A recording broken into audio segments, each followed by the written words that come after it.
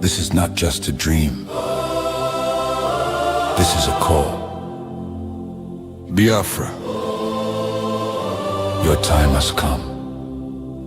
Biafra, I bring better news today. Make you listen well, no turn away. We get hope, yes, hope. We get hope. Where your hope? Now for Biafra we get hope. Biafra go be one beautiful nation. Every Biafran go enjoy true freedom. Fine, fine country, shining nation. Justice and fairness be the foundation. No more fear, no more silence,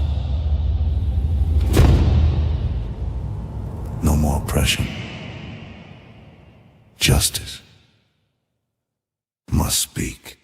One constitution, everybody equal. Rich or poor, the same law go rule. Leader or citizen, nobody above. Truth and justice, now the power we love. No discrimination, no oppression again. Rule of law go stand till the end. Biafra, now our only hope. Biafra, now our only hope.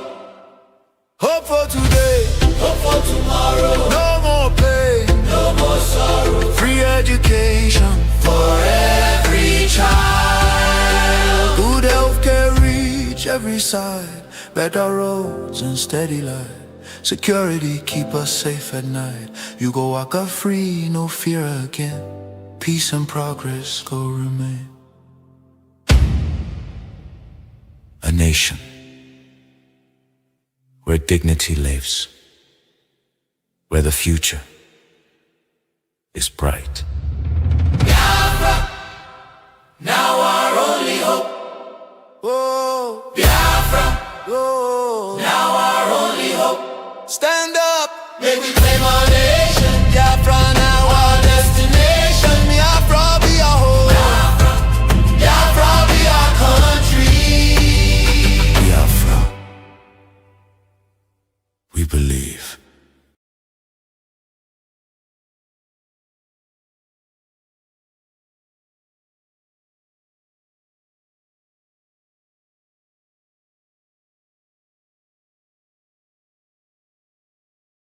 Government create? Is it a sewage system? As far as I know, last time I checked, Nigeria stink, polluted, evils everywhere.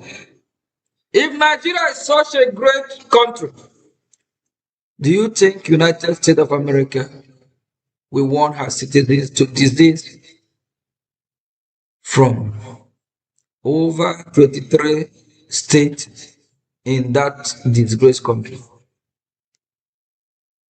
Do you think United States of America will close the embassy in Abuja?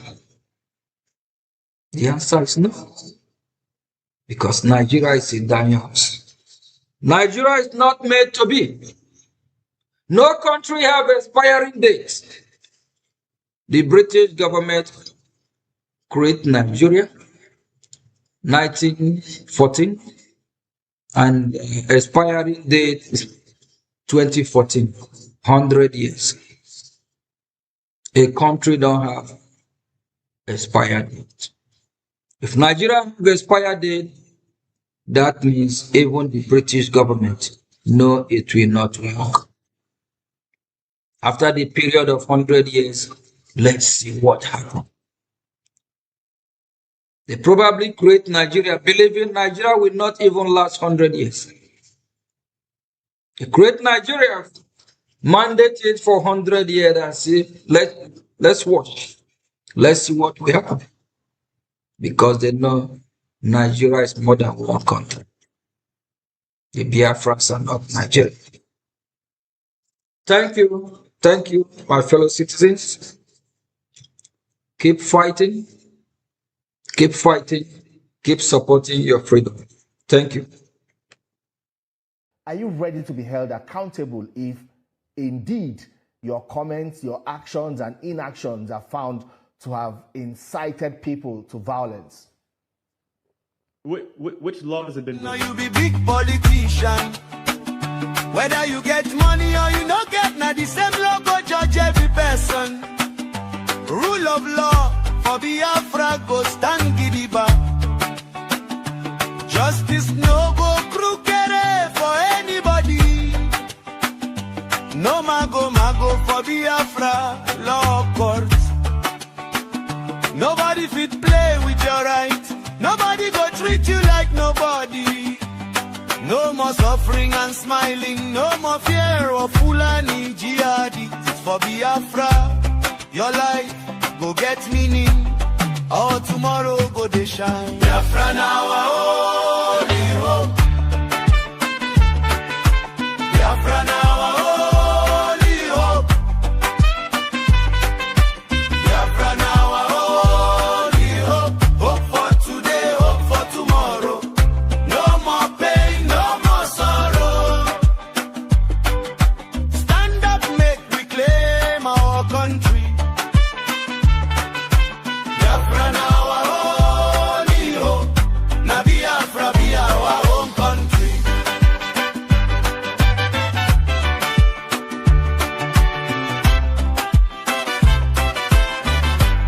Free education go reach university. No child go miss school because of money. Free medical service go there for community. People no go die again because say you no fit pay hospital bill. Women go born for hospital free of charge. Senior citizens go they get money every month. Biafra government go help you build your house. Better life no go be them say, them say. Good road go cover everywhere. Auto transport for land, for rail and for air go there. Police go answer fast, fast if you call them.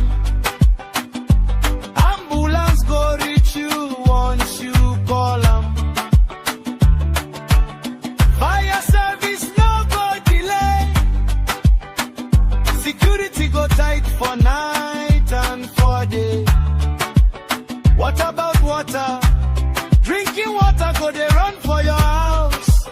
What about electricity? Lights go there for 24 hours. For Biafra you fit to work out for night and go to work for night without fear, without anybody kidnapping you. Oil and gas, gold and everything where they under your land. Now your state people go get them. Anything where they under your ground. Now your people go control them. No ballot snatching, no vote buying, no rigging, no corner. No bribery and corruption. For election time now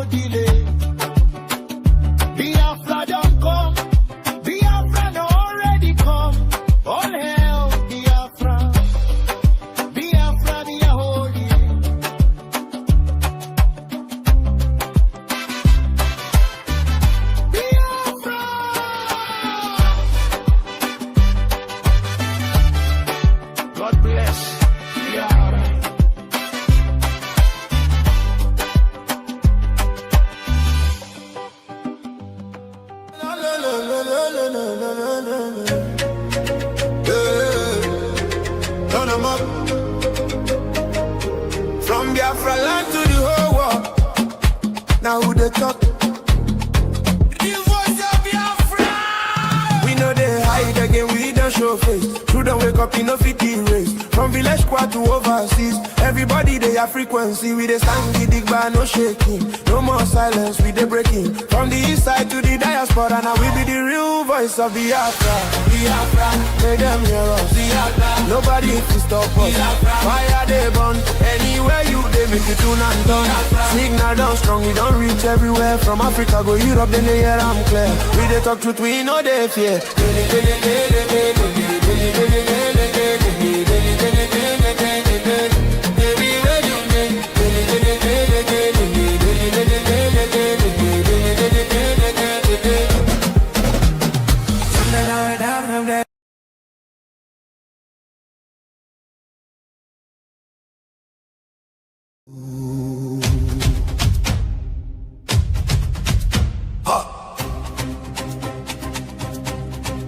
We bring better news, make you head on clear. We get hope, now Biafra we they see beautiful nation, shining bright justice and fairness. Now the light Biafra go be one beautiful nation. every Biafran go enjoy true freedom. Fine, fine country, shining nation, justice and fairness. Justice and fairness. Everybody equal, one love for rich and poor. Leader or citizen, no different, justice go speak with confidence. No pressure, no discrimination, rule of law for the nation. Truth and justice go reign forever. Biafra go get strong and better. Where your home? Biafra, Who be your home? Biafra, Waiting be your country. Biafra. No more suffering and smiling, no more fear, no more hiding. Respect and dignity for all. Every citizen standing tall. Free education, rich university, healthcare for every community. No more dying, because no money. life go better for everybody. Biafra now our only hope. Biafra now our only hope. Stand up now, make we claim Biafra now our destination. women go deliver safe for hospital. Citizen go get support every month. Better roads go connect every city. Modern railways and airport. Clean water go flow for houses. Electric light go shine every night. Security go protect every family. Day and night, Everything go right. You fit waka free for midnight. Go your road without fear. Kidnapping and violence disappear. Peace and progress everywhere. Mama and papa go get retirement benefits. Nobody go kill you for Biafra and go free. Now wahala, the person don't buy for him head. Oil and gas beneath our ground. And the people wey get the land go control them. Resources go serve the people. Prosperity go spread for all. Anything we dey for our land. Now our citizens go manage them. Development go reach every corner. Nobody go suffer again. no vote buying. No rigging game. Election fair and play. One woman, one vote. One man, one vote. Your voice go matter every day. Biafra now our only hope. Biafra now our only hope. Hope for today. Hope for tomorrow. No more pain, no more sorrow.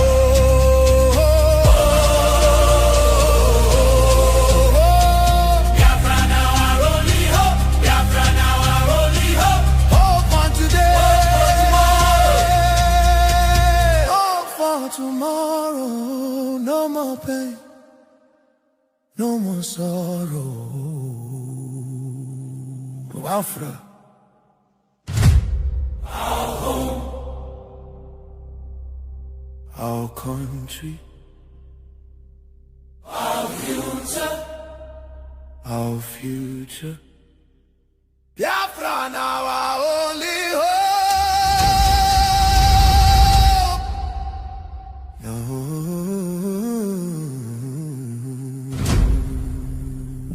Oh.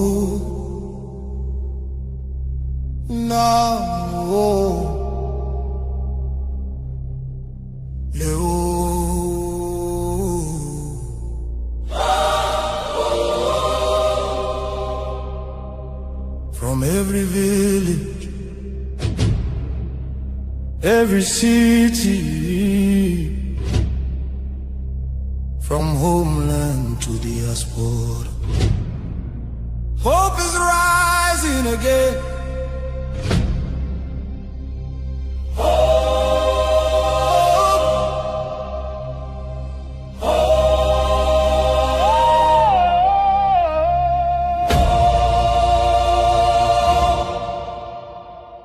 Biafra now our only hope. Biafra now our only hope. Hope for today, hope for tomorrow. No more pain, no more sorrow.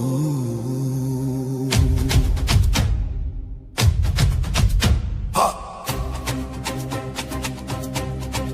We bring better news, make you head on clear. We get hope, now Biafra we dey see ya. Beautiful nation, shining bright justice and fairness, now be light. Biafra go be one beautiful nation. Every Biafran go enjoy true freedom. Fine, fine country, shining nation. Justice and fairness, justice and fairness. Everybody equal, one love for rich and poor. Leader or citizen, no different, justice go speak with confidence. No oppression, no discrimination, rule of law for the nation. Truth and justice go reign forever. Biafra go get strong and better. Where your hope? Biafra, who be your hope? Biafra, waiting be your country. Biafra. No more suffering and smiling, no more fear, no more hiding. Respect and dignity for all. Every citizen standing tall. Free education, rich university, healthcare for every community. No more dying, because no money. Life go better for everybody.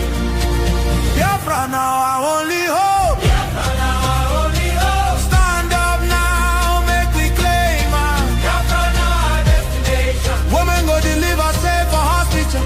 Citizen go get support every month. Better roads go connect every city. Modern railways and airport. Clean water go flow for houses. Electric light go shine every night. Security go protect every family. Day and night. Everything go right. You fit waka free for midnight. Go your road without fear. Kidnapping and violence disappear. Peace and progress everywhere. Mama and papa go get retirement benefits. Nobody go kill you for Biafra and go free. Now wahala, the person don't buy for him head. Oil and gas beneath our ground. Now the people where get the land go control them. Resources go serve the people. Prosperity go spread for all. Anything we do for our land. Now our citizens go manage them. Development go reach every corner. Nobody go suffer again. No vote buying, no rigging game. Election fair and play. One woman, one vote. One man, one vote. Your voice go matter every day. Biafra now our only hope. Biafra now our only hope. Hope for today. Hope for tomorrow. No more pain, no more sorrow.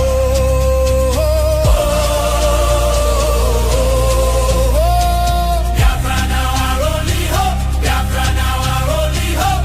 Hope for today. Hope for tomorrow. No more pain, no more sorrow. Biafra. our home. Our country, Our future. our future. Biafra now our only hope.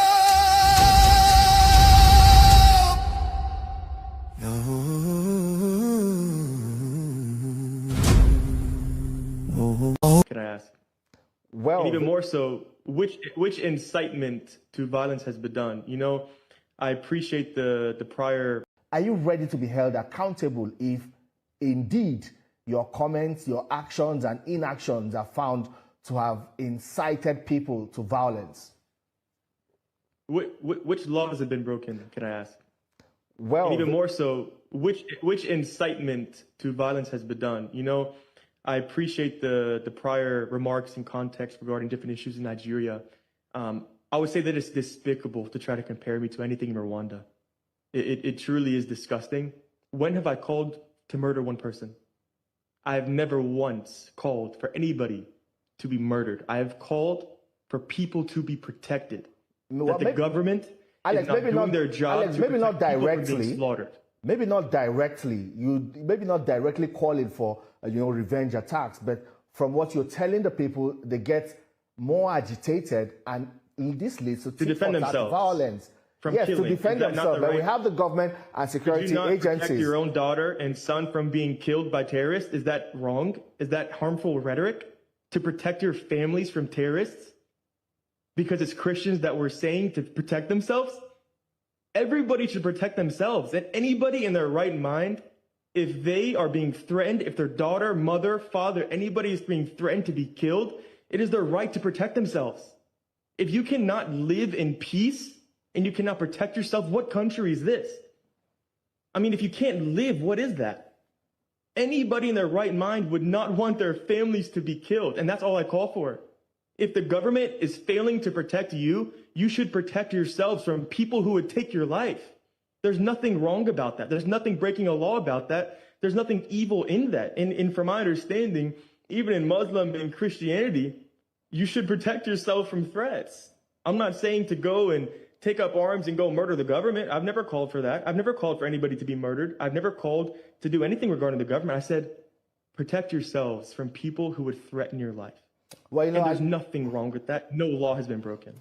There are you also ready to claims be that held there was a accountable meeting you if held with the local indeed population. your and comments, after, your actions talking and to them, inactions are found there was a to have reprisal, a incited revenge, people to attack violence. That also led to the death of two other people Which laws have been broken? in Can I ask? Plateau State.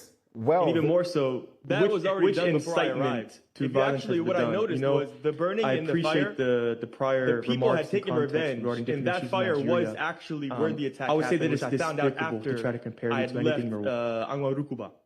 So they had killed two people, innocent people that were Muslims from what I was told, in revenge for the original attack. And those two people were in Akeke, from what I was told. And so they were killed before I arrived. So it's a false narrative to try to say, oh, because this person came that they went and did this. For 2 decades, have Christians not taken revenge after being attacked in Jos? This is nothing new. It's been happening for 20 years. You know, let me tell you this. The founder of the ministry that I work with in Jos, he was murdered by Muslims in front of the university. He was on the way back from a funeral because it was the middle of a crisis. He was cut into pieces. His body parts into pieces in the middle of a crisis. This was 7, 8 years ago. I wasn't there. So it's a false narrative to try to say that, oh, because a white man came, all of a sudden people are killing people. For decades, people are killing people. Alex, you said something earlier that Muslims are also being killed. You talked about Zamfara, Absolutely. Katsina State. Absolutely. So why continue pushing a narrative that appears to support what they call now the Christian genocide? The question is, why does it appear your activity in Plateau State and indeed Benue State is making an already bad situation worse? I would first pose the question, what that has been done has made it worse.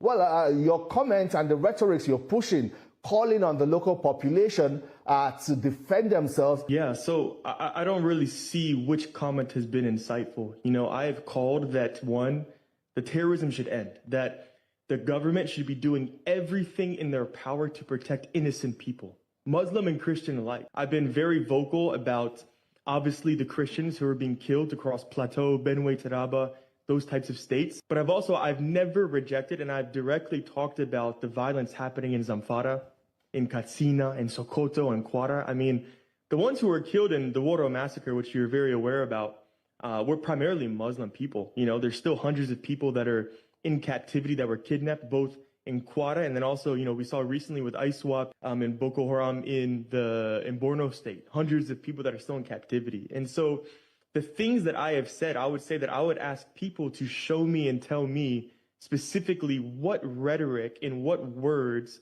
are causing anything. Because for me, I've called that, yes, innocent people should be defending themselves. In America, we can do this. In America, you have more guns than you do people. And so, this type of issue can't even really happen in America. But because this is, if I were to go to someone else's house, they would defend themselves. Yeah, no, it's 100% truth. Like I said, Muslims are being killed in Nigeria. This can't be questioned. It's a fact. But there's two things that I want to really be clear about, okay? If you say that Christians are being killed and there may be a Christian genocide, that doesn't mean that Muslims are not being killed in Nigeria.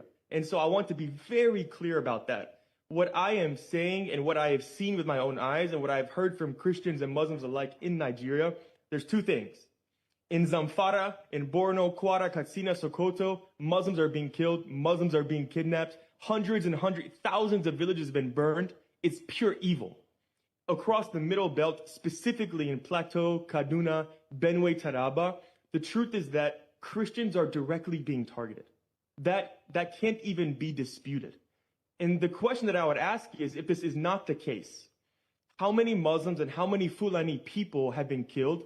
How many of their villages have been burned in these states? So again, I'm only referring to Plateau, Taraba, Benue, Kaduna, those places. Fulani cattle herders are not killing their own people. They're not burning their own villages. They're going and targeting Christians in their villages. And so that is why we are saying, okay, in these states, Christians are being targeted. We're not saying Muslims are not being killed and Muslims are not suffering across Nigeria, because they are. That's the truth. It's a fact. And I've never said anything different than that. All right, Alex, I would ask you now, it has been alleged that, you're serving the interest of foreign influences. How do you explain the allegations that, you were invited by a certain aide to the former governor of Benue State to push certain political agenda in Nigeria? If I were to respond to every allegation, I would never move from a newsroom. The reality is that people will continue to allege anything they desire, anything they think. And what I would say is, if you want to allege something, then there needs to be evidence or proof of such. You can't just say that I'm going to allege that this person is this person is that, this person has done that, but I have no proof of that actually being done. So if someone wants to say, oh, this person is CIA, he's a foreign operative, foreign agent, what shows that I'm a foreign agent or a foreign operative? Well, is Alex, there any type of proof or evidence at all? And even more so, which CIA operative or foreign agent is in the public eye? I mean, everything about me is public. I don't try to hide anything. You can see my life, my history, where I played football, what state I'm from, where I do work, what countries I go to, what I've built. I'm very open. I have nothing to hide. So it's on the burden of the people to show proof, not for me to disprove false allegations with no proof. all right, countries. Is this about a push for Nigeria's mineral resources, or it is truly about peace and finding lasting solutions to the conflict? And how exactly are you even working with government whose primary responsibility is to ensure the safety of lives and property? Which minerals have I sought? I haven't done anything regarding any minerals. I've never made comments regarding minerals. I've never touched a mineral. I build churches, I build schools, I rebuild villages that have been burned. I stand for the oppressed. I stand for freedom. I stand for the innocent people to protect themselves from terrorists and people that would take their lives. I've never discussed minerals. I have no interest in minerals. I don't even know what minerals there are in Nigeria. I know there's tin because I saw tin miners mining in Barkinladi.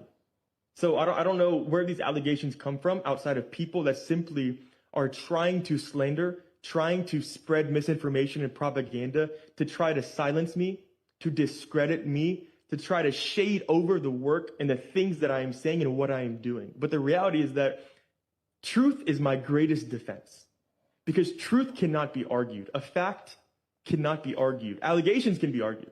And this is an allegation. All right, but when there's no proof and there's no facts, there's nothing for me to say. I can't disprove, but there's nothing to respond to. All right, then. Alex, what next for you? You have left the country. You deny claims or allegations or claims that your visa was revoked, but now you have left Nigeria. You're in Florida. Are there plans to return to continue with your work? Absolutely, absolutely. I actually went to Kwara. I wasn't even supposed to be in Plateau during this mission. I went to Kwara to rebuild Woro, and when I got there, between the government, the governor, the chairman, military, they said that we're not allowed to rebuild Woro village. They said there was a heightened security risk in that area. And so I had to reshape everything. I had to drive 20 hours through the night back to Plateau to figure out what I'm going to do and to reallocate those funds specifically for building in Barkin Ladi. And so I'm waiting to still go back to Kwara to build for Woro. I have money specifically for that in the account for rebuilding. And so we're currently drilling. We're rebuilding a village in Barkin Ladi. And so we even did some building in Kebi. And so, yes, I absolutely have plans to be coming back to continue that work. You know, that is what I do. And I'm waiting to go to Woro. Alex, who is funding you? Who's funding your works? Yeah, absolutely. I'm very open about this. So in America, when it comes to nonprofits, the primary people that fund these types of organizations are, one, you have individual people that give to charity. That's how nonprofits are primarily funded. Two, you have churches that give, and then you have also organizations that give. And so you have three pools of people that if they believe in what you're doing, they believe in the work that you're doing and how it's being done or whatever it is, then they support you with funds. This is how it works in America and what do they want countries all around the world. And what do they want in return? There's nothing in return. You don't get anything. It's charitable. So you give without any type of expectation of being given anything back. So that's how it works for charities and nonprofit organizations, which Building Zion is a nonprofit organization. Are you committed to seeing lasting peace or seeing the government, restore lasting peace to Nigeria and ensure that both Christians and Muslim population are protected? The answer is yes, unequivocally. To me, it's actually a shame that I even need to speak regarding injustice in the killings. And I would actually completely agree with what you just talked about, that if there was justice, I wouldn't even need to say a word. I would prefer that I could come and build a school, build a church in peace, not have to say a word to anybody, not be in the public eye. That's how I began in Nigeria. But because of how much injustice I saw and how every time I come, I'm getting reports from all these pastors, everybody kill. I'm like, how can I be silent? And so when I see those things, I'm like, truth needs to be told, justice needs to be served, and we need to speak for the innocent, speak for the oppressed. And so I am on the side of peace. I wish there was peace. I wish Muslim and Christian alike that people did not have to be killed. Whether I disagree with your beliefs or not, that's okay. I'm not going to kill you because I disagree.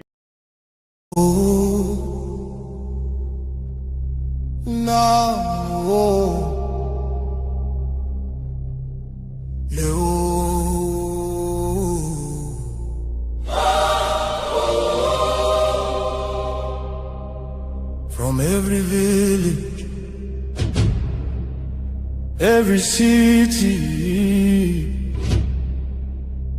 from homeland to diaspora, hope is rising again.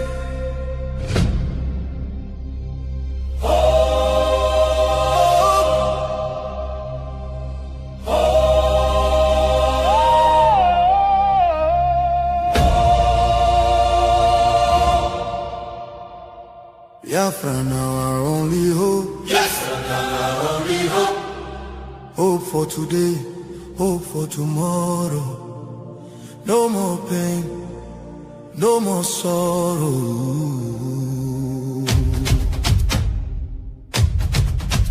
Ha! We bring better news, make you head on clear. We get hope, now Biafra we dey see ya. Beautiful nation, shining bright justice and fairness. Now the light. Biafra go be one beautiful nation. Every Biafran go enjoy true freedom. Fine country, shining nation. Justice and fairness. Justice and fairness. Everybody equal, one love for rich and poor. Leader or citizen, no different, justice go speak with confidence. No oppression, no discrimination, rule of law for the nation. Truth and justice go reign forever. Biafra go get strong and better. Where your hope? Biafra. Who be your hope? Biafra. Waiting be your country. Biafra. No more suffering and smiling, no more fear, no more hiding. Respect and dignity for all. Every citizen standing tall. Free education, rich university, healthcare for every community. No more dying, because no money. Life go better for everybody. Biafra now our only hope. Biafra now our only hope. Stand up now, make we claim our Biafra now our destination. women go deliver safe for hospital. Citizen go get support every month. Better roads go connect every city. Modern railways and airport. Clean water go flow for houses. Electric light go shine every night. Security go protect every family. Day and night. Everything go right. You fit waka free for midnight. Go your road without fear. Kidnapping and violence disappear. Peace and progress everywhere. Mama and papa go get retirement benefits. Nobody go kill you for Biafra and go free. Now wahala, the person don't buy for him head. Oil and gas beneath our ground. Now the people will get the land, go control them. Resources go serve the people. Prosperity go spread for all. Anything we do for our land. Now our citizens go manage them. Development go reach every corner. Nobody go suffer again. No vote buying. No rigging game. Election fair and play. One woman, one vote. One man, one vote. Your voice go matter every day. Biafra now our only hope. Biafra now our only hope. Hope for today. Hope for tomorrow. No more pain, no more sorrow.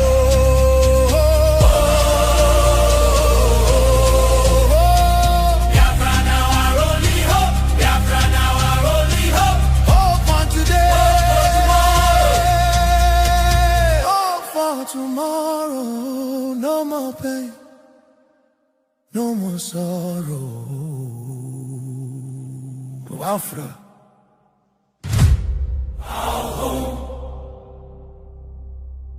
Our country, our future. Biafra now our only hope.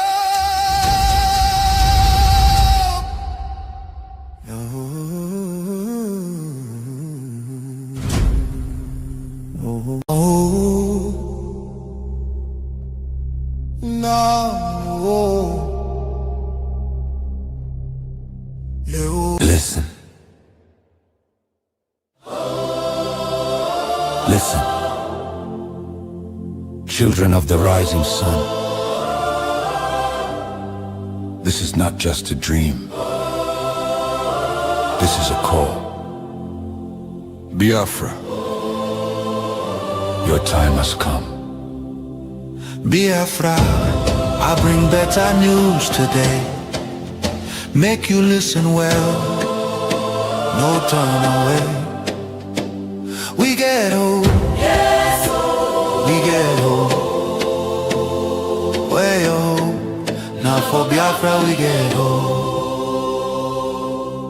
Biafra, go be one beautiful nation. Every Biafran go enjoy true freedom. Fine, fine country, shining nation.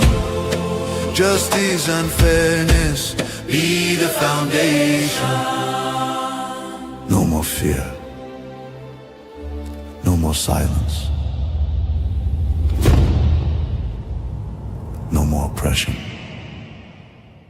Justice must speak. One constitution, everybody equal. Rich or poor, the same law go rule. Leader or citizen, nobody above. Truth and justice, not the power we love. No discrimination, no oppression again. Rule of law go stand till the end. Biafra, now our only hope. Biafra, now our only hope. Hope for today, Hope for tomorrow. no more pain. No more sorrow. Free education For every child. good healthcare reach every side. Better roads and steady light. Security keep us safe at night. You go walk up free, no fear again. Peace and progress go remain. A nation where dignity lives, where the future is bright. Biafra, now our only hope. Oh, Biafra, oh, now our only hope. stand up. May we claim our nation. Biafra now our destination. Biafra be our home. Biafra be our country. Biafra. We believe.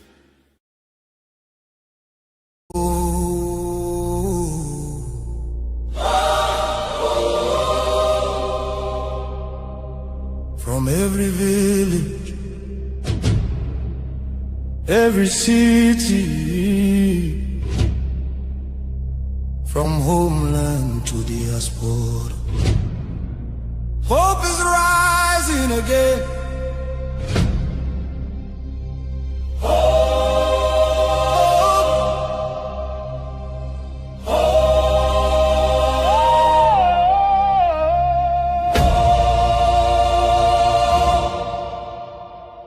Biafra now our only hope. Yes, now our only hope.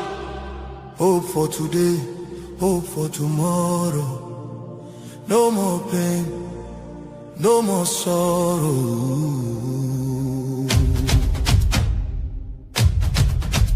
Ha!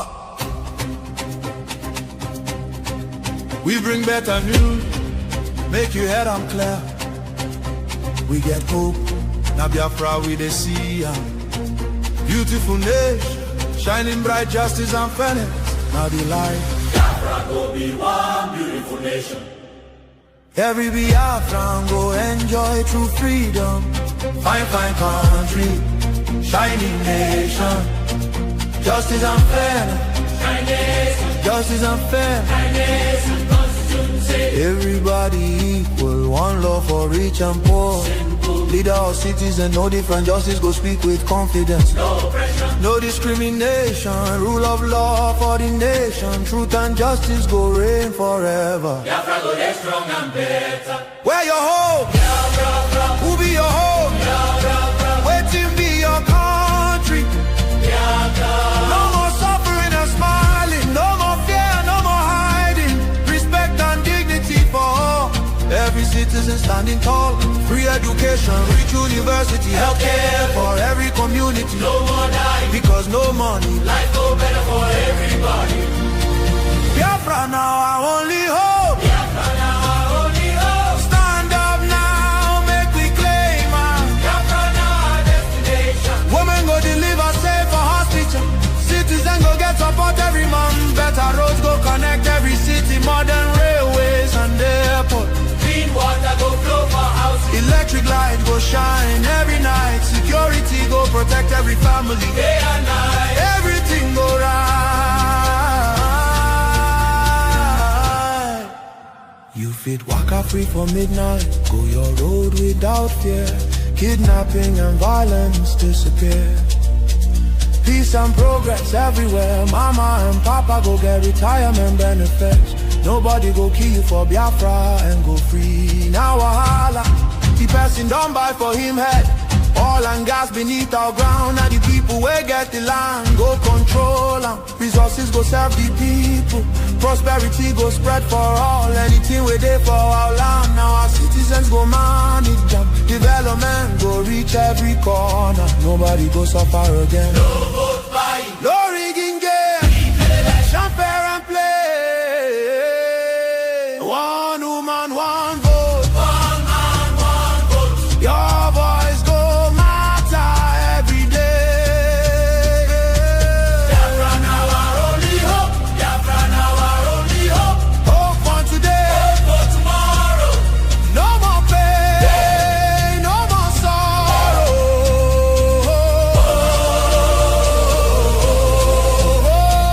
Biafra now our only hope. Biafra now our only hope.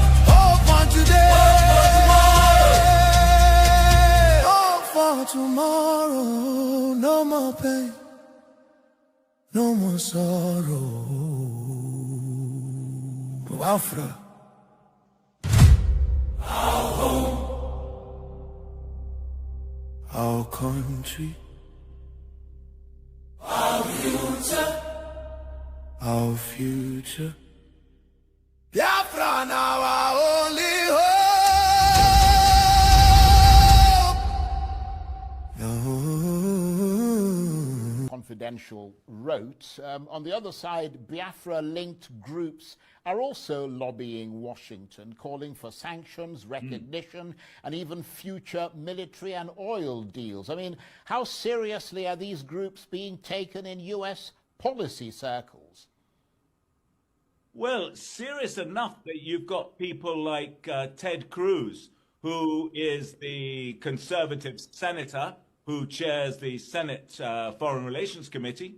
He's a big supporter of the Biafra government in exile. He's a big supporter, actually, of the Somaliland region in East Africa. And Mike Pompeo, who was the former Secretary of State, and that was under Trump's first term. And Pompeo is a very devout evangelical Christian, and so is Cruz, and they're combining the two things. Where they're talking about the rights of the people of Southeast Nigeria, and also this issue again of protecting Christians. So yeah, they've got a lot of sway within the Republican Party, and a lot of this stuff, Charles, is about sentiment as much as anything else. It's often free from, shall we say, established facts and evidence. It's a sense that these are evangelical Christians who put that belief above all else.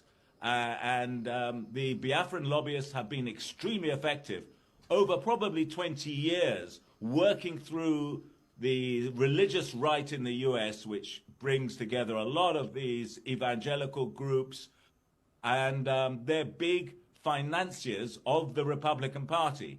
And as the Republican Party has moved to the right, so have they. And they've become a big mobilizer of votes for the Republican parties. So there are people who are evangelical Christians who may not like the look of Donald Trump and his various comments about women and all the rest of it, but they bury that concern for their the greater good, which they say is the man is for Christians. He's for evangelical Christians, and in that case, we're going to give him our support.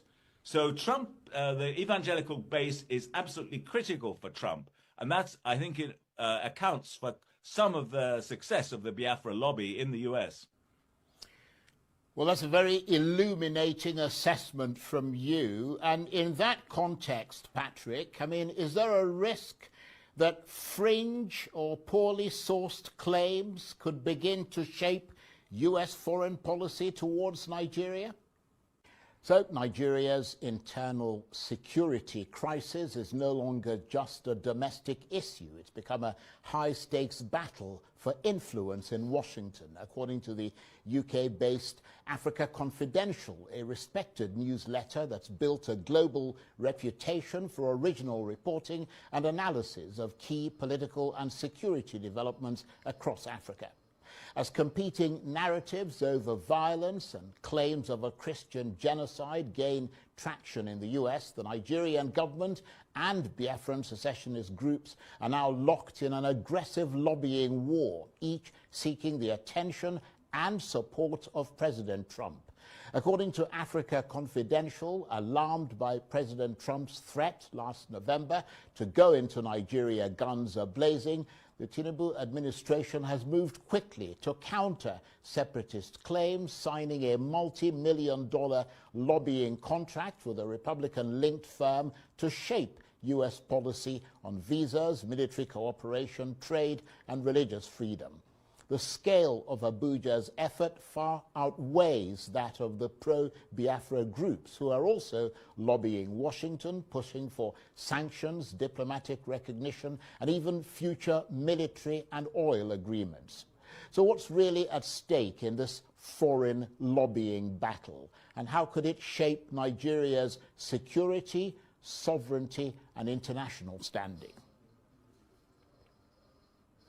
Well, for more on this, I'm joined now on the line from London by Patrick Smith, Editor-in-Chief of Africa Confidential, and is also Editor-in-Chief of the Africa Report, a monthly African politics and business magazine. Patrick, thank you very much indeed for joining us. You're a very busy man, so we appreciate your taking the time to talk to us, and a very happy new year to you. And your reporting suggests Nigeria's security crisis is now being fought not just at home, but in Washington. I mean, how unusual is it for an internal African security issue to escalate to this level of what I might call U.S. lobbying warfare? Yeah, greetings, Charles, and Happy New Year to you and all your viewers. It's actually par for the course within the American system. The lobbying issue, the lobbying operations in the U.S. are very much part of the political bargaining system there. You know, for example, I can give you the case of a senior State Department official who was backing the UNITA separatist movement in Angola under Jonas Savimbi. If you remember, way back in the 1980s, the CIA was backing Jonas Savimbi. Then the MPLA won the elections in 1992. This guy left the State Department, set up a lobbying firm, and then started backing the MPLA. And he was paid $1 million a year to run a website for the MPLA. And that's often the case. And I think the problem with this lobbying business is it's a sort of privatization of diplomacy. And it downgrades the real decision makers and the state, and it downgrades accountability. And I think that came out very strongly when U.S. President Trump made his threats about going into Nigeria guns a-blazing, and suddenly the government in Abuja had to react really quickly, appoint ambassadors, not just to the U.S. and UK, but several other countries, and then start this kind of negotiation with the U.S. officials. So, I mean, I lost you there for a minute, but what specifically triggered the sudden... And educate them the more about what they need to know about Nigeria, so that when it's time to strike and take decisive measures against them, they will know what exactly to do to them. So we appreciate all Biafrans that have been making it happen. Please support the town hall, support our end of the year annual report, support APN speech, support Mazi Elia's speech as we move on so that we can wrap up. One, has been a wonderful year with your good works and energy, consistency, resilience, and sacrifices. We don't know how to thank you all enough, but in one word, may the God of Biafra with you all.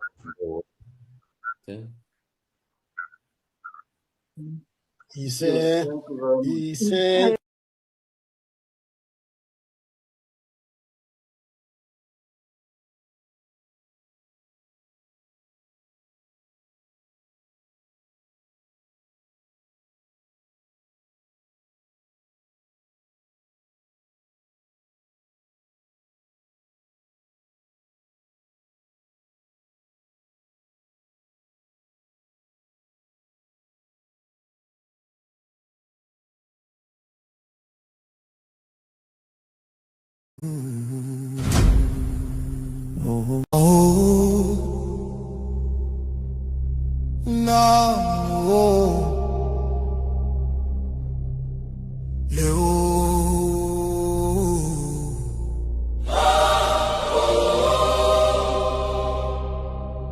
From every village,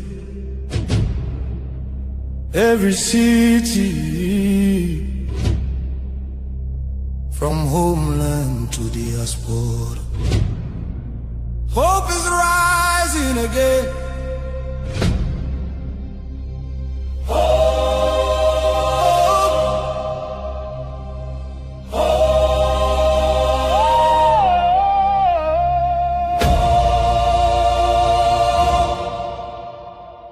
Biafra now our only hope. Yes, our only hope. Hope for today, hope for tomorrow. No more pain, no more sorrow.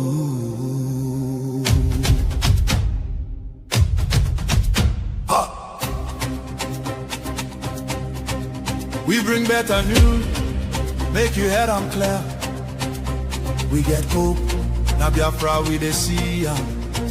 Beautiful nation, shining bright justice and fairness. Now the light. Biafra go be one beautiful nation. Every Biafran go enjoy true freedom. Fine, fine country, shining nation. Justice and fairness. Justice and fairness. Everybody equal, one law for rich and poor. Leader or citizen, no different, justice go speak with confidence. No pressure, no discrimination, rule of law for the nation. Truth and justice go reign forever. Biafra go get strong and better. Where your home? Biafra. Who be your home? Biafra. Waiting be your country. Biafra. No more suffering and smiling, no more fear, no more hiding. Respect and dignity for all. Every citizen standing tall. Free education, rich university, healthcare for every community. No more dying, because no money. Life go better for everybody. Biafra now our only hope. Biafra now our only hope. Stand up now, make we claim our Biafra now our destination. Women go deliver safe for hospital. Citizen go get support every month. Better roads go connect every city. Modern railways and airport. Clean water go flow for house. Electric light go shine every night. Security go protect every family. Day and night. Everything go right. You fit waka free for midnight. Go your road without fear. Kidnapping and violence disappear. Peace and progress everywhere. Mama and papa go get retirement benefits. Nobody go kill you for Biafra and go free. Now wahala, the person don't buy for him head. Oil and gas beneath our ground. Now the people will get the land, go control them. Resources go serve the people. Prosperity go spread for all. Anything we do for our land. Now our citizens go manage them. Development go reach every corner. Nobody go suffer again. No vote buying, no rigging game. Election fair and play. One woman, one vote. One man, one vote. Your voice go matter every day. Biafra now our only hope. Biafra now our only hope. Hope for today. Hope for tomorrow. No more pain, no more sorrow.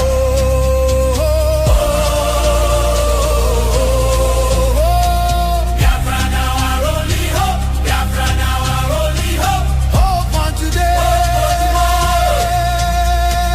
Hope for tomorrow. No more pain, no more sorrow. Biafra. Our home, our country, our future, our future. Biafra now our only hope.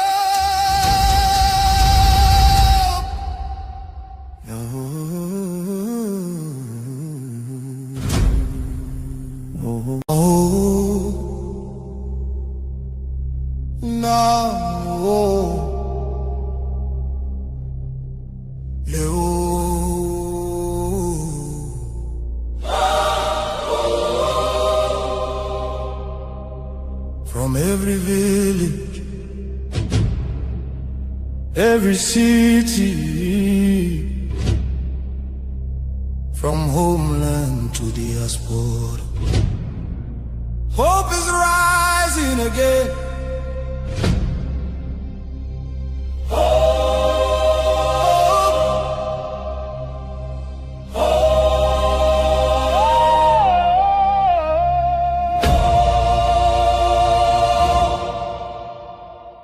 Biafra now our only hope. Biafra now our only hope.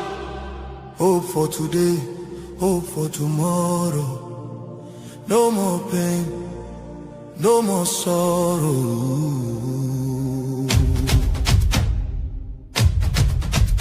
Ha! We bring better news, make you head on clear. We get hope, Now Biafra we dey see am. Beautiful nation, shining bright justice and fairness. Now the light. Biafra go be one beautiful nation. Every Biafran go enjoy true freedom. Fine, fine country, shining nation. Justice and fairness. Justice and fairness. Everybody equal, one law for rich and poor. Leader or citizen, no different. Justice go speak with confidence. No oppression, no discrimination. Rule of law for the nation. Truth and justice go reign forever. Biafra go get strong and better. Where your home? Biafra. Who be your home? Biafra. Waiting be your country. Biafra. No more suffering and smiling. No more fear, no more hiding. Respect and dignity for all. Every citizen standing tall. Free education, rich university, healthcare for every community. No more dying, because no money. Life go better for everybody. Biafra now our only hope. Biafra now our only hope. Stand up now, make we claim our Biafra now our destination. Women go deliver safe for hospital. Citizen go get support every month. Better roads go connect every city. Modern railways and airport. Clean water go flow for houses. Electric light go shine every night. Security go protect every family. Day and night. Everything go right. You fit waka free for midnight. Go your road without fear. Kidnapping and violence disappear. Peace and progress everywhere. Mama and papa go get retirement benefits. Nobody go kill you for Biafra and go free. Now wahala, the person don't buy for him head. Oil and gas beneath our ground. Now the people where get the land go control them. Resources go serve the people. Prosperity go spread for all. Anything we there for our land. Now our citizens go manage them. Development go reach every corner. Nobody go suffer again. No vote buying, no rigging game. Election fair and play. One woman, one vote. One man, one vote. Your voice go matter every day. Biafra now our only hope. Biafra now our only hope. Hope for today. Hope for tomorrow. No more pain, no more sorrow.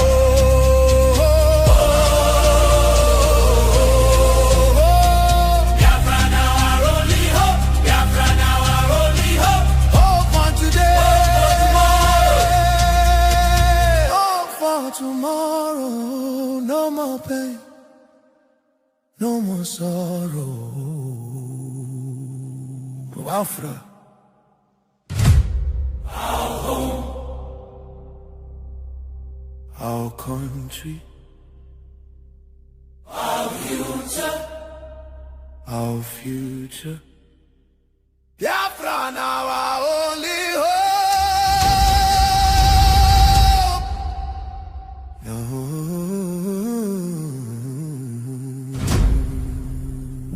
Oh,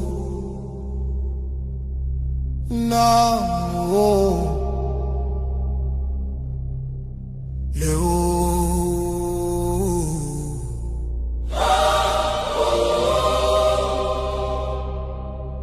From every village, every city, from homeland to diaspora, hope is rising again.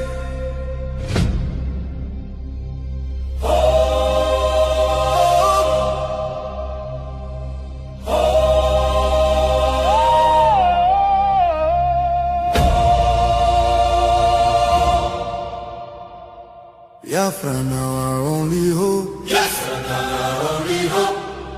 Hope for today, hope for tomorrow.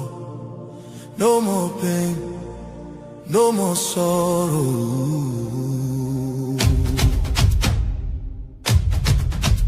Ha! We bring better news, make you head on clear. We get hope, now Biafra we dey see am. Beautiful nation, shining bright justice and fairness. Now the light. Biafra go be one beautiful nation. Every Biafran go enjoy true freedom. Fine, fine country, shining nation. Justice and fairness. Justice and fairness.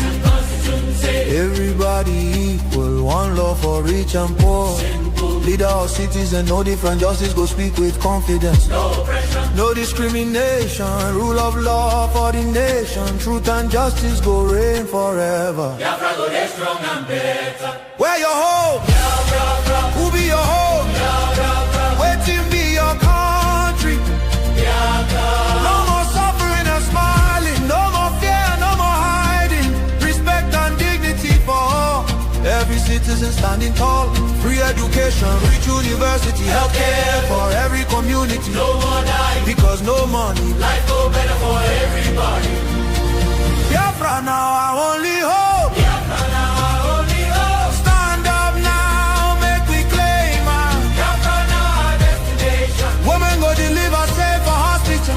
Citizen go get support every month. Better roads go connect every city. Modern railways and airport. Clean water go flow for houses. Electric light go shine every night. Security go protect every family. Day and night. Everything go right. You fit waka free for midnight. Go your road without fear. Kidnapping and violence disappear. Peace and progress everywhere. Mama and papa go get retirement benefits. Nobody go kill you for Biafra and go free. Now wahala, the person don't buy for him head. Oil and gas beneath our ground. Now the people where get the land go control them. Resources go serve the people. Prosperity go spread for all. Anything we do for our land. Now our citizens go manage them. Development go reach every corner. Nobody go suffer again. No vote buying, no rigging game. Election fair and play. One woman, one vote. One man, one vote. Your voice go matter every day. Biafra now our only hope. Biafra now our only hope. Hope for today. Hope for tomorrow. No more pain, no more sorrow.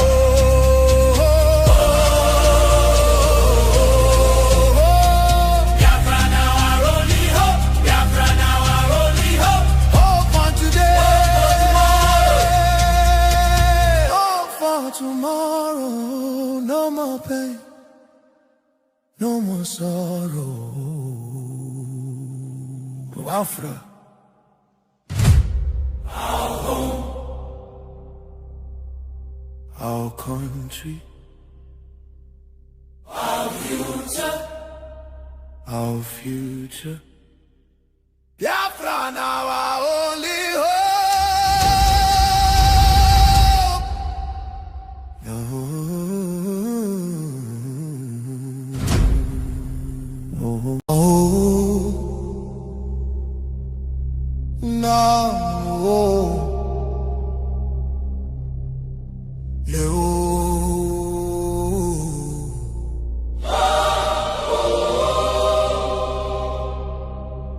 From every village, every city, from homeland to diaspora, hope is rising again.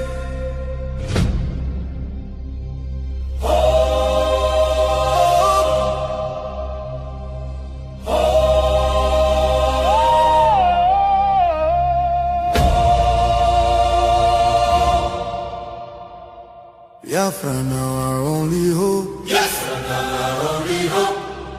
Hope for today, hope for tomorrow. No more pain, no more sorrow.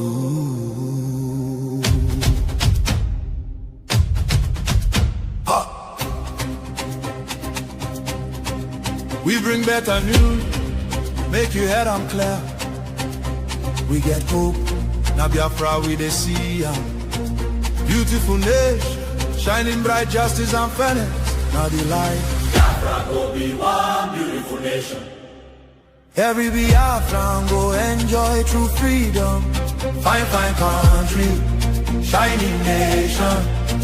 Justice and fair, justice and fair. Everybody equal, one love for rich and poor. Leader of citizen, no different, justice go speak with confidence. No pressure, no discrimination, rule of law for the nation. Truth and justice go reign forever. Biafra go get strong and better. Where your home? Biafra. Who be your home? Biafra. Waiting be your country. Biafra. No more suffering and smiling, no more fear, no more hiding. Respect and dignity for all. Every citizen standing tall. Free education, rich university, healthcare for every community. No more dying, because no money. Life go better for everybody.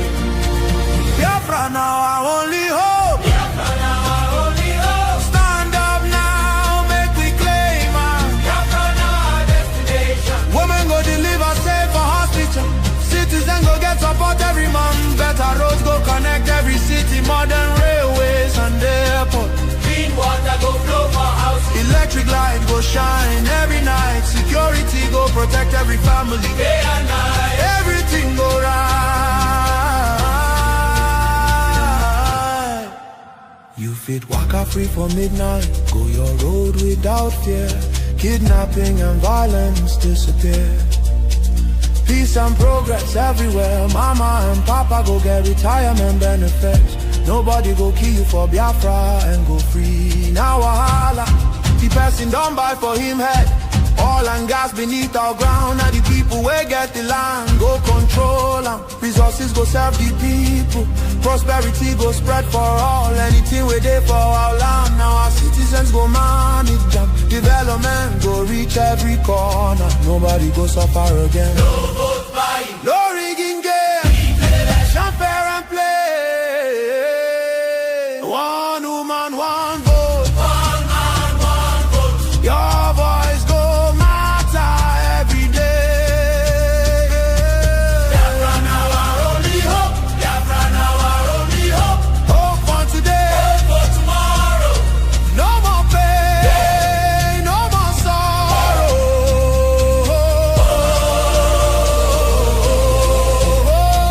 Biafra now our only hope. Biafra now our only hope. Hope for today. Hope for Hope for tomorrow. No more pain, no more sorrow. Biafra. our home. Our country, Our future. our future. Biafra now our only hope.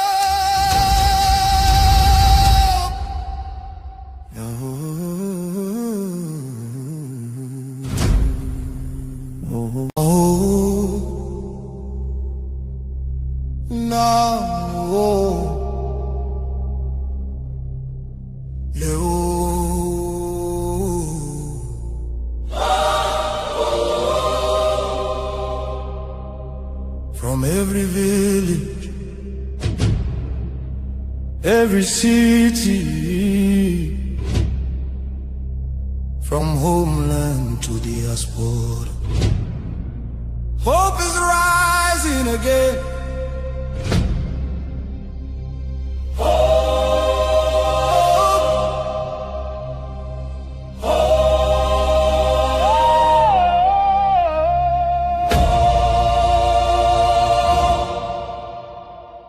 Biafra now our only hope. Yes, now our only hope. Hope for today, hope for tomorrow. No more pain, no more sorrow.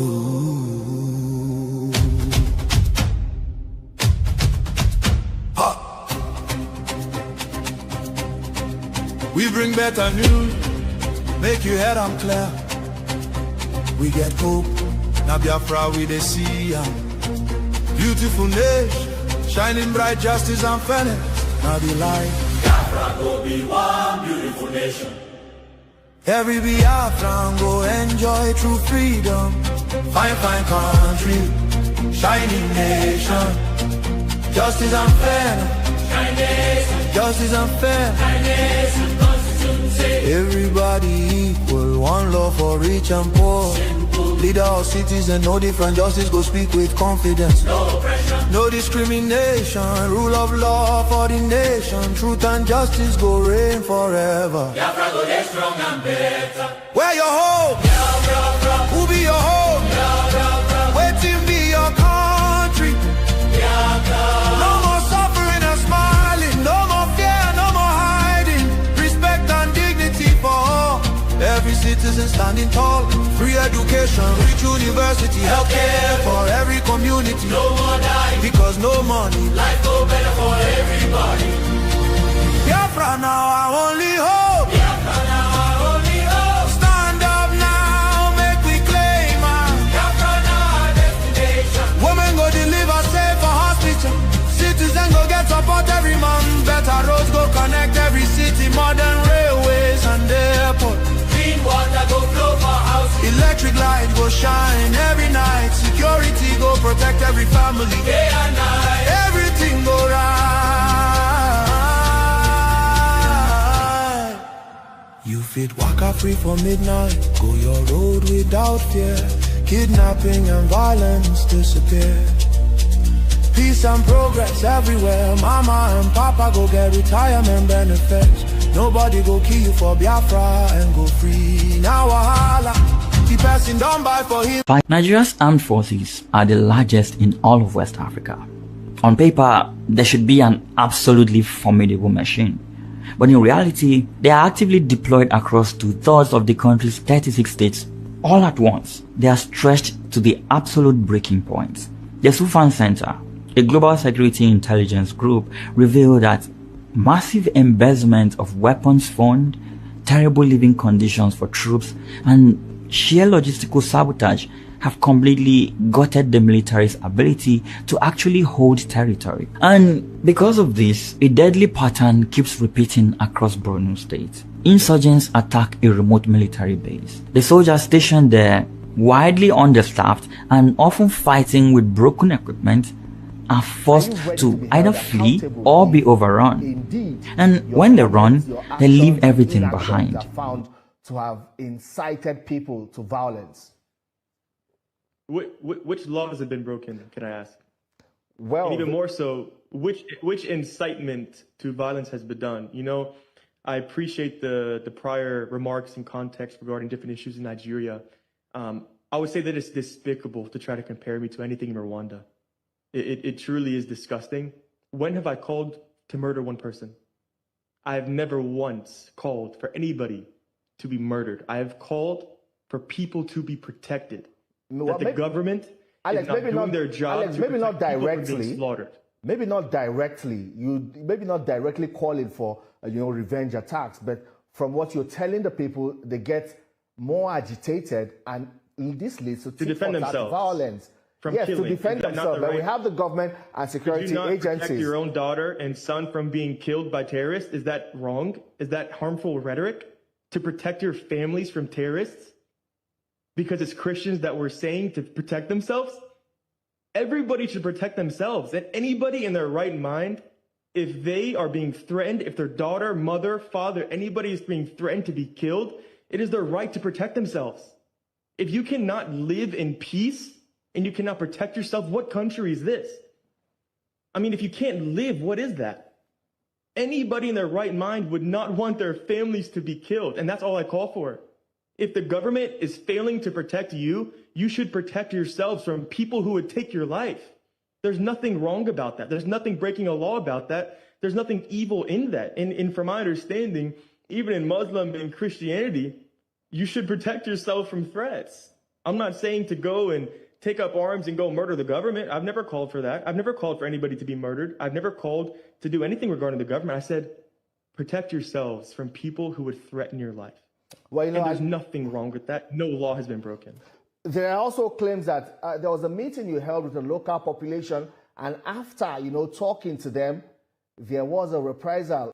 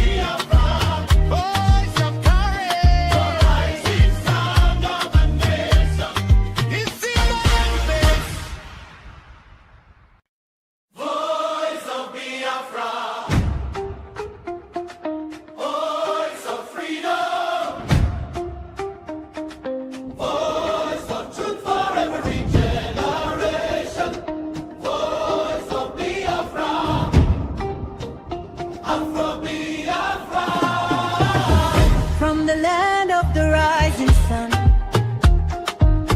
from the land of courage,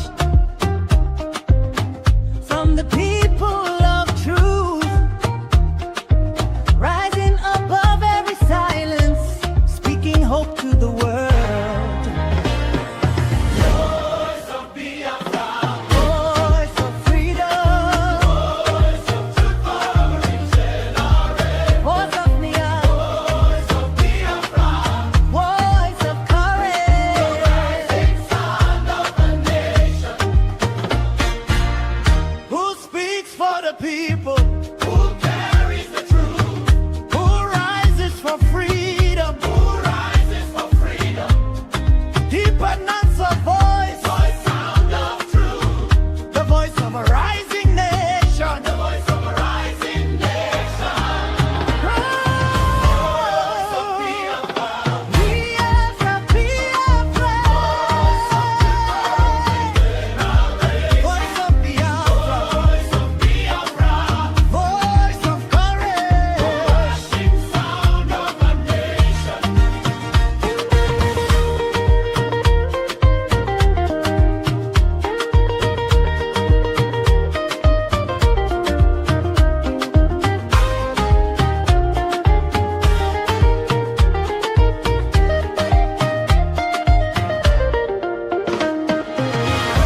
Voice of Biafra, voice of Biafra, voice of truth for every generation. Voice of Biafra, voice of Biafra, voice of courage, the rising sound of a nation. Voice of Biafra, voice of Biafra, voice of truth for every generation. Voice of Biafra, voice of Biafra, voice of courage, the rising sound of a nation.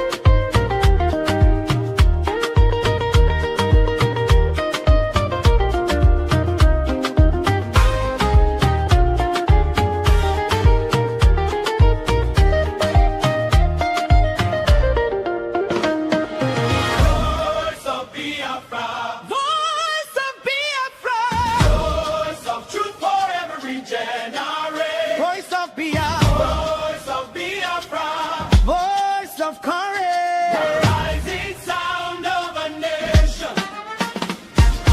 Voice of Biafra. Voice of Biafra. Voice of truth for every generation. Voice of Biafra. Voice of Biafra. Voice of courage. The rising sound of a nation.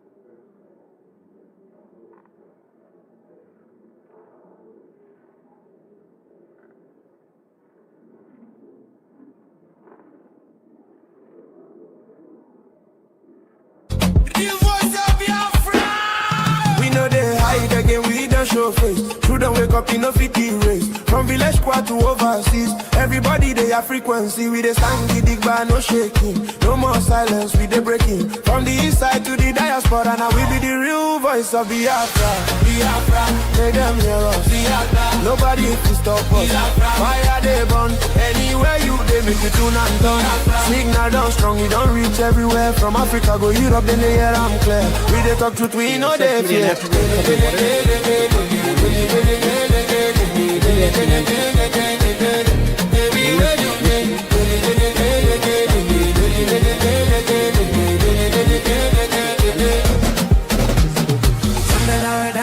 Objection? So ordered. I yield myself such time as I may consume, and I welcome my ranking member. Thank you. Good to see you too. Good to see you too. I want to welcome all of you to this very critical hearing on the systematic and accelerating violence against predominantly Christian communities in Nigeria. For the record, this is my 12th hearing focused exclusively on Nigeria, with scores of other hearings on human trafficking, religious freedom, food insecurity, human rights focused in part on Africa. I've led 3 trips, human rights trips to Nigeria. I want to thank our distinguished witnesses for being here today to bring light and scrutiny to this unfolding religious freedom catastrophe and to proffer ways to mitigate and to end the violence and the hate. Nigeria is ground zero, the focal point of the most brutal and murderous anti-Christian persecution in the world today. Moderate Muslims who speak out against the radical Islamists or refuse to conform with the serial killers are murdered as well. I applaud President Trump's recent decisive action to redesignate Nigeria as a country of particular concern for engaging in and tolerating severe violations of religious freedom. One of our witnesses today, Bishop Wilfred Anagbe from the Diocese of Makurdi, testified before our subcommittee last March. He said, in part, militant Fulani herdsmen are terrorists. They steal and vandalize, they kill and boast about it, they kidnap and rape, and they enjoy total impunity from elected officials. None of them have been arrested and brought to justice, close quote. Today, by Zoom, Bishop Anabe will say, in part, on the 13th of March, 2025, when I last appeared before this committee, I warned that the situation was dire and demanded urgent attention. Tragically, the past half year has proven those warnings understated. The continued attacks on vulnerable Christians, villages by the Fulani ethnic militia, and their counterparts, both in the middle belt of Nigeria and elsewhere in the country. In my own diocese of Makurdi, You are all familiar with the massacres of Saturday, the 13th of June in Yalawada, where 278 persons, men, women, and children were killed in a manner too gory to describe here by people shouting Allah Akbar while slaughtering their victims. It took the prayer of the Holy Father, Pope Leo, on Sunday, the 14th of June, for the government of Nigeria to even acknowledge this evil. Even so, the federal government still seeks to downplay the numbers and has yet to properly care for the survivors, even as I speak, as he will be speaking momentarily by way of Zoom. Abductions of the clergy and laity remain rampant. Priests and pastors are prime targets for elimination. In 2015, one of our colleagues, a member of this subcommittee and also this full committee, I should say, and of Foreign Affairs, and a former House colleague and Green Beret officer, and now U.S. Ambassador to the United Nations, Mike Waltz. He was deployed in 2015 to Nigeria as part of a Nigerian, he was part of the Special Forces to provide training and security assistance to the Nigerian Navy SEALs in their fight against Boko Haram. During this time there, he said yesterday, a couple of days ago, more than 300 girls were reported missing because of Boko Haram's extremist violence. Working alongside his team, Ambassador Waltz supported Nigerian SEAL operations that ultimately helped rescue many of these girls from the oppressive conditions imposed by Sharia law. This past Tuesday, Ambassador Waltz also said at a special seminar on Nigeria that the situation in Nigeria now has only grown more dire. He went on to say, churches burn, mothers bury their children for the crime of singing Amazing Grace, pastors are beheaded for preaching the Sermon on the Mount, and entire villages awaken to gunfire simply by calling Jesus their Lord. This is not random violence. It is deliberate persecution as northern militant groups enforce Sharia law and unleash targeted attacks on Christian communities. He also pointed out, and it was this week, that 25 girls went missing, many of whom who will now vanish and have vanished into the dark underbelly of extremism and sex slavery. Make no mistake, these ongoing attacks are based on religion, and diverting attention from it denies what we have seen with our own eyes. Yeah, there may be other factors, but religion is driving this. Kill the infidel. We see it in other places, and we're seeing it now, sadly, in Nigeria, and it's been going on for many, many years. 13 years ago, in this room, 2012, I chaired a hearing focusing on the slaughter of Christians by Boko Haram, and the Assistant Secretary of State for African Affairs, Johnny Carson, testified at that hearing and said, and I quote in part, that the phenomena of Boko Haram is one of discrediting the central government in power for its failure to deliver services to the people. I asked him at the time, are you kidding?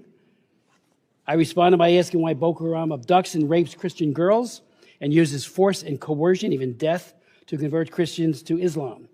On a trip to an IDP camp in Jos, I met many survivors. One man who we had testify here, named Adama, who they took him out of his house. His wife was screaming, please don't hurt my husband. They put a AK-47 to his cheek and said, you renounce your faith or we'll kill you. He said, well, I'm ready to meet my Lord. They asked him again. He repeated that, and they shot him. They blew his face very, very horribly. He survived. And when I met him, I invited him to come and testify. He did. And he said, you've got to realize who Boko Haram is and stop this idea, this is my words, but his sentiment of denial, of saying, it's nothing to see here. So I asked Johnny Carson further, why won't they designate Boko Haram, at least, if not a CPC country, as a foreign terrorist organization? And he said they don't believe it. They're not a foreign terrorist organization. I worked on that for 3 years, additional hearings. On the day I was marking up my bill, and it was called the Boko Haram Terrorist Designation Act of 2013, to put Congress on record demanding an FDO designation. That day, the administration declared Boko Haram a foreign terrorist organization. I was very happy with it, but we could have done that 3 years earlier, maybe had found out what their sources of weapons and funding and everything else might have been, thereby, again, mitigating some of the harm. For too long, the world has looked away, a culture of denial, as radical Fulani militants, Boko Haram and ISIS West Africa have waged a relentless campaign of terror, murder, and displacement across Nigeria, including the states of Plateau, Benue, and Kaduna. According to Open Doors, and I just want to say something about Open Doors. I've worked with Open Doors for 40 years. I knew the founder, Brother Andrew, an absolutely honest and committed man, and that organization to this day continues to speak truth to power all over the world, including in Nigeria. Well, they have said, Open Doors, more Christians are slaughtered in Nigeria than anywhere else in the world. I co-chair the China Commission. I just left a hearing that we're holding over on the Senate side on religious persecution there, against everyone, against the Falun Gong, against the Christians, against the Buddhists in Xinjiang, not the Buddhists, the Buddhists in Tibet, and the Muslims in Xinjiang. And while they kill many, they incarcerate and harass more than they slaughter. These groups in Nigeria are doing just that, slaughtering. Another group has said over 52,000 Christians in Nigeria have reportedly been targeted and killed by Islamist extremists, while approximately 34,000 moderate Muslims have been murdered as well since 2009. And, that is less focused upon. I raise it every time, and I hope we all will. They're killing those who don't conform to the radical Islamist view, and so they get killed too. I met with many imams on trips to Nigeria as well as here, and they say if we speak out, we'll be firebombed too. During a visit, 19,000 churches have also been attacked. More than 7,000 have been murdered in this year alone. During my visit to Jos in 2013, I visited many churches that have been firebombed in Jos. And I listened to the survivors and was moved almost to tears with some when they talked about the numbing loss and pain of losing loved ones. And the churches were decimated, each and every one of them, either by cars coming in and plowing everybody and destroying the physical, or by bombs, and of course always the ever-present AK-47. They pleaded with their own government and the world to end the cruelty and violence. And I've been raising it, as have many others ever since. About 5 million Christians have been displaced and forced into internally displaced persons camps within Nigeria and refugee camps at regional and sub-regional borders, according to an Inter-Society report. Open Doors reports, and again, I hope we can finally get beyond just saying nothing's to see here. While Christians used to be vulnerable only to Muslim-majority northern states, this violence continues to spread into the Middle Belt and even further south. The attacks are shockingly brutal. Many believers are killed, particularly men, while women are often kidnapped and targeted for what? Sexual violence, rape, and other abuse. More believers are killed for their faith in Nigeria than anywhere else in the world. These militants also destroy homes, churches, and livelihoods. And many people don't go to school anymore. One estimate is 10,000 schools have been closed due to this violence. The Nigerian government has a fundamental constitutional obligation to protect its own citizens. Yet the brutal reality is that the perpetrators of these crimes operate with impunity. The lack of accountability sends a chilling message that the lives of Christian farmers and their families are expendable. This failure has rightfully been called out by the President of the United States, President Trump, and Secretary of State Rubio. The United States must not stand by idly. I've introduced resolutions, and others have been introduced as well. HRES 82, I had done that previously on 82, asking that the Biden administration, we had an interesting conversation and debate on that resolution. It did pass 26 to 21. And part of the argument that was made by Mr. Meeks and my very distinguished colleague to my left is that it's the President and the Secretary of State that needs to make that call, not us. I think we can encourage something. That's what it did. But nevertheless, now they've made the call. And I think we need to, double down and try to stop this. HRES 860, which I've introduced, also calls on conditioning U.S. foreign assistance, and it must be tied to progress from the Nigerian government in preventing persecution, prosecuting perpetrators, and protecting all communities. Second, it would provide direct humanitarian assistance, especially the faith-based groups working on the ground in the Middle Belt. What we're hearing is that it's not getting through. People are hungry, so we need to make sure that they're helped. And third, we must impose targeted sanctions pursuant to the Global Magnitsky Act using visa bans and access freezes against individuals and entities responsible for these gross human rights abuses. President Trump, as I conclude, said, Christianity is facing an existential threat in Nigeria. The United States cannot stand by while atrocities are happening in Nigeria. I yield to my good friend and colleague, Ms. Jacobs. Thank you, Mr. Chairman, and thank you to all of the witnesses who are going to be testifying today on conflict and religious persecution in Nigeria. I'm very much looking forward to the conversation we'll have with Ambassador Pratt and Deputy Assistant Secretary McGee, as this committee is long overdue to hold a hearing with Trump administration officials. The African continent continues to be both increasingly important and increasingly overlooked. The continent is the youngest in the world, and in Nigeria alone, 70% of the population is under 35, and 40% is under 15. So it represents the future generations who will continue to lead and solve the world's problems. Nigeria has a unique position as a bellwether, as Africa's largest economy, most populous nation, and a significant actor in the region and on the world stage. And meanwhile, Nigeria is facing its own challenges, like rising insecurity, shrinking freedom of expression, and a struggling economy. So let's talk about the very real conflict and violence happening in Nigeria. Nigeria is facing multiple different security challenges in various parts of the country, including violent extremist groups in the Northeast, criminal banditry in the Northwest, and across the country, farmer-herder conflict in the Middle Belt, and other intercommunal violence in central and northern regions. Several factors are driving these conflicts. Yes, ethnicity and religion play a role in some cases, but other dynamics like poor governance, resource competition, climate change, and population pressures are important drivers that need to be addressed.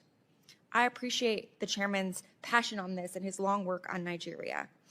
I think it's a distortion to say that what we're trying to say is that there's nothing to see here. In fact, there is something to see here. There is very real conflict and violence that we need to address. I've been working on addressing conflict in Nigeria since 2013, 2014, when I was part of the counter Boko Haram strategy at the State Department. The violence impacting both Christian and Muslim communities is real, and the Nigerian government can and should do more to address it. I was horrified to learn of the killing of 2 people and the kidnapping of the pastor and a worshiper at a church in Kwara State. And this came only a few days after, as the chairman mentioned, criminal bandits kidnapped 25 girls in Kebbi State. But it is counterproductive to adopt oversimplistic narratives about the multiple complex overlapping security challenges and violence across the country. The victims in the Kebbi State kidnapping were all Muslim girls. So violence affects everyone, and false narratives perpetuate harmful stereotypes and motivate tensions and violence based on religious identity.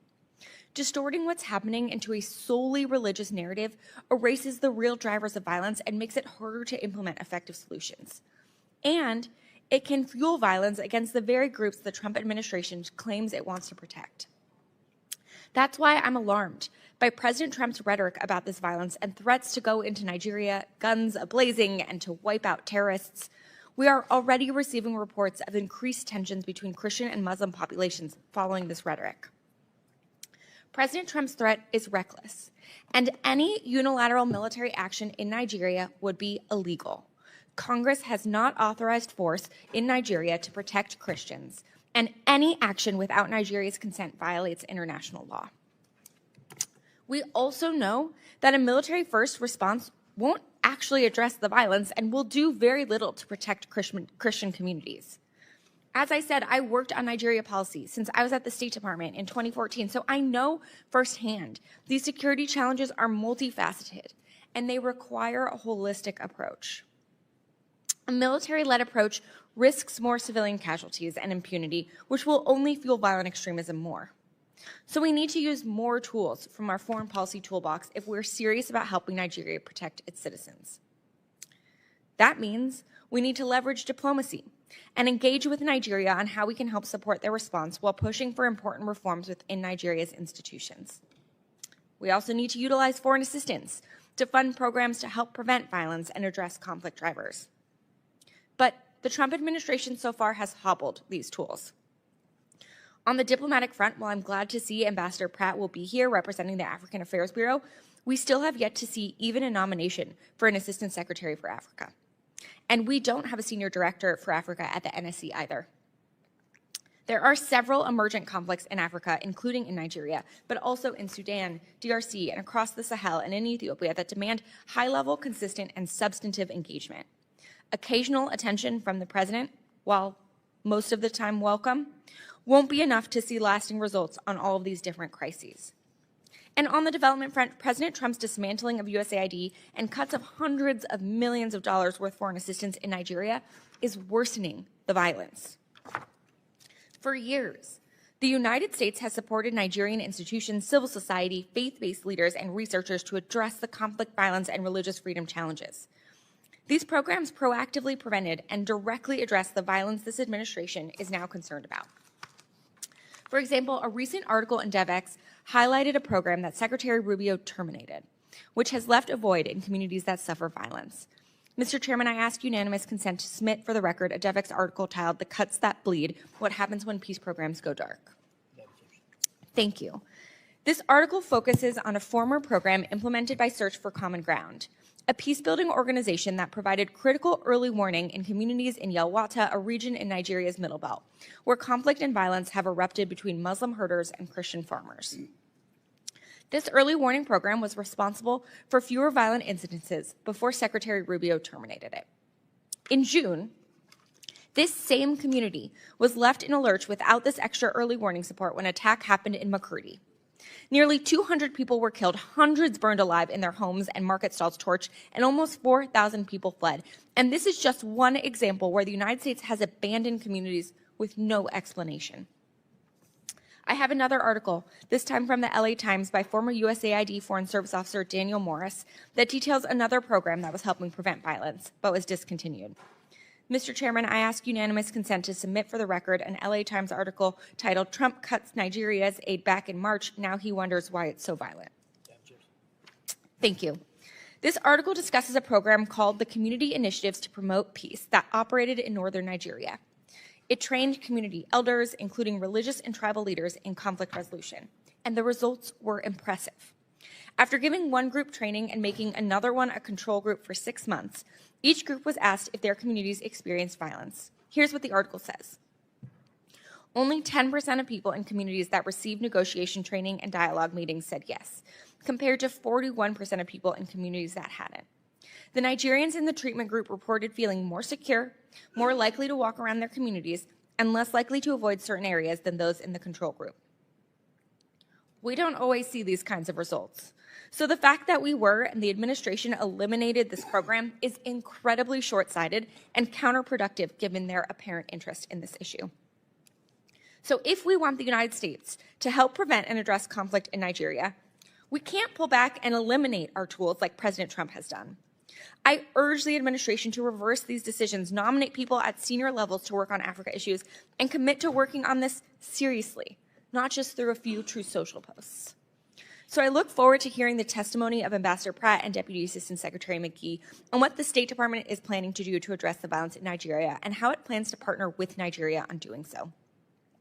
And lastly, while I'm glad we have our witnesses here to discuss Nigeria today, I would be remiss to not also raise Sudan, since this is our first time with the State Department witnesses in front of the subcommittee this Congress, and we still have not had a budget hearing. The situation in Sudan is horrific. And while I'm glad to see this war finally getting high-level attention from President Trump, I look forward to hearing from Ambassador Pratt about what the department's plan is to both make a deal that brings a lasting end to the war in Sudan and invest in a real peace process for the Sudanese people. Thank you. I yield back. We will now receive a testimony from Bishop Anabe. He is leaving for a major speech in Germany and will miss his flight if we wait until thankfully our two very distinguished witnesses from state have agreed, because normally the protocol is they go first, and I do thank them for that. But I'd like to welcome Bishop Anagbe back. He gave very compelling testimony back in March, and we all appreciated that very much. But he is in Benue State. He was ordained a Catholic priest in August of 1994, and Pope Francis elevated him to bishop in 2014. So, Bishop Anagbe, the floor is yours. Thank you very much, Mr. Chairman. Congressmember Chris Smith. the Most Reverend Wilfred Chikwanagbe, Bishop of the Catholic Diocese of Makurdi, Benue, Nigeria, before the House Committee on Foreign Affairs, African Subcommittee, November 20, 2025. President Trump's redesignation of Nigeria as a country of particular concern, CPC, a serious, well-founded wake-up call. I am here this evening talking that because I have the privilege of witnessing, the privilege of experiencing. I'm not talking as a privilege of opinion. Mr. Chairman, ranking members, distinguished members of the subcommittee, thank you for inviting me back to testify on the escalating crisis of Christian persecution and genocide in Nigeria. 6 months ago, precisely on 13th March 2025, when I last appeared before this committee, I warned that the situation was there and demanded urgent attention. Tragically, the past half year has proven those warnings understated the continued attack on vulnerable Christian villages by the Fulani ethnic militia and their counterparts, both in the Middle Belt of Nigeria and elsewhere in the country. Since my testimony in March 2025, credible reports from organizations monitoring religious freedom, including Open Doors and our own Justice, Development and Peace Commission in Makurdi Diocese, have documented continuing attacks on Christian villages, especially in the Middle Belt states of Benue and Plateau, perpetrated by Fulani militia. Thousands more have been displaced, some adopted or subjected with entire villages razed and churches destroyed. My own village of Aondana in Gwe West local government was attacked and several of my relatives killed on May 22nd, 2025. An entire convent of Reverend Sisters of the Clarisha Missionary was displaced, along with the local Catholic parish. Within the days following that attack, nearby villages like Naka also witnessed attacks. In fact, on the 24th May 2025, one of my priests, Father Solomon Atongu, was shot and left to die in the pool of his blood, while those traveling with him were adopted. Though he survived the attack, he is unable to walk freely because he has a broken bone. A few weeks before, on Palm Sunday, April 13, 2025, with the attack occurring late that night into the early hours of April 14th, Fulani militants launched a coordinated assault on Christian communities in Plateau State, Nigeria, primarily targeting the village of Zike in the Basa local government area near Jos. This incident was part of a broader wave of violence in the region during Holy Week, targeting Christians as they prepare to celebrate one of the most holy, important feasts in our church. In my own diocese of Makurdi, you are all familiar with the massacres of Saturday, 13th June in Yellowater, where 278 persons, men, women, and children were killed in a manner too gory to describe here by people shouting Allah Akbar, while slaughtering their victims. It took the prayers of the Holy Father Pope Leo XIV on Sunday, June 14th, for the government in Nigeria to even acknowledge this evil. Even so, the federal government still seeks to downplay the numbers and has yet to properly care for the survivors, even as I speak. Adoptions of clergy and laity remain rampant. Priests and pastors are prime targets for elimination. On 17th November 2025, another priest from Kaduna Archdiocese was kidnapped while his brother was shot dead and others taken into captivity. On the same day, a school was attacked in Kebbi State with many kidnapped, and the vice principal of the school was killed. Reports are also rife of the capture of a brigadier general of the Nigerian army with some army officers and soldiers by the Islamists. This is the daily experience of many Christians in Nigeria. Violence is spreading southward, displacing millions and destroying farmland, creating a humanitarian crisis compounded by food insecurity. Attacks by Fulani militants, Boko Haram, Islamic State of West African Province, ISWAP, have intensified not only in the Middle Belt and northern states, but spreading southward and targeting Christian communities with impunity. We hoped the CPC designation by President Trump at the end of October might stabilize the situation, but instead it is deteriorating into one of the most later periods of for Nigeria Christians in recent memory. Like it is now commonly acknowledged, Nigeria remains the deadliest place on earth to be a Christian. More believers are killed there annually than in the rest of the world combined. Yet, perpetrators face little accountability, and the Nigerian government's response since the CPC designation is to unleash vain glory speakers and willing tools to spin the narrative and make false equivalencies about Muslim deaths. But I would like to ask the question here, who is killing the Muslims up north? Is there any Christian militia displacing millions and occupying lands in Nigeria? The government of Nigeria's silence and refusal to engage in the face of continued killings and displacements has deepened feelings of abandonment among the people. The national leadership appears disengaged, treating the Christian genocide report as a non-issue instead of considering it a national emergency. This lack of political will undermines trust in government institutions and fuels perceptions of complicity or indifference. Mr. Chairman, honorable members, allow me to briefly mention another point so close to my heart, the humanitarian and social impact of this genocide. In the Middle Belt alone, millions of internally displaced persons remain in camps, unable to return to their ancestral lands. This threatens cultural continuity, religious and economic survival. The psychological trauma of survivors of these attacks is immense, with little access to counseling or rehabilitation. Widows, orphans, and survivors face ongoing threats. Girls and women endure sexual violence as a weapon. So many others resort to unsafe coping mechanisms for daily sustenance, destroying families, guarantees that no more Christian will be born from so many traumatized women. This is one of the elements of genocide, securing the disappearance of a group by longer-term measures other than murder. Without quick intervention, Christianity risks elimination in parts of northern and middle belt Nigeria within a very short time. Let me put it on record here that on behalf of millions of Christians in Nigeria and in the diaspora, we want to thank President Donald J. Trump for his bold leadership in designating Nigeria as a CPC.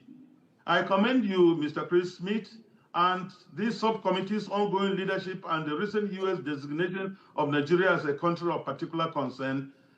It is a vital step, but must be backed by serious action. 1, using the Magnitsky Act for targeted sanctions on Nigerian government officials and others tolerating or condoning Islamic violence in the country. Tie security and other development or humanitarian aid to measurable protection improvements. Expand humanitarian support for IDPs. The IDPs must return to their ancestral homes and lands with security guarantees by the Nigerian government. They must also be supported to rebuild their economic livelihoods and enjoy basic services such as education and sanitation. Support bills like the Nigerian Religious Freedom Accountability Act to hold perpetrators accountable. This point cannot be overemphasized because it is impunity that fuels the violence we suffer. Irrespective of who are being killed, the prime question is, are there killings in Nigeria? And the government should stop it. International advocacy, work with allies to press Nigeria at the UN and ensure discriminatory laws and blasphemy laws are eradicated or expunged from the Constitution. Closing call to action. The CPC designation has brought immense joy, hope, and spiritual resilience to communities under siege in Nigeria.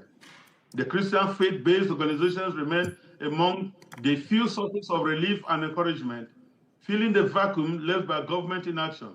However, the church alone cannot stop the killings.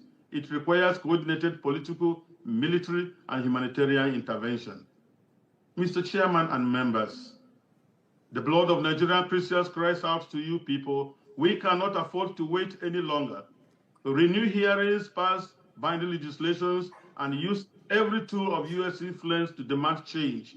America remains the only country in the world with an International Religious Freedom Act. America has a unique role in defending religious freedom globally.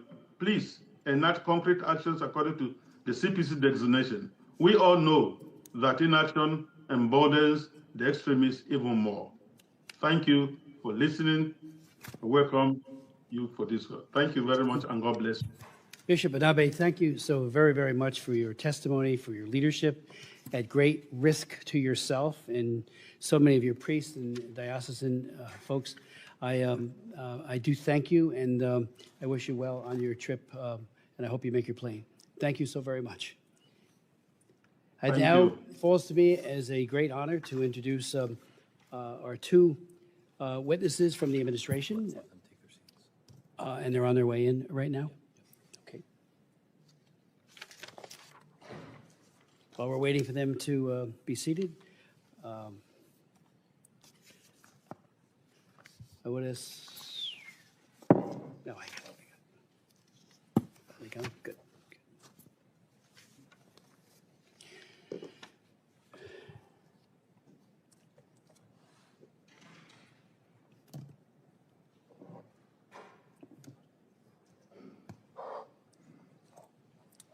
Thank you so much, gentlemen, for being here. And let me introduce Ambassador Jonathan Pratt, who is the Senior Bureau Official for the Bureau of African Affairs. From January 2023 to 2025, he served as the Bureau's Principal Deputy Assistant Secretary.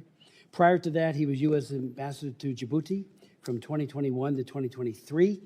He is a recipient of the Presidential Rank Award, a Distinguished Honor Award, the Director General's Award for Reporting, and the James Clement Dunn Award for Excellence, and he has spent a lifetime working very effectively on African issues. Thank you, Ambassador Pratt, for being here and testifying. Then we'll hear from Jake McGee, who joined the Department of State in April of 2025 as Deputy Assistant Secretary in the Bureau of Democracy, Human Rights, and Labor.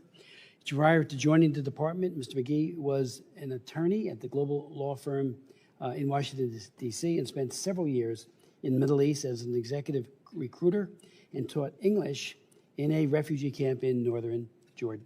Without objection, your full bios will be made a part of the record. Ambassador Pratt, the floor is yours.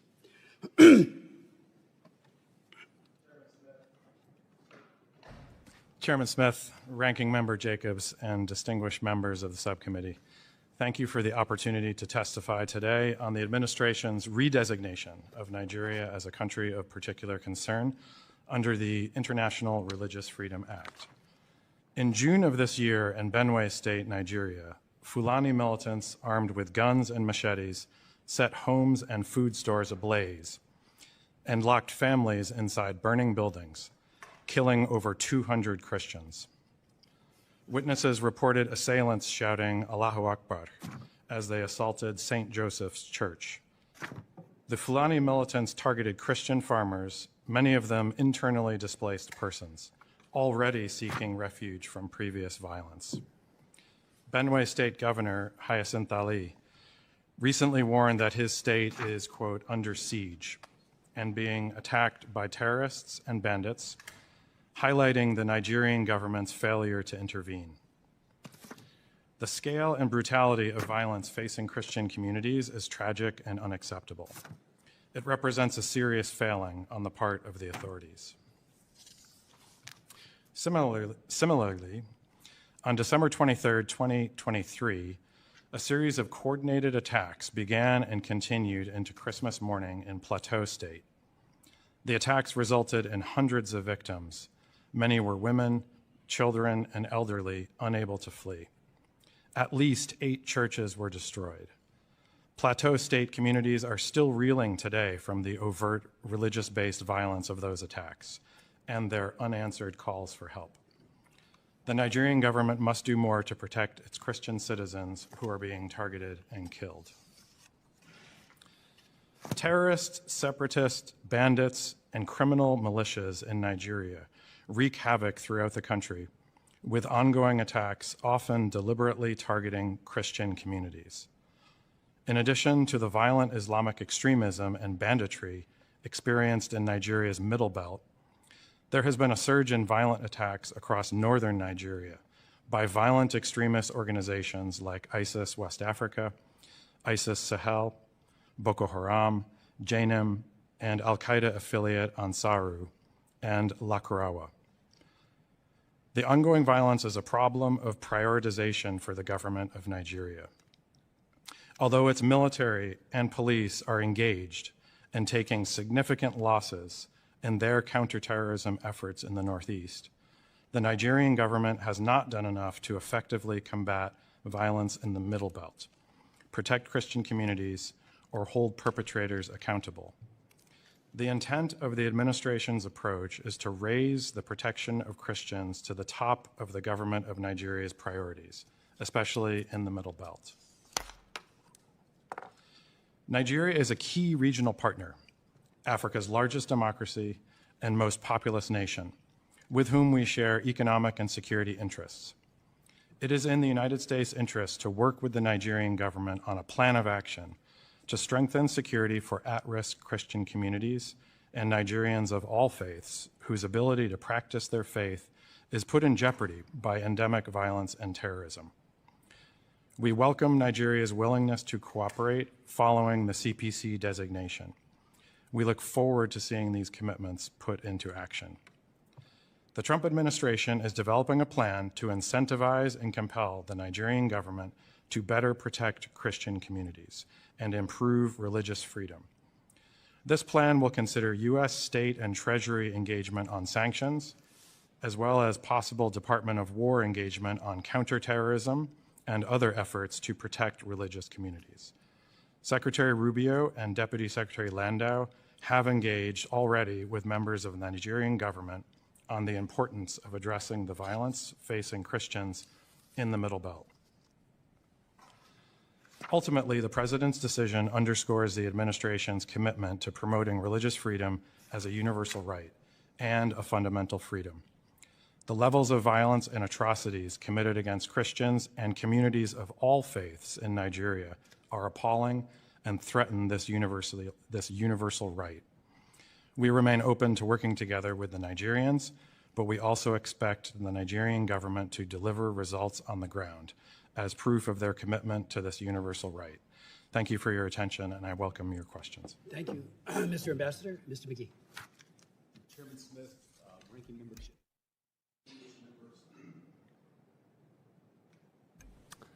I'll start over. Chairman Smith, Ranking Member Jacobs, distinguished members of the subcommittee, thank you for the opportunity to join my colleague, Senior Bureau Official Pratt, to discuss the Trump administration's decision to redesignate Nigeria as a country of particular concern in accordance with the International Religious Freedom Act of 1998. President Trump's decisive action to designate Nigeria as a CPC made clear that the United States stands ready to champion the rights of Christians and protect them from religious persecution. The religious freedom situation in Nigeria is well documented in the annual IRF reports.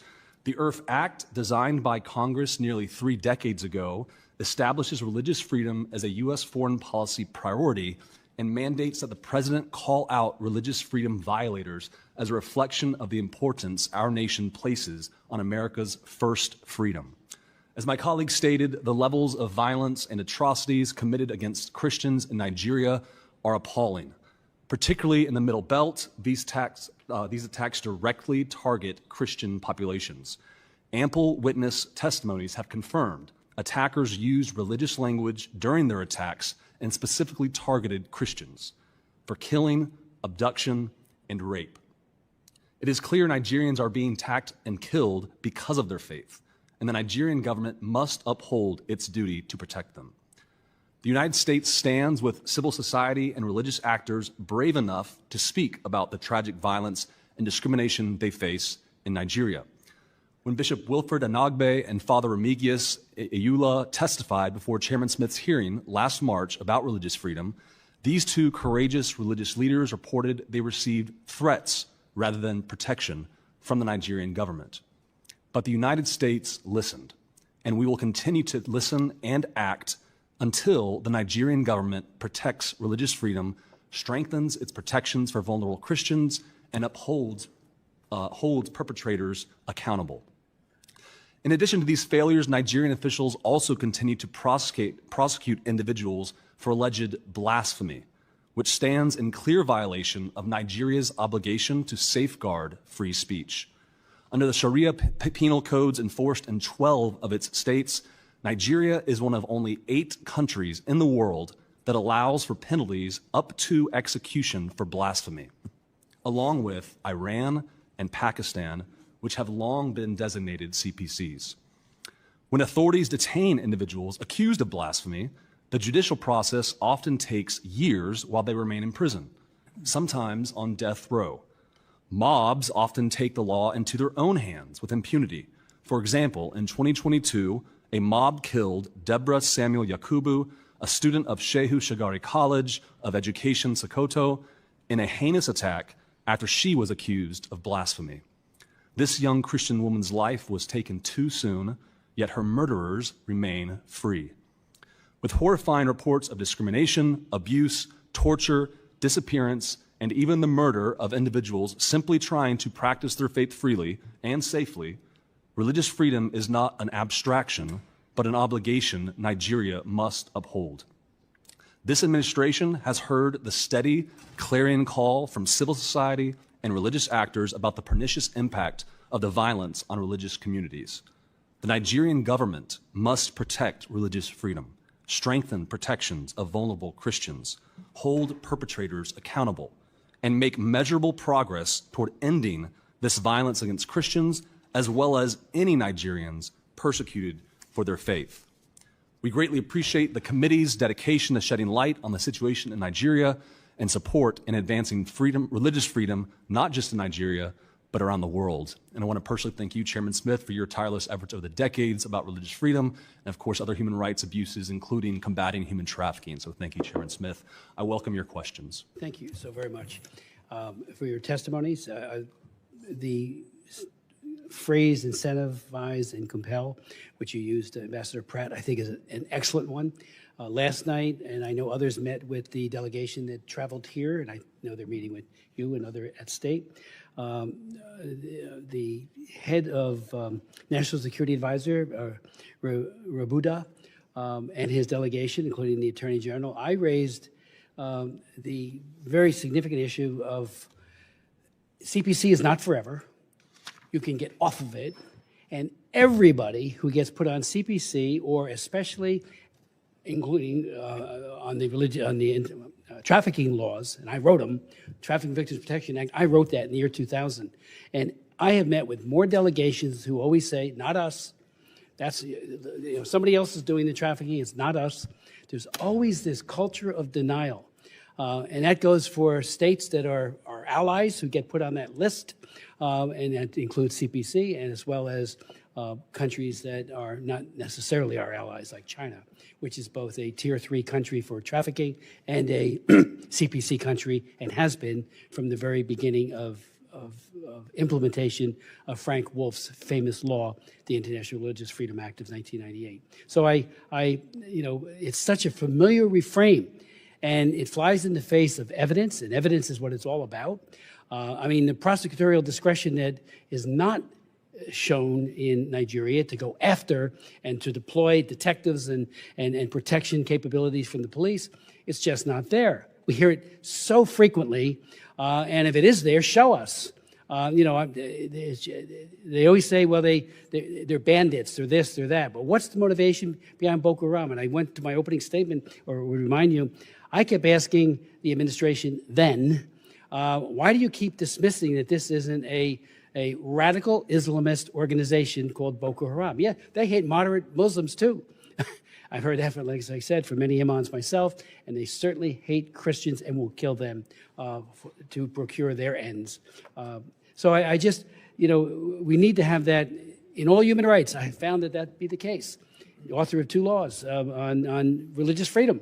I did the Frank Wolf bill in 2016, which put entities of particular concern, a lot of other things into the law, working with Frank, who's in retirement, Wolf, that champion for religious freedom. And I got to tell you, every time I talk to a delegation, every single time they deny it. Every time. And after a while, it's like, what's your denial going to be? So last night when I was talking to this high-level delegation, I know some of my colleagues met with them as well, I said, we're just looking for progress. We're standing with your oppressed people. These Nigerians are not Americans. We do have a very large diaspora. They're wonderful, many in New Jersey, but we're not talking about that.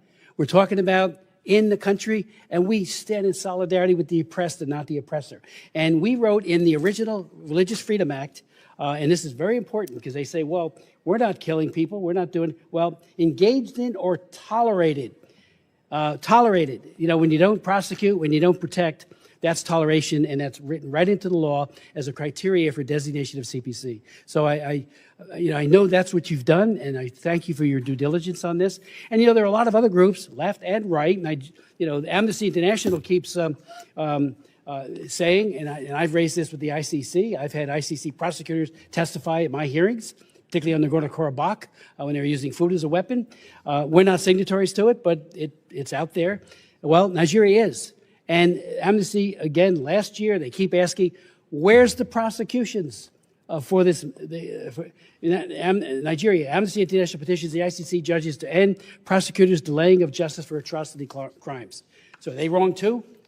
And I do hope that, and without objection, I would ask that article be made a part of the record about Amnesty. So it's very, very concerning, and I do hope that you will know that this is just par for the course. It's just not us, and it gets very, very tiresome. Show us that it's not you. Open it all up. How many of you, where are the prosecutions? We hear from so many Christians that they dial into the police and nobody shows up, and then there's no investigation. One of my sons is a detective. You've got to do detective work, find out who it is, and put them into jail if they're guilty. And that's not happening. They give some numbers. I remember with Nicholas Ceausescu, when I fought against the Securitate, we used to have people coming around this place saying, oh, he has no religious freedom issues. He allows churches. He was crushing the Jewish as well as the Christian communities through his Securitate, the secret police of Romania. So it's like we just see seeing this reframe over and over again. So if you might want to comment on that, because again, my argument last night to that high-level delegation, we want you to succeed. We absolutely want you to rid yourself of this cancer that hates moderate Muslims and absolutely hates and kills as well Christians. Thank you, Mr. Chairman. Well, as you and I discussed yesterday, the designation, we hope, will sharpen minds and sharpen attention to the issue. As you mentioned, there is a delegation already here now in Washington this week, a very senior delegation. They'll be meeting with the Deputy Secretary of State. They're meeting with Department of War officials as well. And the Secretary of State has directed us at the State Department to work with the Nigerian government on an action plan and to set up a task force to address this issue and use all of the tools that are at our disposal to focus minds and focus attention on this issue. Thank you. As you mentioned, Chairman, this is not a new issue. This has been going on in Nigeria for several years. President Trump designated Nigeria in 2020, and the previous administration removed Nigeria as a CPC in 2021 and 2022 and 2023. And so a CPC designation, as my colleague just mentioned, focuses the minds of people in Nigeria. It puts the onus on the government of Nigeria to take action to protect its own citizens, including people of all faiths, not just Christians. Muslim communities are affected as well, other communities.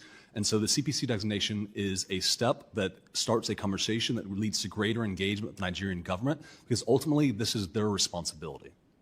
Let me just, there is talk, while CPC is not a designation of genocide, there is a very cogent argument to be made that this is a genocide. And I remind people that, again, there's all this denial. You know, I had 3 hearings on the Armenian genocide, and I had, sitting right where you're sitting, Mr. McGee, an ambassador from Turkey, who said, if you recognize, and we had a good bipartisan effort going on this, if you recognize the so-called Armenian genocide, we'll throw you out of your base in Incirlik. And I said, what a great NATO partner you are. It was just amazing. We've seen it over and over again. You know, when I went to Darfur and met with Bashir, you know, we then went to the UN, Human Rights Commission, as it was called then, not the Council. We were flabbergasted that they wouldn't call what was happening in Darfur a genocide. And again, I remind everybody, Article 2 says genocide means any of the following acts committed with intent to destroy, in whole or in part, a national, ethnical, racial, or religious group as such, in whole or in part. It's very clear.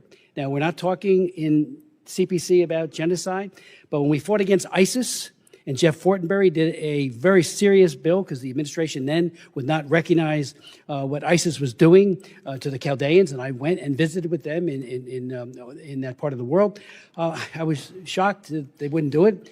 We got a bipartisan piece of legislation passed that did recognize the genocide, and then finally John Kerry said, "Okay, well, you know, we'll call it what it is." So, you know, whole or in part.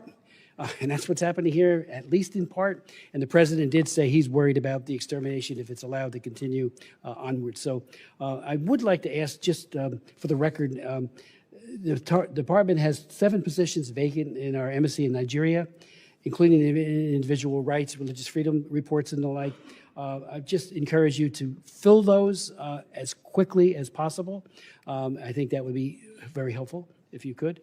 And I yield to Ms. Jacobs. Thank you, Mr. Chairman.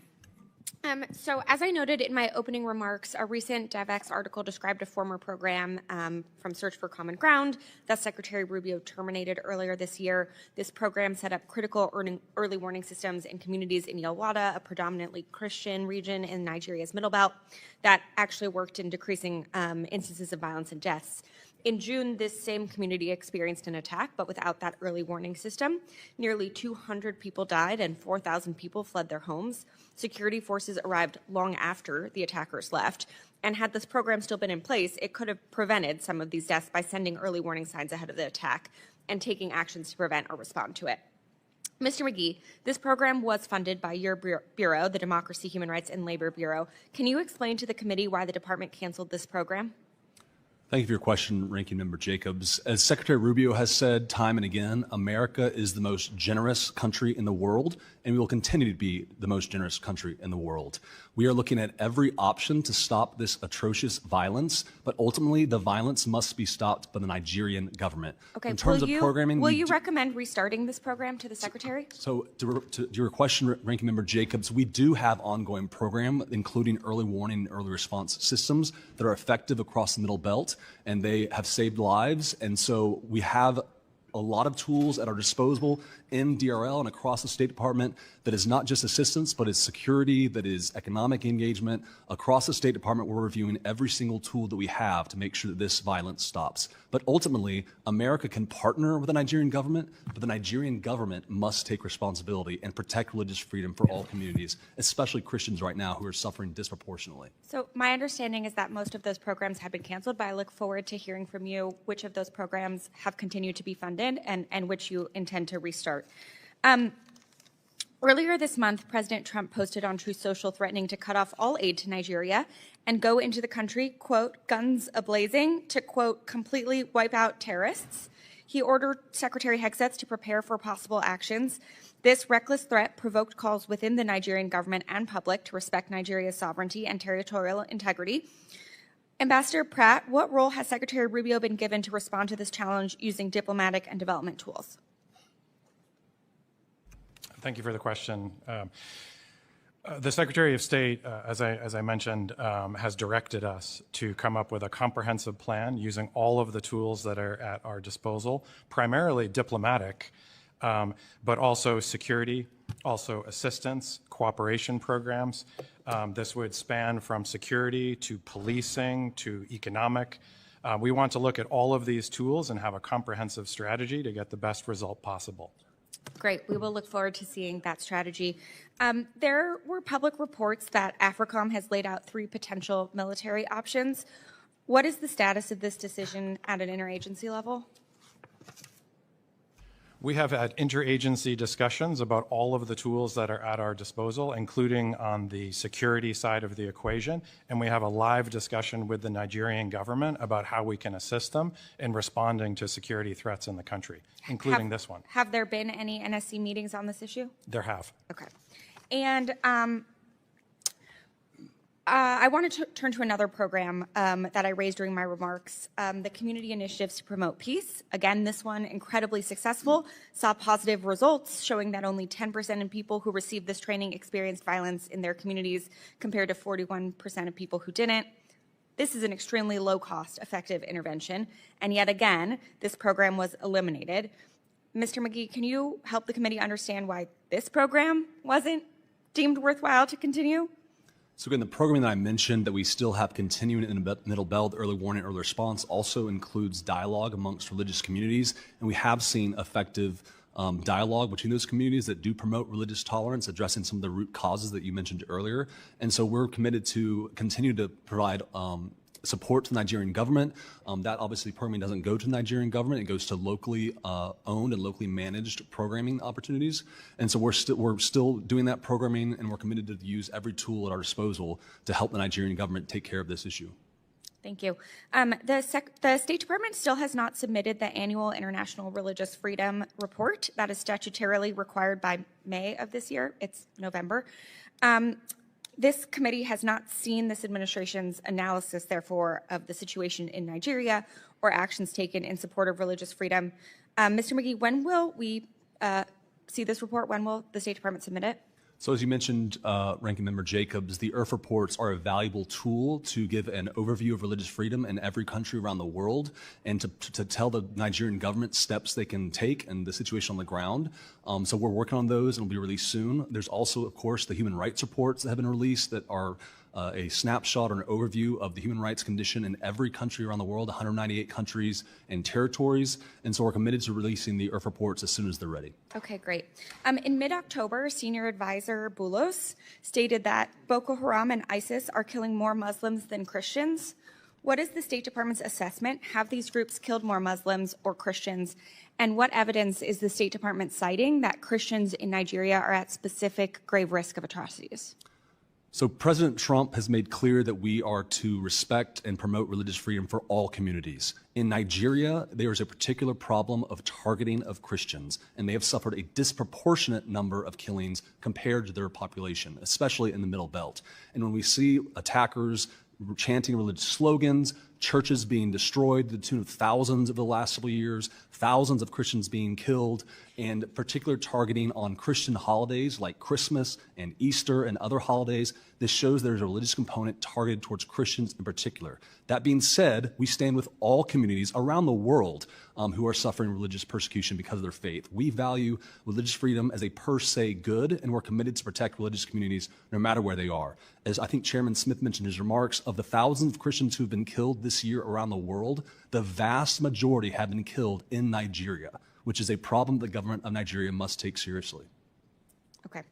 I disagree with your assessment, but I look forward to seeing the report that has it all laid out. Last question, Ambassador Pratt. Yesterday, President Trump announced this administration would start focusing on trying to end the war in Sudan. This is a welcome development, and I hope you all are successful. I am, however, concerned that the sporadic high-level attention without the appropriate staff at the working level will not be enough to bring a sustained end to the war or transition to a real peace process that includes Sudanese civilians. Could you share more about the State Department's strategy to bring the war in Sudan to an end? How many people on your team are dedicated to this portfolio? Has there been an NAC meeting about this recently? Will there be shortly? How can we be sure that this will be a sustained approach? Thank you very much, Ranking Member Jacobs. I'm very proud to have fought very hard to retain all of the staff in the Africa Bureau during the recent reorganization that the State Department undertook. We were able to present very convincing data about the understaffing historically in the Bureau. And so not only did we retain staff, we also gained additional staff to help on the assistance side. On Sudan, we retain a very large office by State Department standards focused on Sudan, and we are very lucky to have Senior Advisor Boulos, who has brought high-level White House attention to two key issues for us, which is Eastern DRC, as you know, and Sudan. Senior Advisor Boulos has also worked on other issues to bring profile and attention to them. And so we welcome the President's comments and profile in his meetings with the Saudi leader yesterday to draw attention and resources to this issue. Okay. Listen, I know you all are doing what you can. AF is mostly intact. Staff bandwidth is still limited by USAID cuts at embassy and the cut to the Bureau of Conflict and Stabilization Operations that I know was working hard on this issue. And the administration has yet to name a special envoy for Sudan. So I look forward to continuing this conversation to make sure that you all have what you need to be successful in this endeavor. Thank you, Mr. Chairman. I yield back. Mr. Baird. Thank you, Mr. Chairman, and I want to thank our witnesses for being here. My question deals with the responsibility, and we've heard a lot about that already, of the Nigerian government for putting an end to this prosecution or persecution. So has the United States really been able to see any progress in terms of the Nigerian government recognizing a duty on its part to reduce this persecution and targeted violence? And to what extent, if any, has the government's accountability made any improvement in reducing these persecutions? So as I mentioned in my opening statement, thank you for your question, Representative Baird. The Nigerian government has to do more. There have been attacks where 0 perpetrators have been held to account and 0 prosecutions. Heinous attacks that cost lives, that drive people out of their homes. There are hundreds of thousands, if not millions, of internally displaced peoples, and those individuals who caused that displacement have not been held to account. So as SBO Pratt mentioned, we're having high-level engagement with the Nigerian government. We have a great partnership on a lot of issues like security, trade, other things, but we're encouraging them to actually take ownership of this responsibility and prosecute the criminals and terrorists who have perpetrated this persecution. So do you feel like there's any movement on the part of the government, Nigerian government, to do that, to move to protect their people? I mean, I just wanted a hint of whether they're moving that direction or not. So I think President Trump took bold action in redesignating Nigeria as a CPC, and that, I believe, has gotten the attention of the Nigerian government. We're engaged in high-level dialogues with them, including this week at the very highest levels. We're planning engagement on the ground, both through our embassy there and other trips, to make sure that Nigerians hear our very important message that they have to do better. So I think we're making progress in the right direction. President Trump's bold action on the CPC designation was an important step. It's gotten their attention in the Nigerian government, but we need to do a lot more. So, Mr. Pratt, I want to delve a little deeper into that CPC designation that he just mentioned. And you know, the Trump's administration was designated Nigeria as a CPC.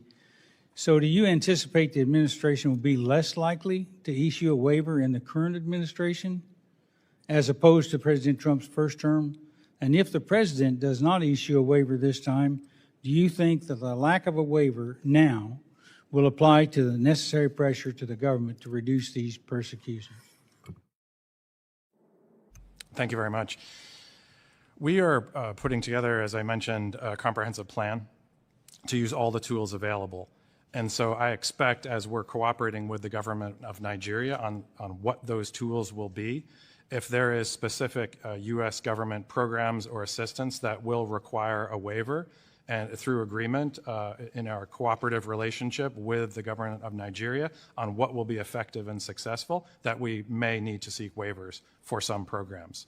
There may be other programs that we will not seek waivers for. Thank you. Mr. McGee, do you have any comments in that regard? I would just echo what SBO Pratt has said, that we're engaged in high levels, and if waivers are needed for certain programs, we're willing to do that. But the important thing is to get the Nigerian government's attention, including about the Sharia law that still exists in 12 northern states, up to and including the death penalty as a device of punishment. And so we're having frank conversations with Nigerians at all levels of government and are committed to do whatever it takes to continue to encourage them to take actual action and not just talk. So I thank both of you for being here, and Mr. Chairman, I yield back. I thank you very much. Ms. Jaipal. Thank you, Mr. Chairman. I want to thank our witnesses for being here this morning.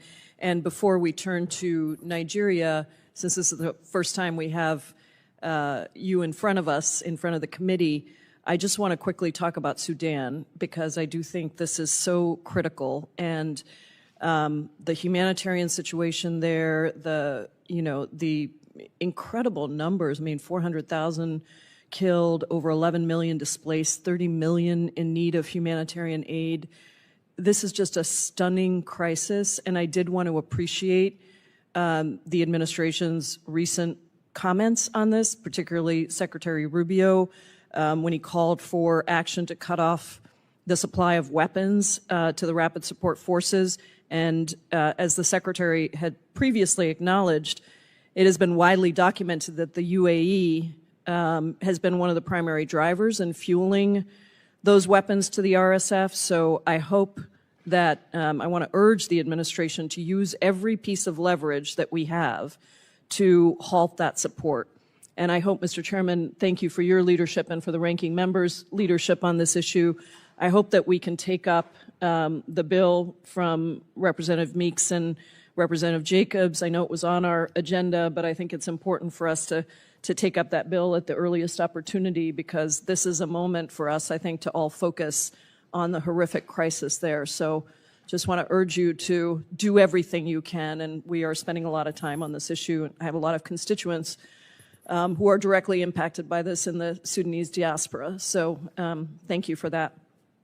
The devastating levels of violence in Nigeria are clear, but I appreciate that people have also recognized it isn't just the persecution of Christians. This is persecution of multiple groups, and I think we have to be careful not to portray it just as persecution of Christians. That feels to me simplistic, and it doesn't account for the intersectional diversity of Nigeria. Certainly religion is a contributing factor to the violence, but a review by the Search for Common Ground found that in Nigeria's Middle Belt region, religion was not a primary driver of conflict. Instead, violence has been directed against both Christians and Muslims, regardless of religion, at the hands of armed terror groups like Boko Haram and ISIS West Africa, or fueled by differences in lifestyle between farmer and herder groups compounded by climate change and governance issues. And so I want to start by saying I'm very concerned that a day after President Trump saw a clip on Fox News about the persecution of Christians in Nigeria, he threatened to go, quote, guns a-blazing in Nigeria and revoke all assistance. That would include all global health funding, despite Nigeria accounting for over a quarter of annual malaria deaths a year, and being home to the world's third largest population living with HIV. These are all issues I worked on in Africa long before coming to Congress. In response, the Nigerian government criticized any action that would violate Nigeria's sovereignty and territorial integrity. I know, Ambassador Pratt, that you've spoken about some agreements, some conversations in a task force with the Nigerian government, but can you tell me under what authority would the U.S. military strike inside of Nigeria? Well, the Secretary of State, and thank you for the question, Congresswoman. The Secretary of State has directed us to put together a comprehensive plan that uses all tools at our disposal, including security and Department of War. And this would be primarily focused on the security that we are providing to the government of Nigeria and how they are deploying their assets. We can also share information and intelligence. We can talk about counterterrorism. And so those are the tools that we are primarily looking at in our strategy. Don't you think it would have been appropriate to have the task force discussion and the alternatives presented prior to the president going on Truth Social and saying we're going to go guns a-blazing into Nigeria? We've been working on these problem sets in Nigeria for a long time. We have a lot of programs of assistance in the country. They did undergo a foreign assistance review, but many of them continue, and we want to make sure that we're using them strategically to get the best outcomes. Very diplomatically said, Ambassador. I just wish we would actually stick to that playbook rather than a bully and threaten of a country that is extremely important to us and to the region. I don't think that's the right way to go, to just go on Truth Social and threaten guns a-blazing. I think what you've described is much more appropriate, and I look forward to seeing what comes out of that. You know, we had Ambassador Kelly Curry here before a different subcommittee of this committee, former Trump appointee, and she said in front of the committee in a hearing yesterday, I think it's a very relevant quote, "You cannot solve problems created by men with guns by turning to men with guns for the solution." And I just would urge us to think about that. This is coming from a former Trump appointee. I think if we were to do this, it would just serve to further radicalize communities and risk turning the aggression of actors like Boko Haram and ISIS West Africa directly to the United States. I just have 50. Gentlelady has expired. Oh, it's expired. I'm so sorry. I thought I had 50 seconds left. Thank you for your indulgence. I yield back. Chair recognizes Mr. Huizenga.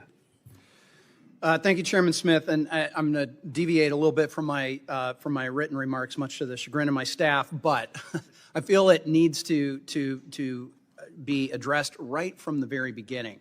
The simple fact is radicalized Islamists are running amok in Nigeria. They're terrorizing moderate Muslims. They're terrorizing Christians. And they are targeting Christians. That cannot be disputed. And while we see many people trying to emphasize the outside issues, lifestyle, who owns land, who is the herder, et cetera, they want to emphasize that those are the key drivers and that they're the key drivers of everything but religion. And I and many others, and I'm not just talking about those of us on this committee or Americans, I'm talking about religious leaders in Nigeria, believe religion is one of, if not the main driver of targeted violence right now. We just heard from Bishop Anagbe. A week and a half ago, I talked to President Magaji. President Magaji is the president of my own, he's the Nigerian president of my own faith sect, the Christian Reformed Church. We have 400,000, mostly from a Dutch background, 400,000 participants and members here in North America between the United States and Canada. We have 500,000 in Nigeria. We are essentially an African church that happens to be headquartered in Grand Rapids, Michigan. And I want to ask this question, because this seems to be sort of part of the central argument. Well, this isn't necessary. Well, certainly the Trump administration believed it was necessary the first go around. And I want to ask this question. Did things improve when the Biden administration removed the CPC? Thank you for your question, Representative Huizenga. And just for the record, I'm seeing a number of heads shaking no in the right behind you. And these are people that may have a little better information than what the American media is, and they're all nodding their head right now. So go ahead. Thank you for your question, Representative Huizenga. As you mentioned, violence has increased over the last several years. It was unfortunate that the Biden administration chose to remove Nigeria as a CPC in 2021 and 2022 and 2023, and President Trump's bold action to redesignate them is a wake-up call to the Nigerian government. And as you mentioned, extremist religious ideology is of course a primary motivator of these attacks. The attackers themselves use religious language. They target churches. They target Christians on holidays. Yeah, and absolutely. It was Christmas Eve of 2023 exactly. When 200 people were murdered, killed in a church. Now, I want to ask this. So one question was, did things improve? I think the answer is no on that. Here's the question. Proportionally, Do we see Christians killing Muslims in Christian areas of Nigeria the way that we are seeing radicalized Islamists killing Christians in Muslim areas of Nigeria? What I can tell you, Representative Huizenga, is that Christians are disproportionately targeted based on their population. Exactly. And by the way, for those that you can't pick up with the microphones, there's audible yeses behind you. Again, the people that are watching who are nodding their heads. Why? Because they have lived this. Their families have lived this. I went to school with kids from Nigeria.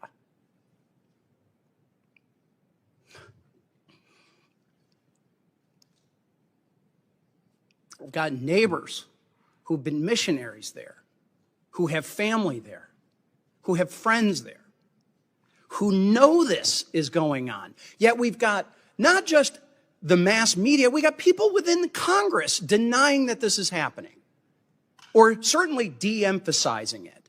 It ought to be outrageous that it is Christians, moderate Muslims, anyone being terrorized by these radicalized Islamists in Nigeria, and we've got the Tinubu government sitting back and not doing enough.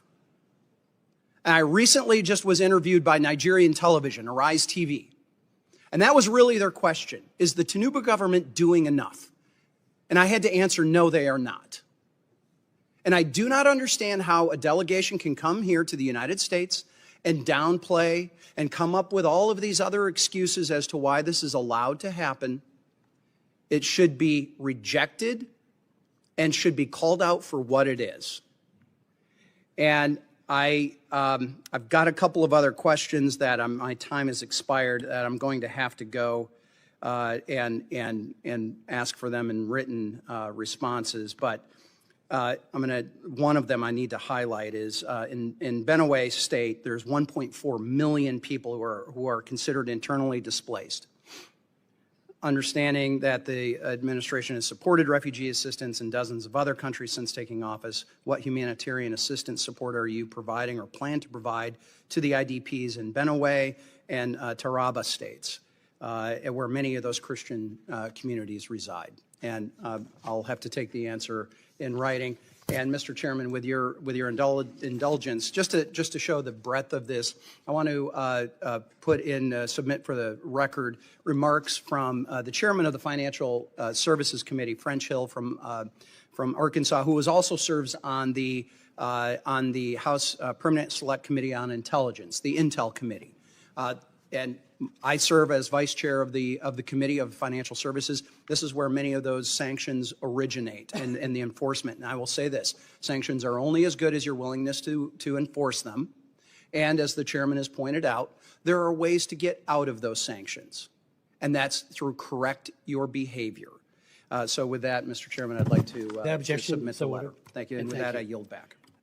Chair recognizes Mr. Jackson. Thank you, Chairman Smith. Thank you, Ranking Member Jacobs, and the distinguished members of the subcommittee. Thank you for convening this critical hearing. The crisis in Nigeria demands our clear-eyed attention, not political exploitation. I'd like to thank our esteemed panelists that have taken the time to come before us today. Thank you for your work on Africa on the ground, and at least one of you brings that experience. However, I must express my shock and, if you will, a bit of outrage that we are not putting into these top positions people who are directly from and represent the culture and the lived experiences of the African people. Currently, we still have unfulfilled positions that are very important, which demonstrates this administration's lack of sincerity towards moving us towards more dialogue as opposed to destruction. The Assistant Secretary for African Affairs has not been appointed or even nominated. The Senior Director for Africa at the NSC has not been appointed or directed for Middle East and African Affairs. I've had the honor of traveling to Nigeria now for 4 decades and meeting with Nigerians in the diaspora for decades as well. They are unequivocally some of the most tolerant, productive, and loving people that you will ever meet. We are speaking today about a nation of extraordinary promise and complexity, a country of nearly 240 million people, home to 250 ethnic groups and two major religions, Christianity and Islam, that have coexisted and built a society together for generations.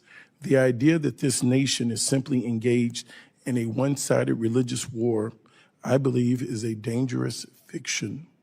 The current government led by President Tinubu, a Muslim married to an ordained Christian minister, reflects this complexity.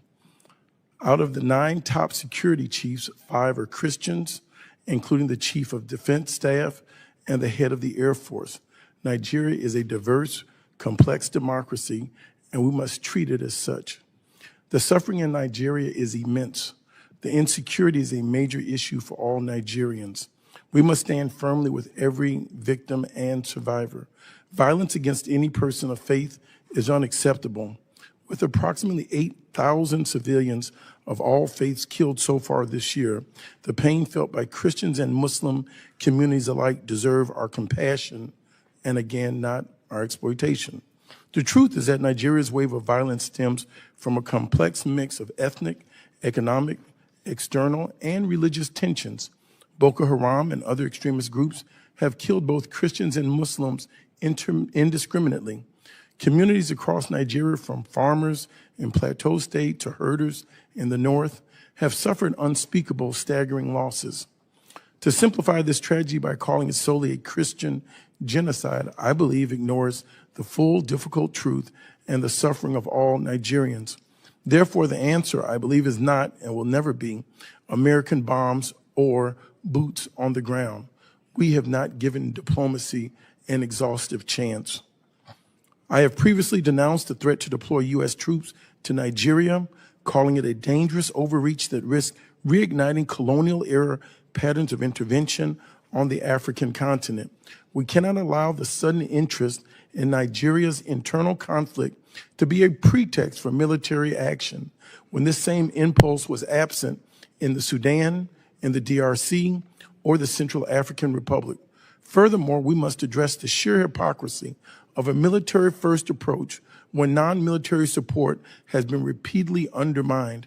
As the New York Times' Nicholas Kristof has rightly stated, Trump aid cuts kill more Christians than jihadists. Deep cuts to the USAID program and global food and health programs have severely limited America's ability to provide the kind of non-military support that was estimated to be saving the lives of more than 250,000 Nigerians each year. When you defund USAID and shut down peace-building initiatives, you leave communities vulnerable. You don't stabilize Africa with missiles. You stabilize it with schools, with clean water, with economic opportunity, with true partnership. The path to peace in Nigeria must come through dialogue, development, and dignity, not denomination. America should be a partner in healing, not a hammer looking for a nail. I urge this subcommittee to prioritize a diplomacy-first approach, fully fund our humanitarian aid and peace-building initiatives, and work with the Nigerian government to eliminate terrorist, criminal groups, securing a safer and more stable future for all Nigerians. Thank you, Mr. Chairman. I look forward to the testimony. I yield back. Thank you very much. Who's next? Mr. Fine. Chair recognizes Mr. Fine. Thank you, Mr. Chairman, and thank you for allowing me to participate today. You know, as I thought about what I would talk about today, I thought of a flag that I saw flown on October 7th, 2023. It said, "First we come for the Saturday people, tomorrow we come for the Sunday people." And as we have this hearing today, I ask myself, how many countries are we going to allow this to happen in until we take it seriously? On October 7th, 2023, people yelling Allahu Akbar attempted to genocide the Jews.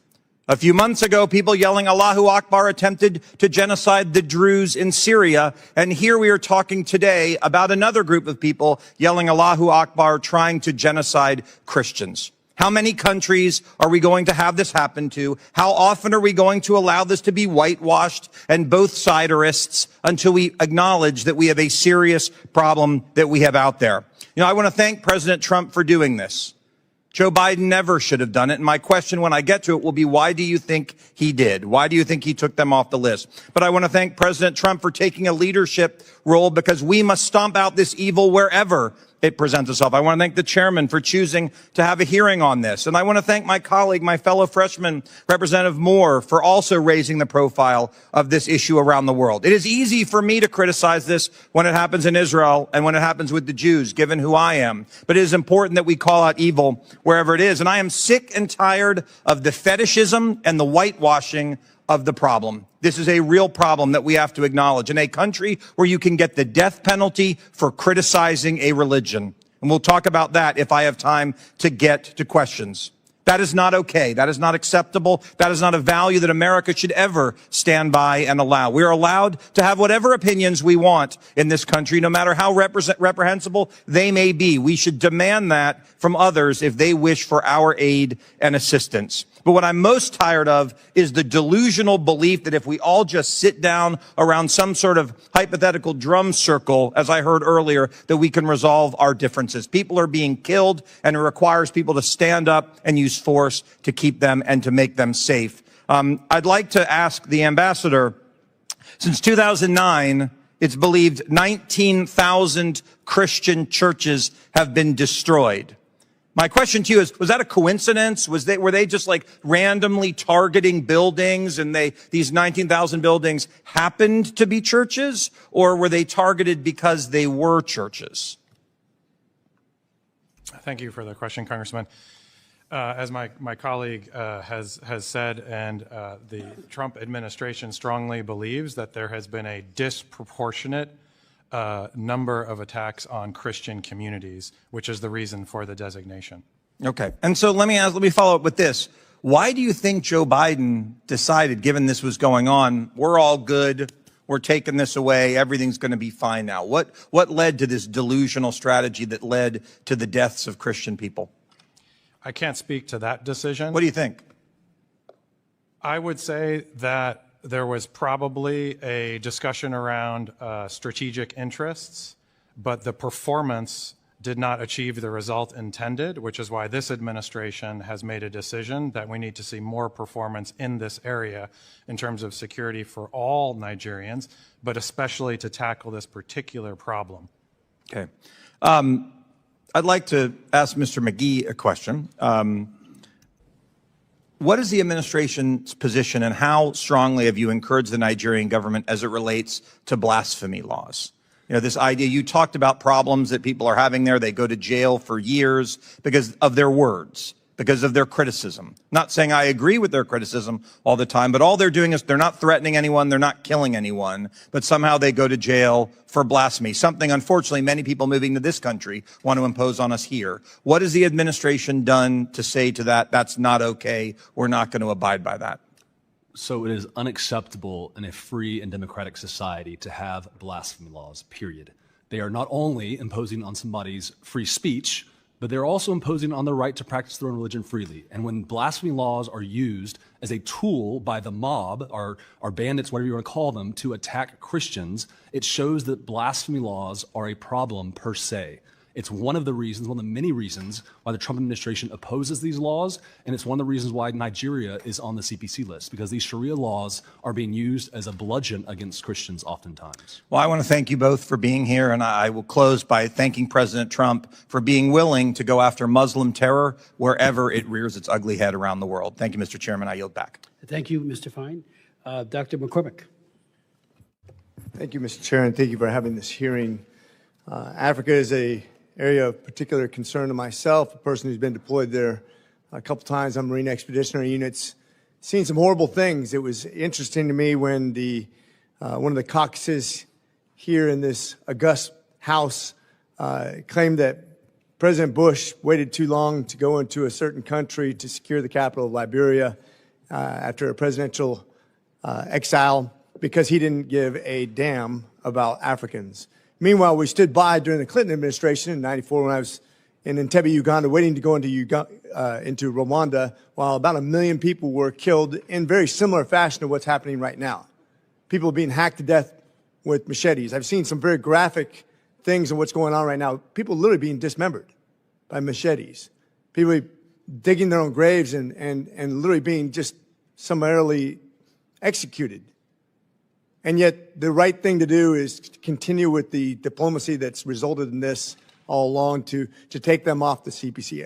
And this idea that this ever went away is ridiculous. We're right now considering selling arms to them, one of the most advanced attack helicopters, the AH-1 Whiskey, the Viper, or it's a Zulu. I'm very concerned with how that's going to be deployed and against whom. We've seen the integration of very, very radical people inside of the government agencies themselves. And we've seen this in Afghanistan. When I was in Afghanistan, we saw the same thing, where the bad actors actually get inside of the government agencies and turn upon their own people. Very concerning. We saw Tigran Gambarian, one of my constituents, taken hostage by the Nigerian government and held hostage for several months because of some business dispute they had with somebody in America. Bad acting on the Nigerian government's behalf. Now, you talked about, I'm going to quote you on high-level things, Mr. McGee, high-level meetings, what the next step would be, a lot more. But I'm asking for specifics at this point because I've never seen generalities ever result in anything that's been of consequence. What can we do on the by an international community, whether it be from the transnation in Africa or through the international community, through the UN, which I've seen be highly ineffective in the past, but what can we do of quantity and quality that's actually going to make a difference in Africa because we haven't been doing it? What specifically, not generalities? Can you give me those answers between the two of you? Sir, just a clarification, please. Across all of Africa or specifically in Specifically in Nigeria, but all of Africa can actually contribute to solving this problem. We can use several countries to help us out with this. We don't have to be the only force to be.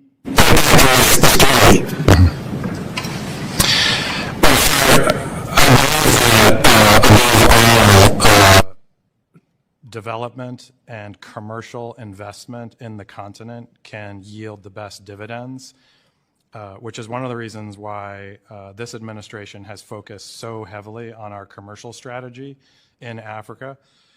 We rewrote the strategy and we've focused very heavily on delivering U.S. companies to the continent because we believe that they offer the best in terms of quality and can bring the most development. And it also delivers for the United States. We've focused very heavily on security, and AFRICOM has engaged heavily across the continent, so security is very important. Law enforcement is a very important piece of that as well. And so I'd say, as you look across the continent, the number one priority that I would place, because it lifts all boats, is the economic piece, and I'd focus on commercial. So the AFRICOM commander is a Marine, four-star, good friend of mine, and I understand what his limitations have been. You know, obviously, we don't want to be, if you're not invited into a country, it makes it much more difficult. I've seen the leverage we have economically, but I'm worried also about pushing them into Chinese arms, which they're ready and waiting to pilfer that country and its resources. What about how we deal with the international community coming in there and stabilizing it in a military fashion so that we can actually stop the violence? Because it doesn't seem like the government's being effective in that at all. The new AFRICOM commander, General Anderson, it's good to hear that he's a colleague of yours, is highly capable, as you know, Special Forces. He's brought a lot of focus to the continent and how he would like to work with African governments, including Nigeria, on sharing information and on achieving better outcomes on the security side of the equation. And so he's been very, very engaged, and I believe will achieve results in terms of security on the continent. Okay. I'm just going to once again get back to the senator point that wasn't really addressed, but I hope is addressed. Yes, we need that financial leverage on them, and I think they will pay attention to that. We have their attention, but it's not finishing the race. We need to bring the international community on board to solve this in very tangible assets because the violence is real. It's not stopping, and Nigeria does not seem to be taking this seriously. Thank you. With that, I yield. Thank you very much, Dr. McCormick. Mr. Oshatsky. Thank you very much, Mr. Chairman, and to our ranking member Jacobs, to all our witnesses. Ambassador Pratt, thank you for your many years of service to our country. I'll just open by saying I am a man of deep faith. Jesus Christ is my Lord and Savior. I have no problem sharing that I am also troubled by the state of religious freedom in Nigeria and around the world. So I want to be clear up front, violence against Christians in Nigeria is a serious issue. Christians are being massacred and communities are living in constant fear. But this suffering is not just confined to one religious group. Masad Boulos, President Trump's own senior advisor for Africa, recently said, quote, "People are suffering from all sorts of backgrounds. This is not specifically targeted at one group or other. Terrorism has no color and no religion and no tribe." President Trump's own senior advisor. Muslims and Christians alike have lived under the constant threat of extremist groups like Boko Haram and ISIS West Africa for far too long. And so the real story here for me is not about Nigeria's intent at the institutional level to persecute people based on faith. Instead, it's really an issue of capacity. The Nigerian government lacks the means to protect communities against groups that kill indiscriminately. To be clear, this does not abdicate the Nigerian government from responsibility. A government's duty is to protect its people, and when there's a failure to do so, whether that's neglect or corruption or governance, leaders must be held accountable. But capacity within Nigerian institutions maintain peace is a real question, and we should be asking what the U.S. is doing to help Nigeria build that capacity. Are we offering real partnerships or just threatening airstrikes and sanctions? Or instead, are we thinking about technical support, training, and investment in the institutions that prevent violence in the first place? So let's work together to fix what is broken, and I appreciate the ranking member for opening up this hearing with additional support options, and I want to thank, again, the chairman for convening this. On the issue of capacity, Ambassador Pratt, you've said that Nigeria needs to do more. If they don't have the capacity to do more, we should help with that. And so I want to know, I guess my question there is, does the State Department assess that the Nigerian government has the capacity to protect Christians and other religious groups from extremist violence? Nigeria is a very wealthy country, very populous country. We believe that this is a question of focus. There is a security problem in Nigeria, a very serious one, that we are trying to help the country address. And we have brought tools to the table in terms of U.S. programs and assistance. In particular, on the issue we're discussing today, we would like to see more focus on that particular issue, in addition to addressing the larger security question that you referred to. Okay, I look forward to working with you on that. One other issue that's important to me is youth and youth development. The U.S. Commission on International Religious Freedom's 2025 annual report recommended broad support for Nigerian civil society organizations. The U.S. has historically done that. A State Department-funded program in northeast Nigeria called Nigerian Youth Care brought together Christian and Muslim youth leaders to promote dialogue between those two communities. These programs provided Nigerian youth with mentorship and training on how to bridge religious divides. Unfortunately, that program was disrupted for months because of stop work orders, and the State Department did not grant the implementer an extension of the project at the end of the fiscal year. To either the ambassador or Mr. McGee, can you explain why this project did not receive a no-cost extension at the end of the year? And would you recommend to the Secretary to reinstitute this program to reduce violence and promote that interfaith dialogue? Thank you for your question, Representative. As I said earlier, the United States is by far the most generous country with our foreign aid, and we plan to still be the most generous country with our foreign aid, as Secretary Rubio has said.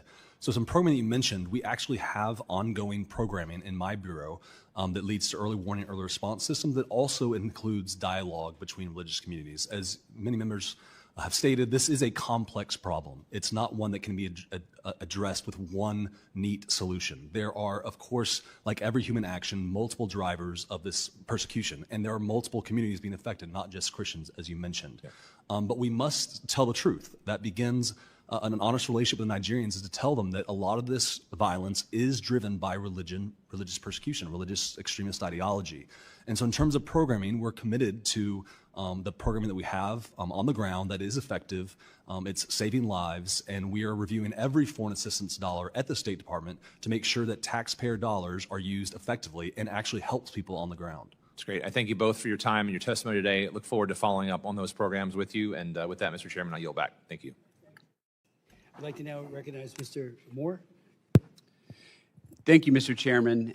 Thank you, Chairman Smith, for convening this hearing. And I just want to recognize real quick the tremendous impact that Chairman Smith has had in this realm of human rights, Christian persecution over the decades. I'm a former staff member, actually, of this committee. I worked on this committee when Chairman Smith was on this committee. He had a very large impact on me as a staff member, and to come full circle back around to be on a hearing on such an issue that was really inspired by Chairman Smith's work here when I was a staff member. Thank you for that. And but I think one of the things that's, and I would say disheartening in this, hearing some of the media reporting and frankly some of my colleagues on the other side of the dais here, is this misdirection of what is happening.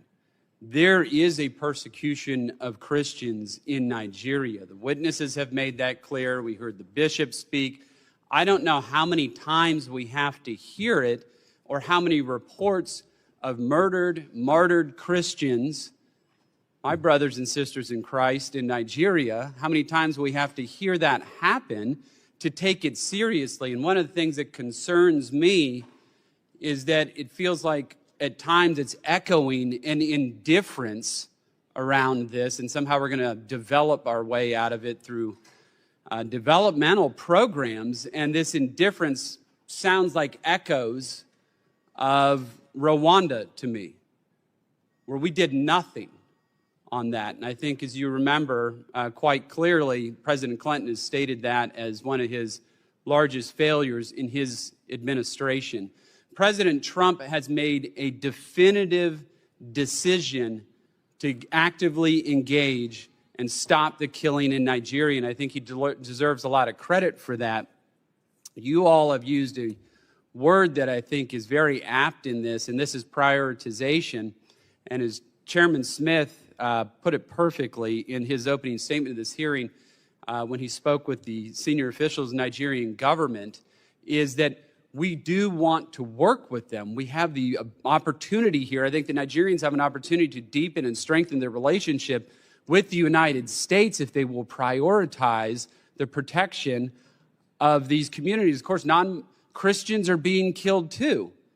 We're not saying that's not happening, but there is a systematic, targeted campaign that's happening here. I met with that same delegation, same as Chairman Smith did, and some of the feedback we were getting is a little bit of that same misdirection. But let's not turn a blind eye to what's happening. Let's not believe our lying eyes, right? One thing I'd want to point out here is we've had religious organizations and advocacy groups have been calling for humanitarian assistance in the Middle Belt region. And my understanding is that the Tinubu administration has not specifically requested it. That's why it's not there. They just have to ask for it, and our State Department will then provide that assistance to those organizations on the ground. That is a perfect example of prioritization and indifference to what is happening here. So that would be a great, to use your department's term, confidence building measure on the part of the Tinubu government in this, if they are serious about this. Because I can promise you President Trump is. He is very serious about this. A question that I have for you is, the Nigerian Constitution prohibits the ownership of firearms. But somehow, these Fulani militants operating in the Middle Belt of region of the country, they're all armed. And we're not talking about ISIS. We're not talking about Boko Haram. Why hasn't there been some type of move or campaign by the Nigerian government to disarm these militants that are operating there, where we're seeing a lot of this killing that is coming from them? They have access to AK-47s and other small arms to slaughter Christians. Is this something that you've been talking to the Nigerian government about? Because I think it would actually have a serious impact, and it is something that I raised with the Nigerian government officials when we met with them. Thank you. Thank you, Representative Moore, and thank you also for your service on this task force that will be providing recommendations in your meetings with the Nigerian officials. Appreciate that. I think that this is an excellent suggestion as part of the strategy that we are putting together, in particular to talk about the policing aspect of this and what is happening in the Middle Belt, so that we can focus resources and have specific recommendations on actions that the Nigerian government can take. I very much appreciate that suggestion. Yeah, it just seems to make all the sense in the world to me. It's like, here we are. I mean, I understand we're not going to get like ISIS to lay their arms down. That's probably more of a kinetic option there that's going to result in their arms no longer being brought up in anger against Christians. But in any event, this seems to be something that, obviously, I'm not saying it's easy, but it is something that they should be doing, they should be looking at.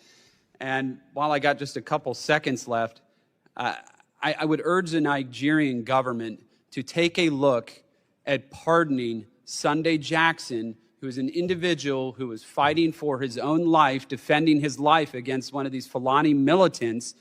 That Fulani militant lost his life in that struggle, and now that person, Sunday Jackson, is facing the death penalty. Now, where's the justice in that? Where is the justice in that? And all these Fulani militants are breaking the law. They are breaking Nigerian law. And so this Sunday Jackson disarms this person with a knife, protects his own life. He's going to prison and now faces the death penalty. And Fulani militants just roaming bands of them with AK-47s, and that's no problem. You are so right about this question of prioritization. I know I'm over time, Mr. Chairman, but I appreciate the time. Thank you so much, Mr. Moore, for your leadership, and do appreciate everybody. Mr. Stutzman. Well, thank you, Mr. Chairman, and thank you for your leadership on not only this issue, but so many other issues related to life and to religious freedom. I want to thank the ranking chairman as well, and appreciate the witnesses for being here. You know, before I begin, I just think it's really important to recognize that, you know, what is happening in Nigeria, it's not unique, and that's why religious freedom really matters. It's the core foundation of our Constitution. I mean, I would argue that you can't have economic freedom if you don't have religious freedom. I've been doing some work with the new administration and the changes that are happening in the Middle East and Syria. And, you know, Syria is a very diverse country, and it's so critical for them to have religious freedom, and respect goes both ways. And I think it's really important, and I think could have a huge impact if Christians and Muslims and Jews and, you know, name all of the religions, if we would all stand together and condemn violence, condemn this sort of violence that's happening in Nigeria, condemn the violence that's happening in Soweto in Syria against the Druze and against the Christians and against those that, you know, would push back. I appreciate President Trump, who I believe is the strongest diplomat, he's the strongest negotiator, and especially when it comes to religious freedom. He's been willing to call it out around the world.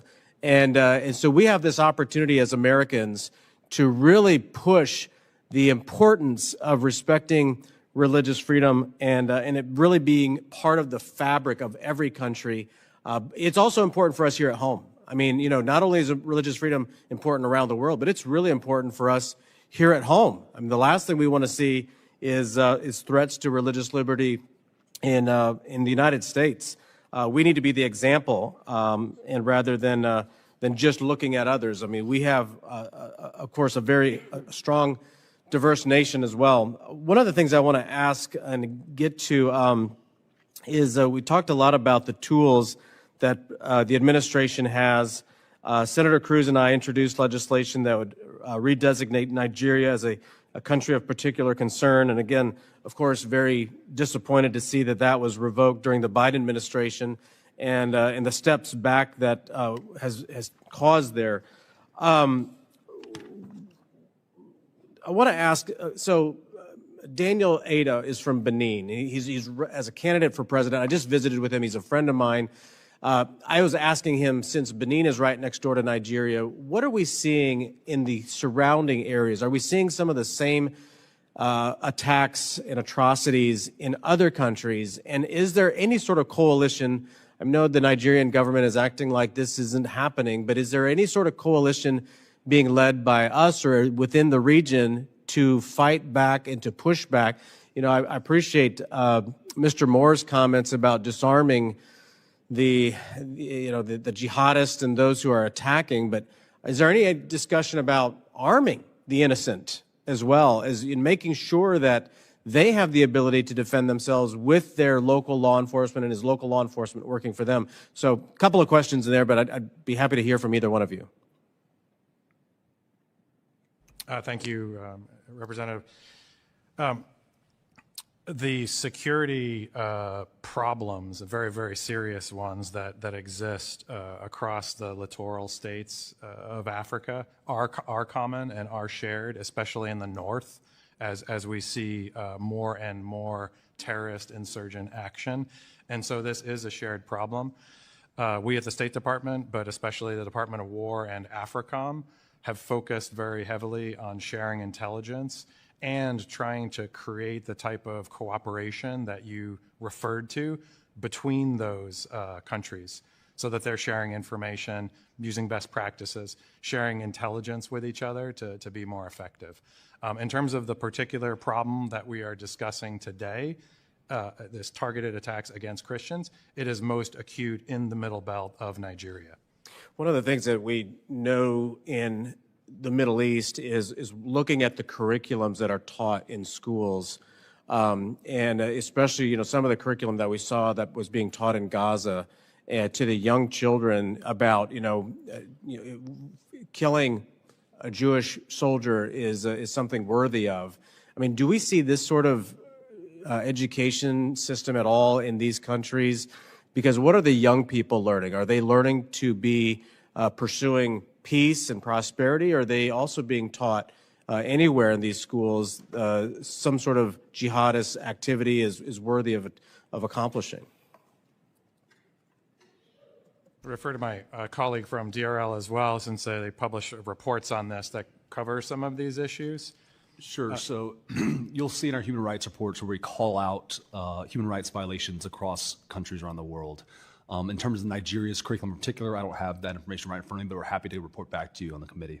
Sure. No, that's fine. I appreciate you both, and thank you again, Mr. Chairman, for having this hearing. Thank you for your questions and comments.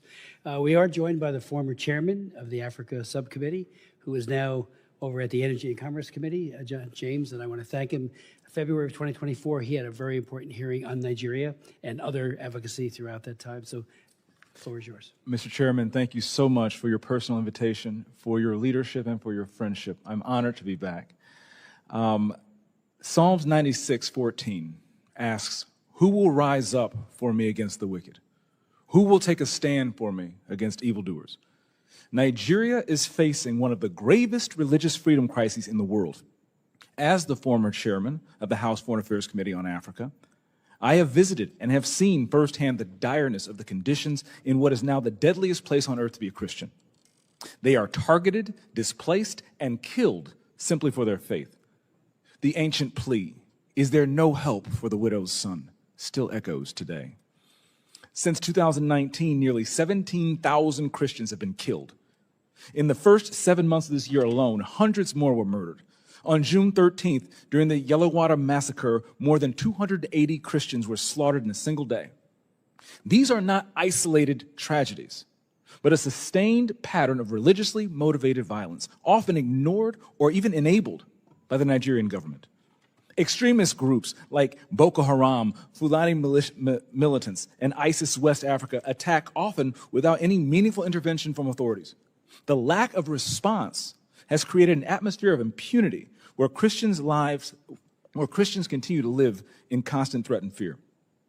The United States has previously recognized this crisis. President Trump not only designated Nigeria as a country of particular concern during his first term, but redesignated it again in his second term after President Biden inexplicably removed that designation. Religious persecution is tied to political repression and weakening institutions. in Nigeria. Example, the detention of Mazi Nnamdi Kanu is a clear example. In 2022, Nigeria's Court of Appeal struck down the charges against him and ordered his release. The UN Working Group on Arbitrary Detention has also called for his unconditional release. Yet he remains in solitary confinement, in deteriorating health, and recently had to represent himself in court. Nigeria has signaled that the law is optional and targeting Christians is fair game. Just hours ago this morning, despite the pleas and cries of the Nigerian people and many Nigerian lawmakers, Mazi Nnamdi Kanu was convicted on all charges. For fiscal year 2025, the U.S. has requested nearly $8 billion for sub-Saharan Africa. But when Americans see political prisoners, judicial defiance, and the slaughter of Christians, they understandably ask as they meet their own struggles, why should our tax dollars support governments that refuse to protect their own people? Is our aid aiding a genocide? Nigeria is a nation of tremendous potential, but that potential is being choked out by violent persecution of its Christian population. No country can build a stable future where churches are burned, believers are killed, and communities live in fear. The United States must stay engaged, and Nigeria must change course now. Mr. Pratt, a direct question. Do you believe, in your professional assessment, that the government of Nigeria has been infiltrated by jihadists? I do not believe that the government of Nigeria has been infiltrated by jihadists. Okay, because when you look at the selective enforcement of the rule of law, one might question if there are any favoritism or looking the other way when groups are being specifically targeted, despite the fact, as my colleague Mr. Moore mentioned, not enforcing the rule of law with regard to weapons. My next question, how has the Nigerian government reacted since President Trump's country of particular concern designation announcement? They have taken the designation very seriously. There is a senior delegation here now. They will meet with the most senior officials of the U.S. government this week, and we have already demarched the government in Abuja and here in Washington on the action plan, and I can say that the results so far have been positive in terms of cooperation.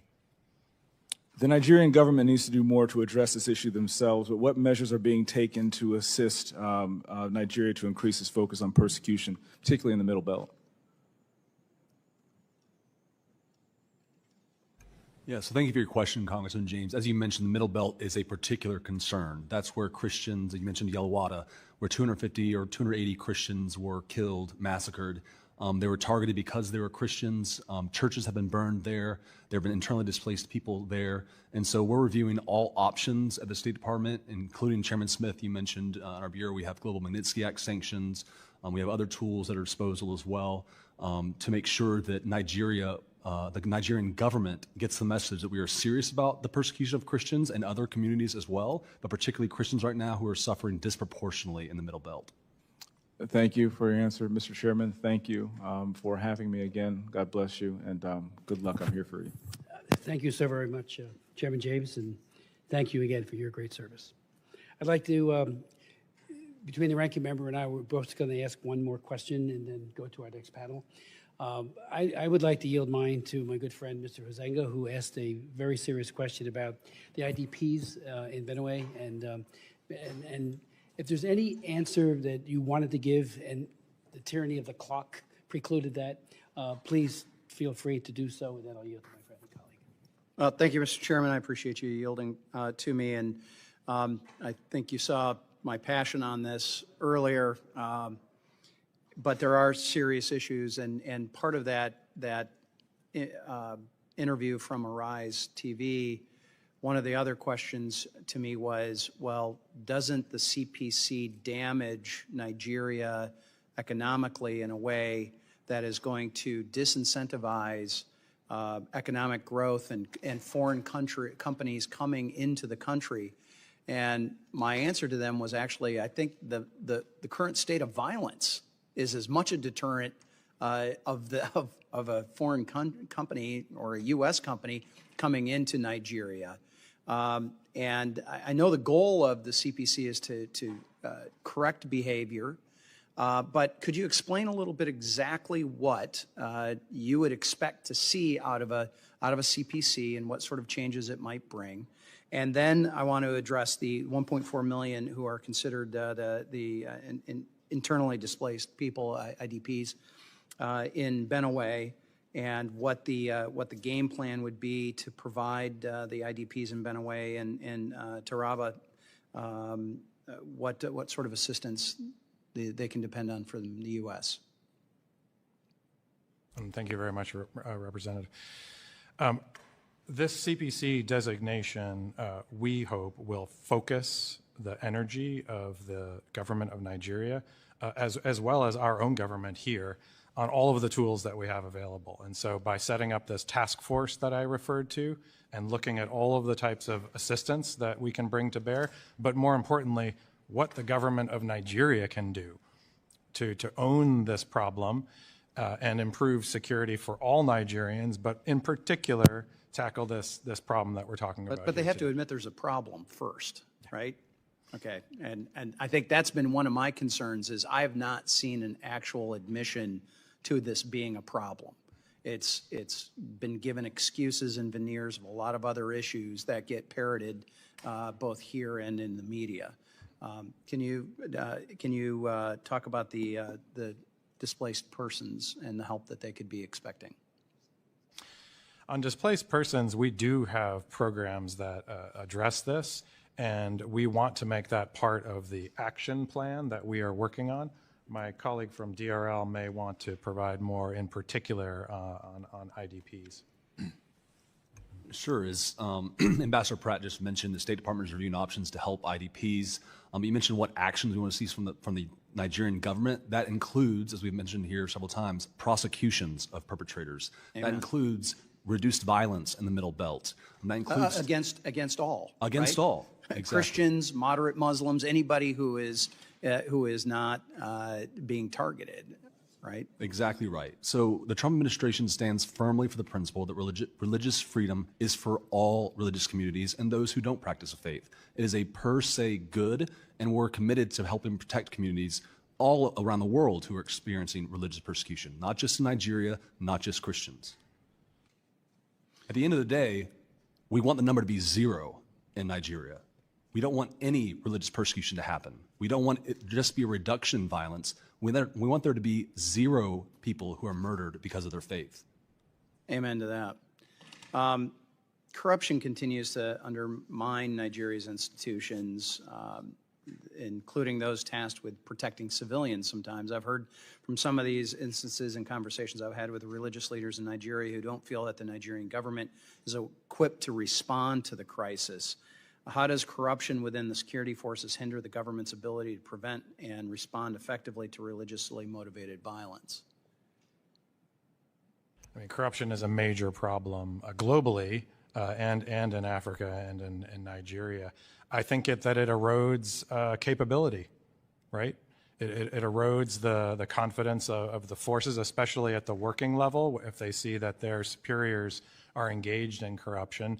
That totally undermines the whole enterprise. And I assume that that is part of State Department's and this administration's action plan that they want to see out of the Nigerian government. Absolutely. The Tinubu government is a crackdown on corruption. To be more effective, absolutely. All right, thank you. Time has expired. I appreciate the opportunity, Mr. Chairman. Thank you, gentlemen. Thank you very much. Mr. Jacobs. Thank you. I yield to Ms. Jayapal. Thank you so much, Ranking Member Jacobs, for yielding. I think this has actually been a good discussion on this committee and an important one around what strategy we use to eliminate violence against any community. And I think the issue for me is that if you define the problem as people being attacked only because of their religion, that would lead you to one set of solutions. If you define the problem as people being attacked for other reasons, it would lead you to a different set of conclusions and strategies. And I think, Ambassador Pratt, I resonated when you said we have lots of tools in the toolbox. One of those tools is just around the kind of assistance we give to efforts that are cross-faith, interfaith cross-cultural, building the kinds of ties that we need to build, because I don't think that, I think this is not a religious oppression Olympics. We're not trying to say one religion is worse oppressed than another. We're saying, how do we get to that ending point that we all agree on, that there shouldn't be violence against any of these communities? And so I guess I want to ask you about programming that specifically promotes interfaith or cross-cultural dialogue. The foreign assistance review that was conducted earlier this year actually this administration cut many of those types of programs, and there are suggestions that there's going to be even more cuts that focus on these kinds of programs. One of the ones I was looking at very carefully that I know is Nigerian Youth Care, and that's one that provided Nigerian youth with mentorship and training on how to bridge religious and cultural divides. Given the administration's concerns about religious conflict and some of the shared goals we've articulated, can you explain why that contract was canceled? Thank you for your question, Representative. So there is ongoing programming in Nigeria that addresses some of the issues that you've raised. Our early warning, early response programs, for instance, also have kind of an interfaith dialogue built into them. We've seen great success from people who have experienced the program, saying that they have increased, they've seen greater tolerance amongst their communities, et cetera, et cetera. So we have effective programming. Broadly, in terms of foreign assistance, the Trump administration is reviewing every foreign assistance dollar, not to cut, but to make it more effective. We've reprioritized, we've reshaped foreign assistance in a way not to eliminate foreign assistance, but to make it more strategic. The United States has been the most generous partner around the world of any country for foreign assistance. Secretary Rubio has said we will continue to be the most generous country. So I'm happy to share some of the programming success we've seen and get back to you on those answers. I would appreciate that. And if you can look into this one in particular, and I might send you a few others, because I think that if you say that you're only going to focus on a particular kind of program and you say some of these things are not effective, my work overseas in all of these countries says that some of this work takes time to develop the kind of leadership that is not going to be divided down the road. And so it may not have the same metrics of success immediately that you see, but I think many of these programs really do prove to be extremely important in the long term. And so I just would like to know, what is the status of each of those U.S.-funded programs related to religious tolerance? If you could share a list of that with me, I would really appreciate it. And what new assistance programs should we expect that the administration, maybe you can speak to this part, that the administration is going to promote? That's the second part of the question. And then the third part of the question for you is, I am concerned about some of the reports I'm hearing that certain programs are just going to be cut because they focus on particular communities, or they, are framed in a way that somehow is part of a some sham DEI initiative. And so maybe you could speak to those last two and get me the list of the first one. Sure. So I'm happy to follow up with the committee on specific program we have across Africa. The administration is committed to using its foreign assistance effectively and strategically, and gets the most bang for its buck for American taxpayers, because ultimately we're responsible to the American taxpayers. So in terms of programming, I'm happy to get you the specific answers that you're looking for. In terms of the other questions you raised about specific communities being having greater assistance, I forget how you phrased it, more targeted programs. We want religious freedom for all communities, full stop. We don't want religious freedom for some communities. We want religious freedom for all religious communities, including those who don't practice faith. We think it's a violation of a moral law that somebody is killed because of their faith. We see that happening in all parts of the world, and the Trump administration is committed to helping countries take ownership of their own issues and actually go after people who persecute Christians and Muslims and people of all faiths, and actually shift the responsibility to where we want to help partner with these countries, but at the end of the day, the countries themselves have an obligation to protect religious freedom in their countries. And I agree with you on what you said. I just would say I'd like to see the data that backs up what you're saying, and why certain programs that seem very much in line with what you're saying are being canceled. So I appreciate your attention to this, and we'll follow up. Thank you, Mr. Chairman. Thank you, Ranking Member. Thank you both for your testimonies, but above all for your leadership. It's extraordinary. And so thank you, and we'll move on to our second panel. Thank you. I'd like to now welcome to the witness table. And we will show a very short video that was just taped yesterday from Mrs. Akpen, I should say, a survivor of the Yellowwater massacre. She lost 5 of her children, and it's just one example of the incredible heartbreak of being slaughtered because she's a Christian, because her family was a Christian. And that'll be showing in 1 second. But if our witnesses could come to the table.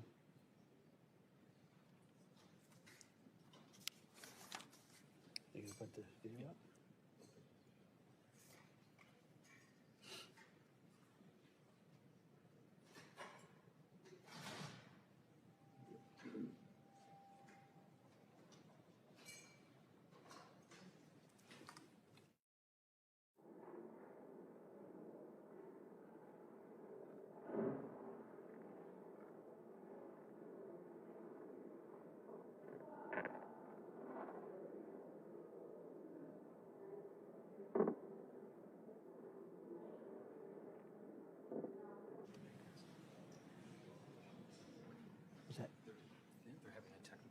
Okay. We'll come back to the video in a minute. Let me introduce our distinguished witnesses, beginning with Nina Shea, a senior fellow and director at the Center for Religious Freedom at the Hudson Institute. Ms. Shea has been a human rights lawyer for over 30 years. She works extensively for the advancement of individual religious freedom and other human rights in U.S. foreign policy as it confronts an ascendant Islamic extremism that we're seeing in Nigeria, for example. And I want to thank her for her leadership. She has testified before, and her wisdom has been greatly esteemed by this committee, and particularly by this chairman. We'll then hear from Oge Bugu, is that correct? Thank you. Who is director and senior fellow of the Africa Program and CSIS and a foreign policy leader with 2 decades of experience shaping policy and engagement on Africa and U.S.-Africa relations. Most recently, she served as director of the Africa Program at the Wilson Center, where she led research and programs that centered African knowledge and agency in developing actionable strategies to address critical issues facing Africa and the U.S. Relations. I would like to yield now such time as she may consume, and then to you as well, to our witnesses. Nina.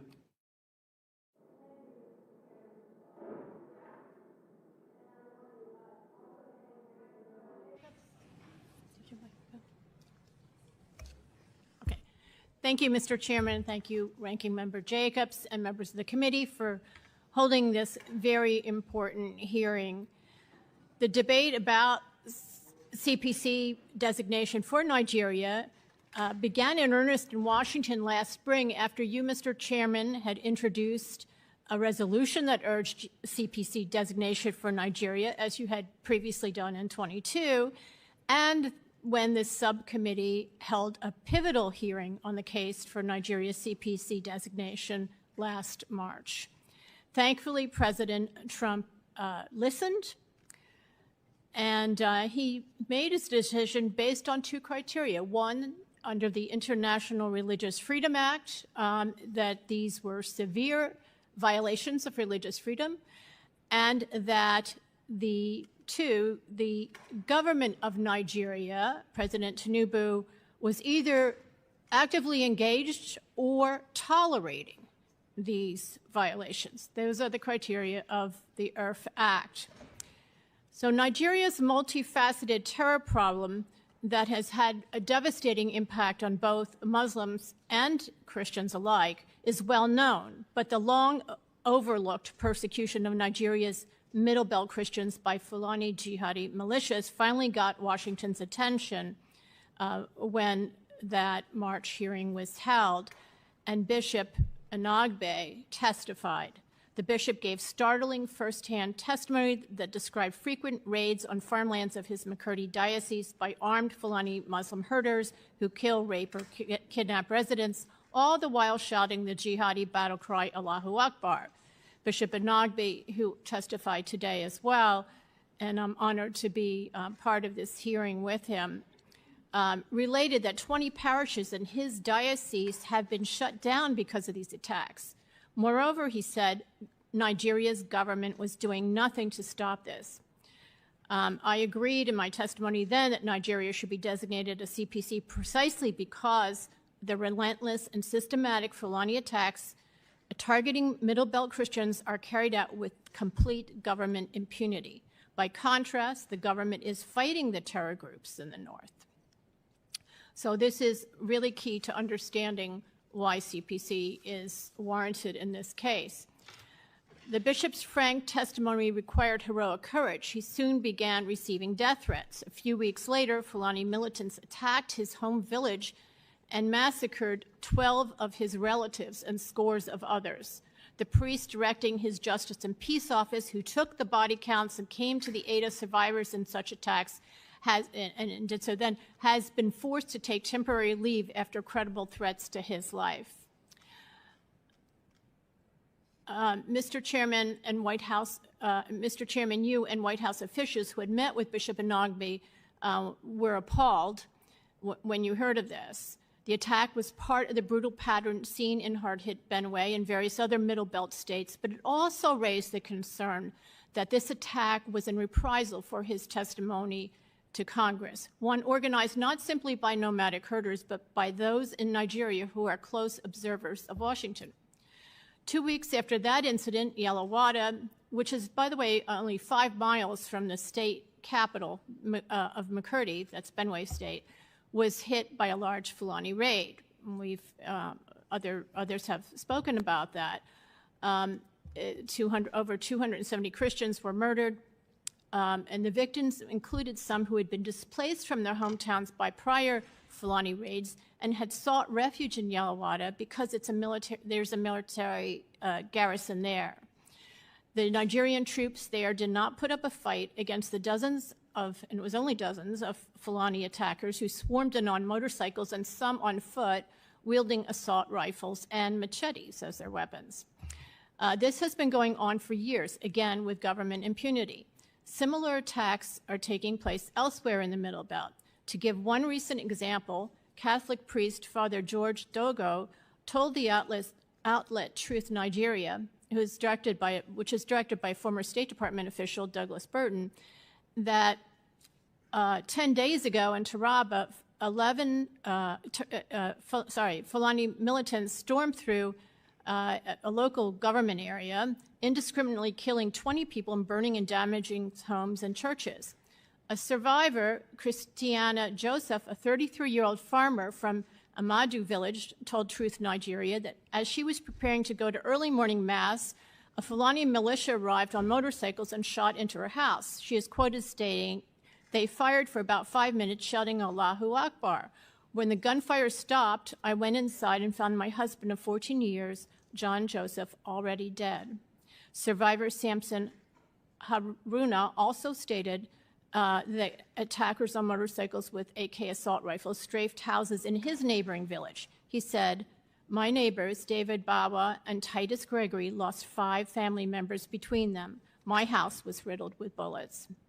According to the Truth Nigeria report on this Taraba attack, quote, "The Fulani militants that attacked were led by warlord Alhaji Tukur, according to community leader Usa. Wakori Diocese Bishop Mark Nzukwan called the crisis overwhelming and said that 335 Catholic churches have been destroyed and more than 300,000 Catholics there have been displaced beginning in 2015. That's just in his diocese. According to the head of a local security consultancy, Fulani militants plan and stage their attacks from an abandoned resort, now overgrown with vegetation, called Danjuma Farm, that the Fulani use as a cover for cattle grazing, he said. That's the head of this security agency. But that's just a smokescreen. And he commented that if the government wants to stop the attacks, they must clear out the terrorists from Danjuma Farms.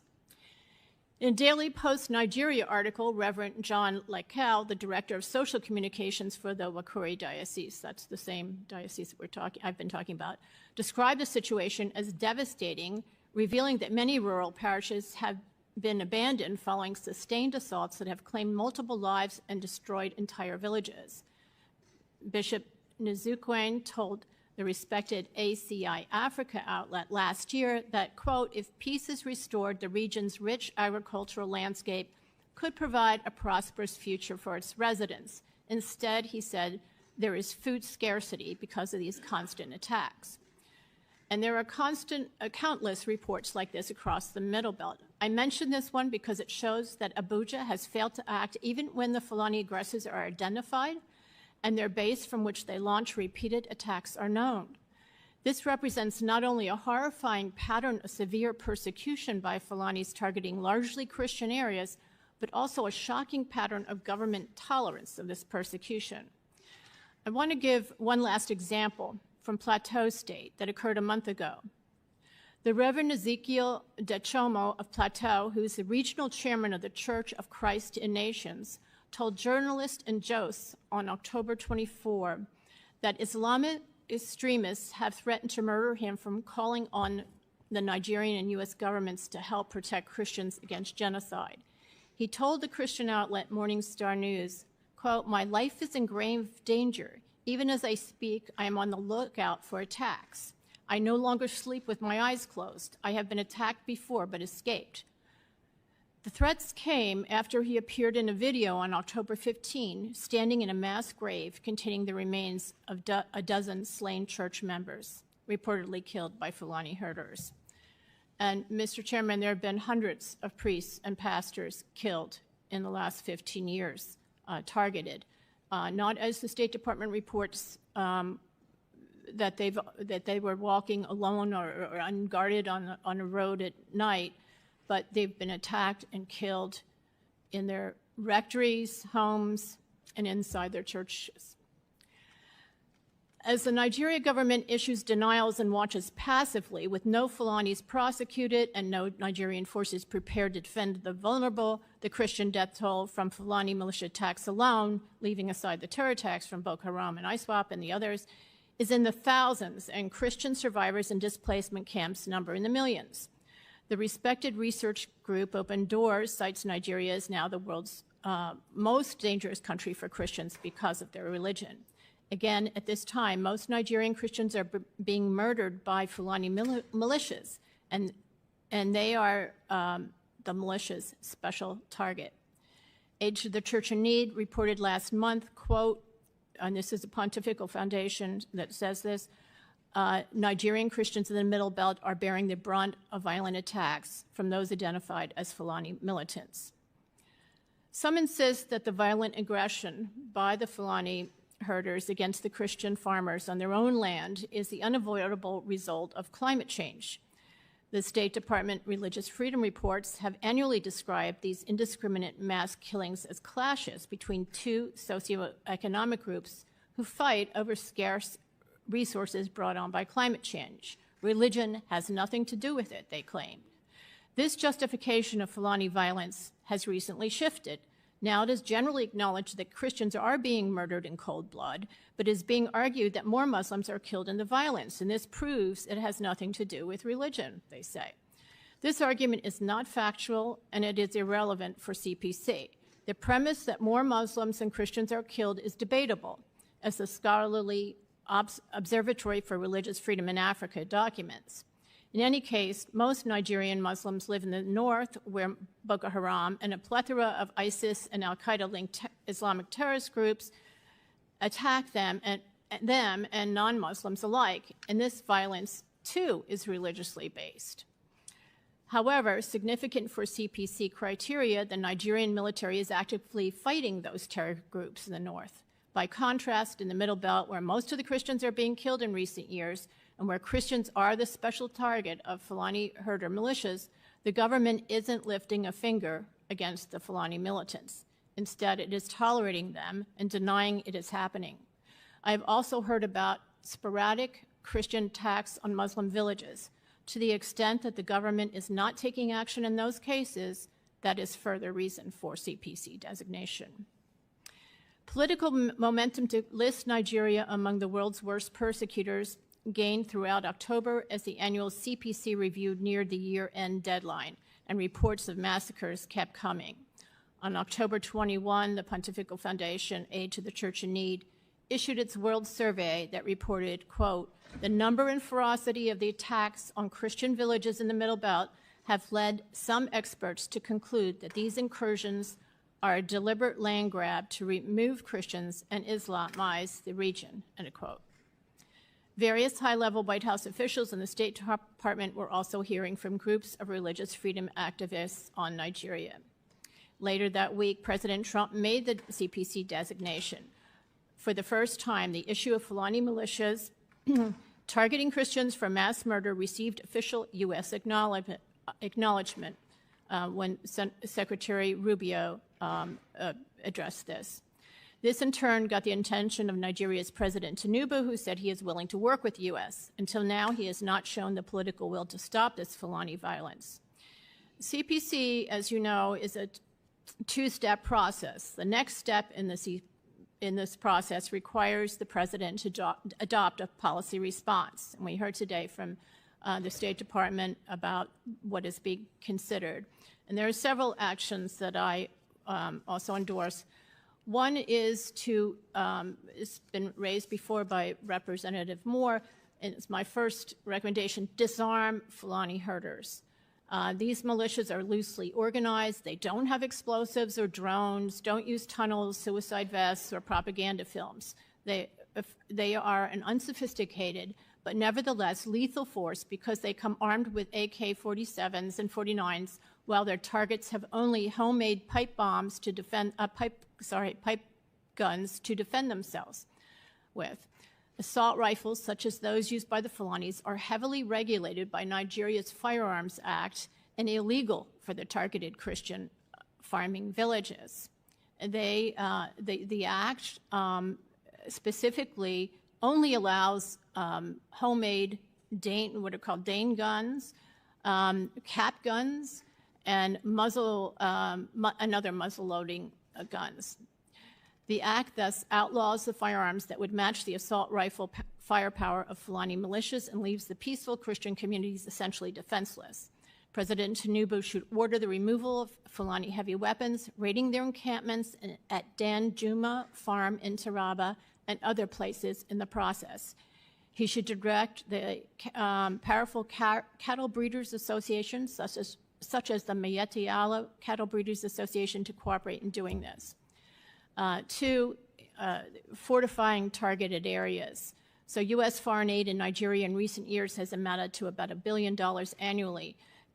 Areas targeted by these Fulani militias should receive some of this aid to securely return home and reclaim their properties, rebuild, and defend themselves. For example, this aid could go toward intelligence sharing, the training and equipping of local private security guards, as well as other measures. Again, the Fulani militias are not the formidable foes seen in ISIS and al-Qaeda, and their attacks could be prevented relatively easily, prevented and defended against by these basic measures. Humanitarian aid is important, and this should be for the victims of Fulani herder militia attacks, and this should be distributed through trusted local providers, including through the churches on the ground that are currently one of the main aid providers to the survivors of these attacks. And it's just, again, tragic and ironic that productive farmers now need food aid since they have been driven from their Middle Belt farms. 4, sanctions against those aiding, abetting, and granting impunity to the Fulani herder militias, including those sanctions should include high-level officials in the criminal justice system and the military.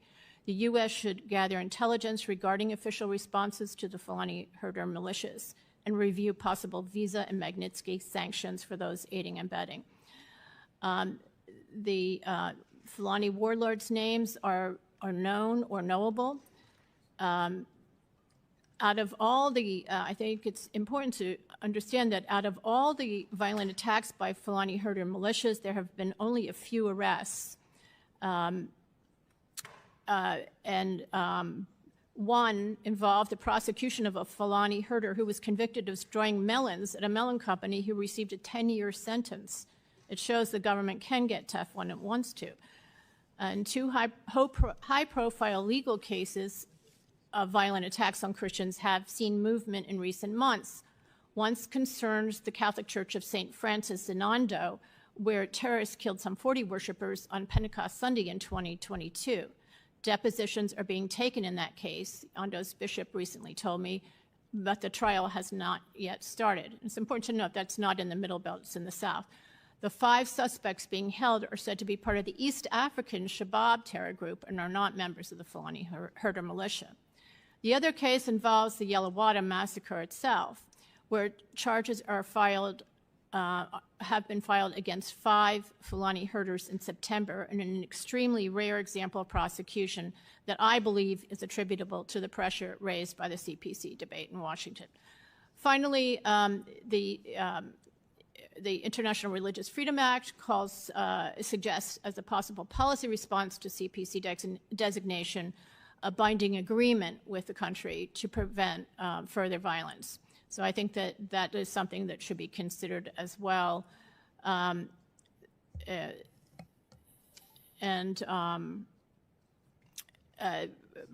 Unfortunately, President Tinubu hasn't shown the political will so far to direct the police and military action within his power. And he argues that because the police force is centralized under the Constitution, he is overwhelmed. He says that a constitutional amendment is required to give back policing power to the governors of the state, and that could take years. However, right now there exist legal ways he can shore up defenses within the targeted Christian areas.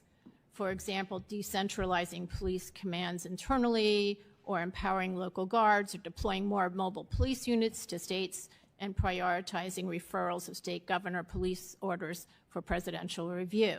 So I suggest that the U.S. enter into a binding agreement with Nigeria to ensure this needed police protection against the Fulani militias. Since President Trump's CPC designation, I note some Nigerian officials, including generals of a force in the southern state of Ondo, who cite worries about securing Nigeria's wide-open border, already asked for U.S. partnership in an effort to help, to quote, help flush out Fulani ethnic militia terrorists from the Southwest. Thank you. Ms. Shea, thank you so very much for that very well thought out testimony. I mean, you have so much in there, and I'll go back and read it to pull out much of what you have just conveyed to the committee. So thank you for that. And I'd like now recognize our next witness, Ms. Anabugu. Thank you very much. Chairman Smith, Ranking Member Jacobs, distinguished members of the committee, I'm honored to share my views before this committee today. Just want to state that CSIS does not take policy positions, so the views represented in this testimony are my own and not those of my employer. In this testimony, I would like to reinforce the recommendations that I made before this committee in March. In addition, I would like to reflect on how this tenuous moment in U.S.-Nigeria relations provide an opportunity for both countries to work together to address the critical threats of jihadist violence and insecurity in Nigeria, and to develop a more strategic partnership.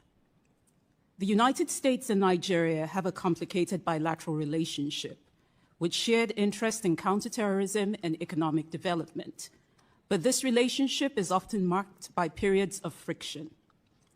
Nigeria wields significant continental and regional influence, but grapples with violent extremism and internal security. Nigeria's leadership in West Africa is crucial, and its ability to address its governance and security challenges will impact not only its future, but the wider region.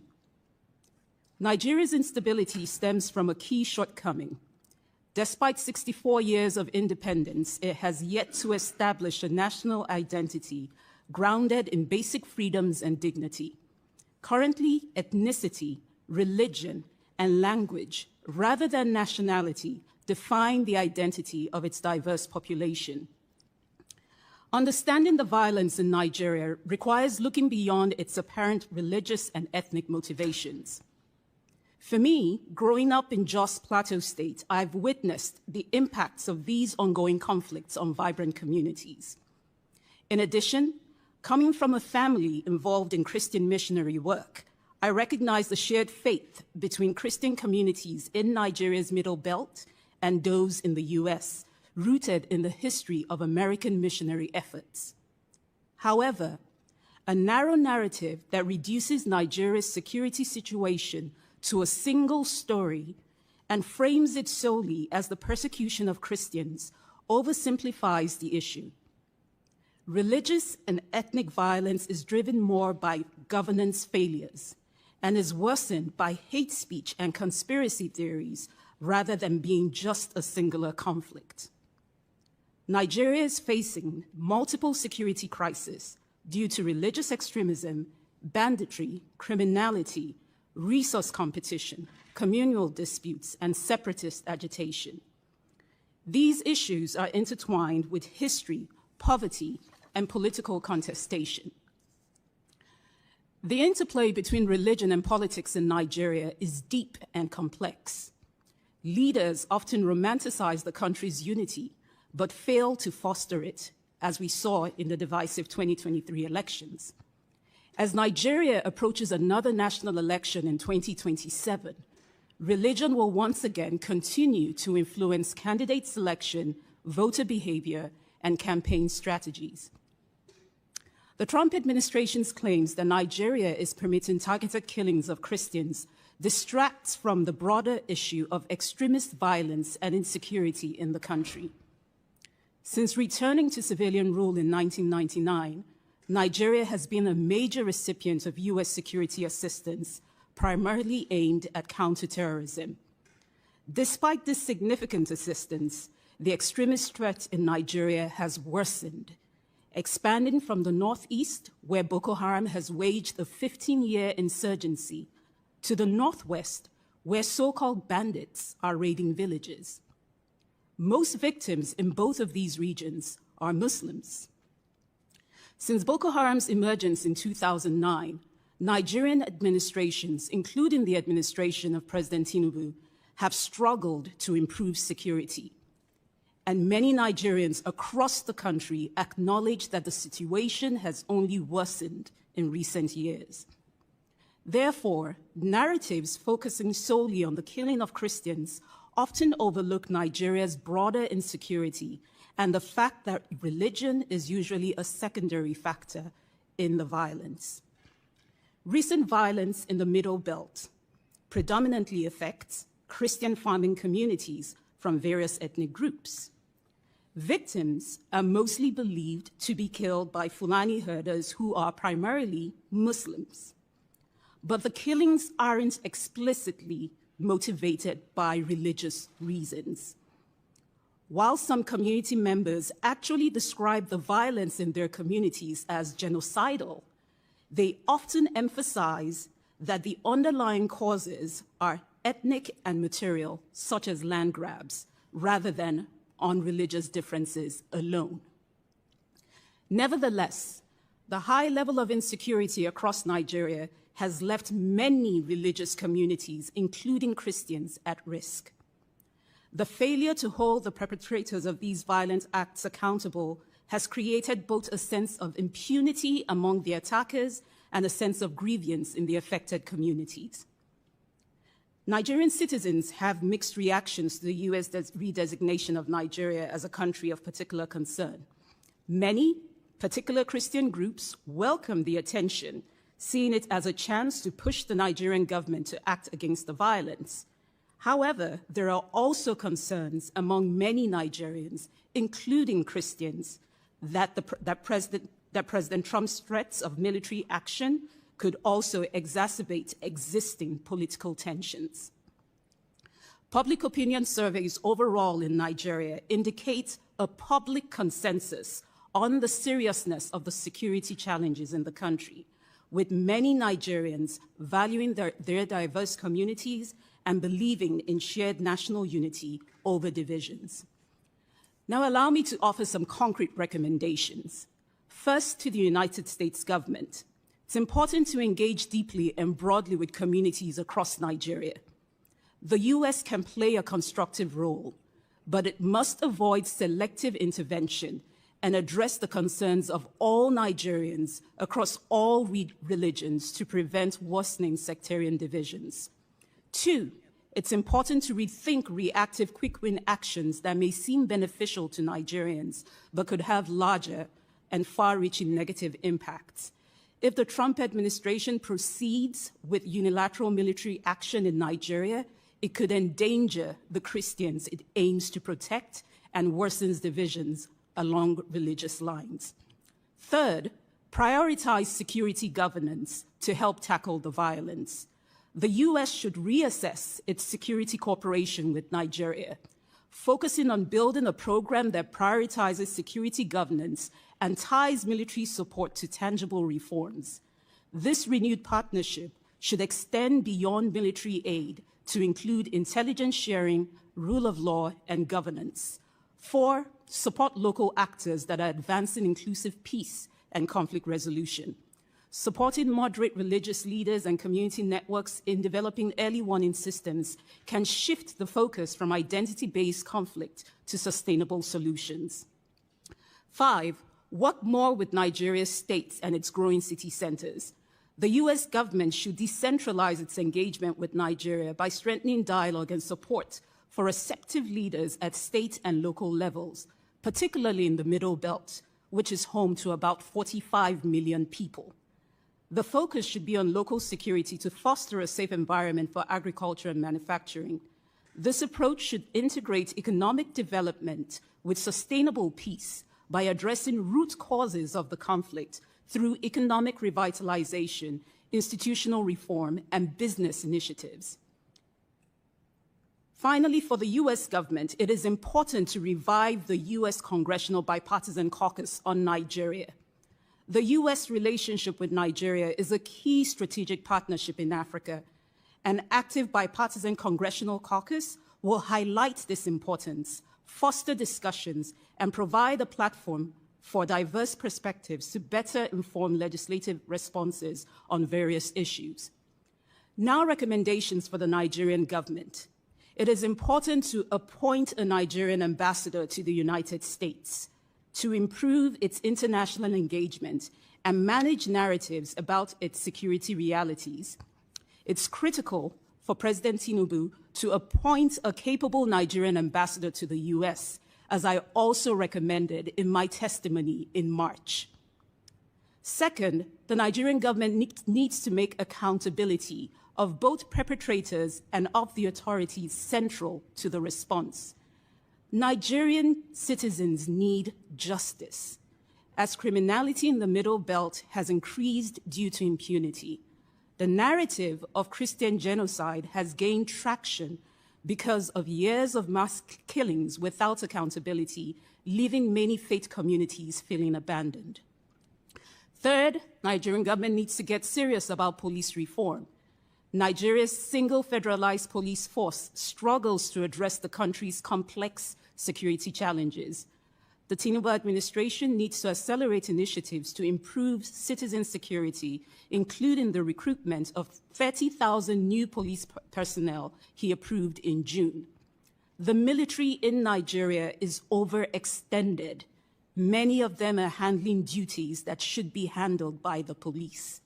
And it's essential to think about how the country reassigns police officers that are currently providing personal security to wealthy elites to focus more on the serious crimes.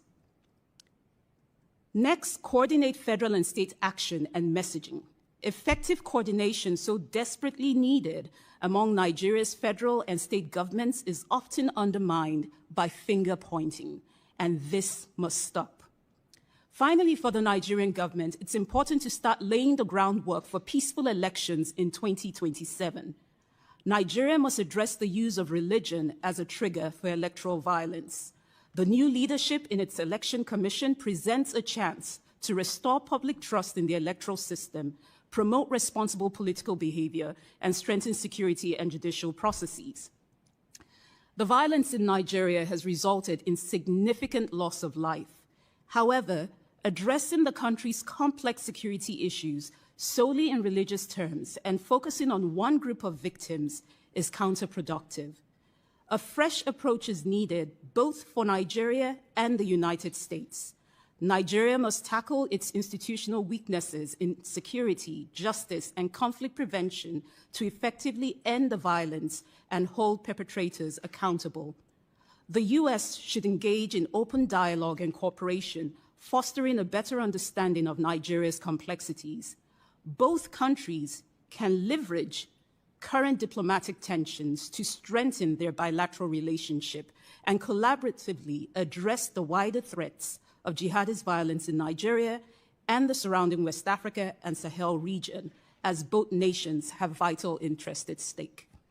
Thank you again for inviting me to testify, and I welcome your questions. Thank you so very much for your testimony. We do have a video I'd like to show. This is of Mrs. Akpen, a survivor of the Yelwada massacre. She lost 5 of her children. The baby in her hands is her one remaining child, but she and so many others who were slaughtered that day, her family. We hear from them, we hear from her, the priest in the picture, that the horror is, the PTSD from that is just unthinkable. And so I just want to, it's a very short but very powerful video. Good afternoon, good evening. It depends on where you're watching us from. I am Reverend Father Philip Apple, the coordinator of the Foundation for Justice, Development and Peace, FJDP, of the Catholic Diocese of Makurdi, Benue State, here in Nigeria. I am here with one of the survivors of the Yelwada massacre of 13th of June 2025 here in Nigeria, where we lost over 200 lives in a single night. So she is here to be witness as one of the survivors of that grave attack. So we'll listen to her.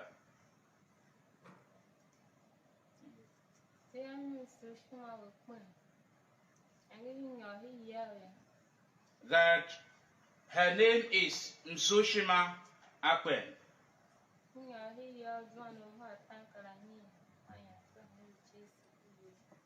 That when they went into sleep that fateful night, around 9 p.m., the Fulani terrorists attacked them where they were sleeping.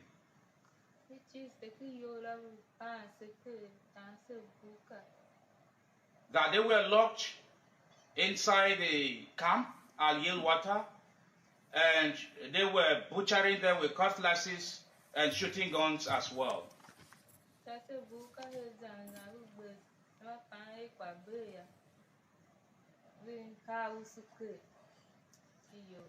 When they thought all had finished at some point in time, they poured petrol on the building, and most of them, majority of them, were set ablaze.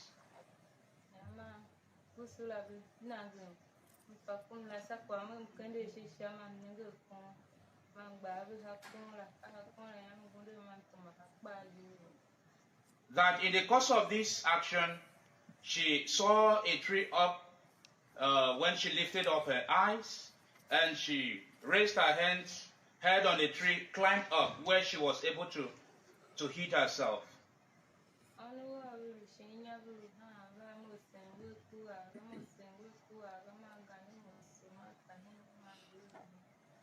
That her 5 children that she left below were crying, and in her presence, they were being slaughtered by the terrorists. Okay.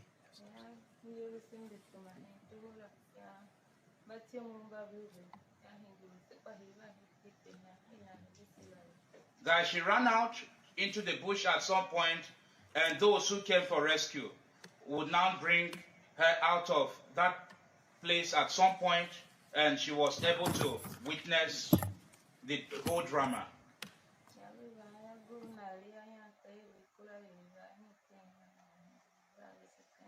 And when the people came, they were now relocated to a new camp. So thank you very much.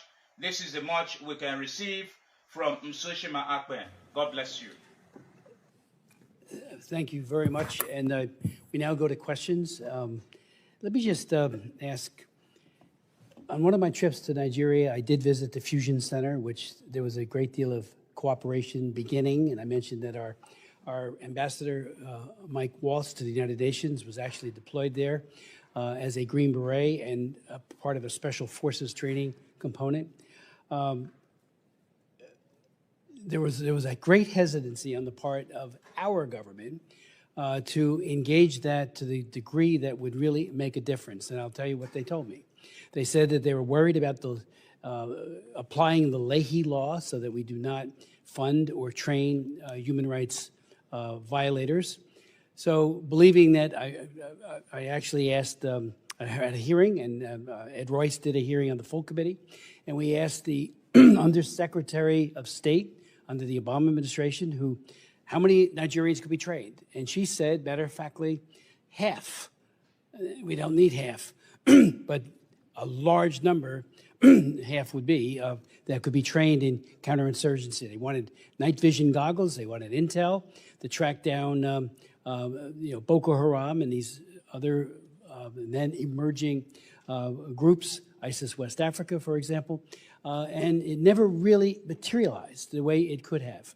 Now, one of the hopes I have, and we hope many of us have, coming out of this, will be that there will be a renewed effort to, again, support human rights trained people, men and women who are not accused, and certainly that is a very difficult thing to prove one way or the other. The Leahy law is very hard to implement.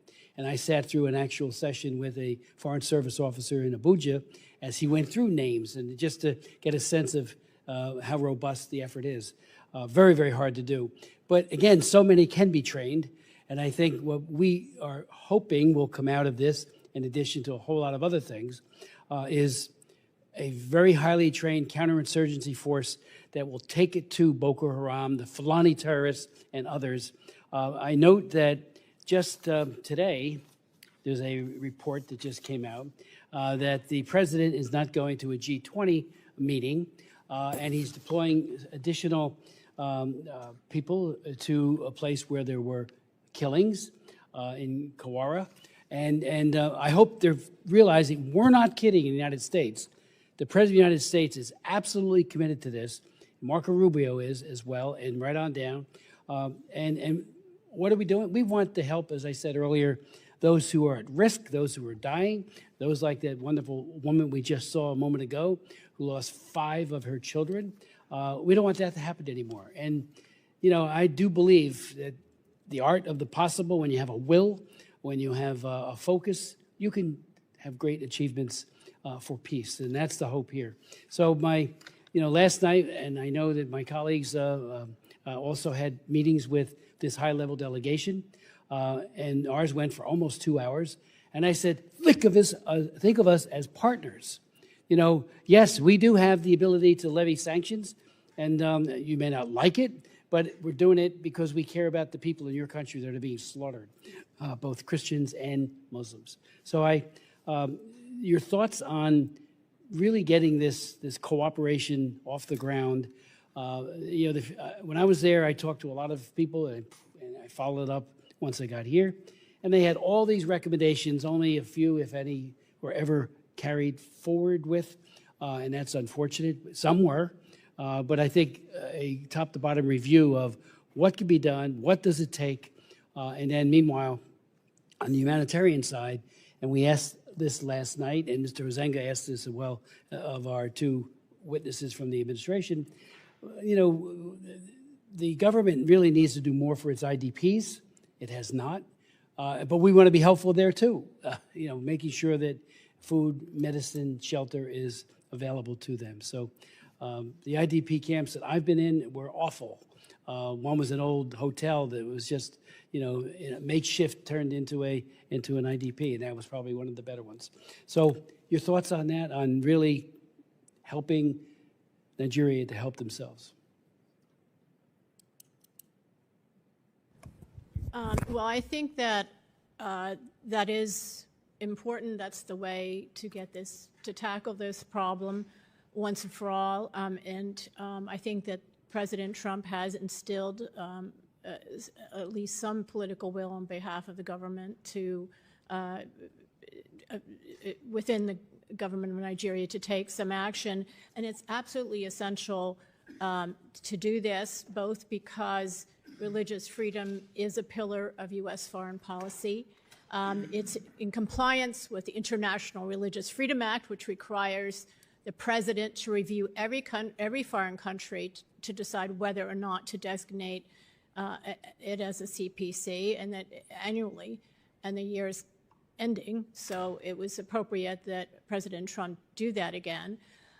It's going to help alleviate just unfathomable human suffering, as we've seen in that mother's eyes today, to halt Nigeria's descent into failed state status or and avert possible civil war, and to not to deepen the spread of terror across West Africa. It's absolutely essential that Nigeria's government start engaging in the security of its own people.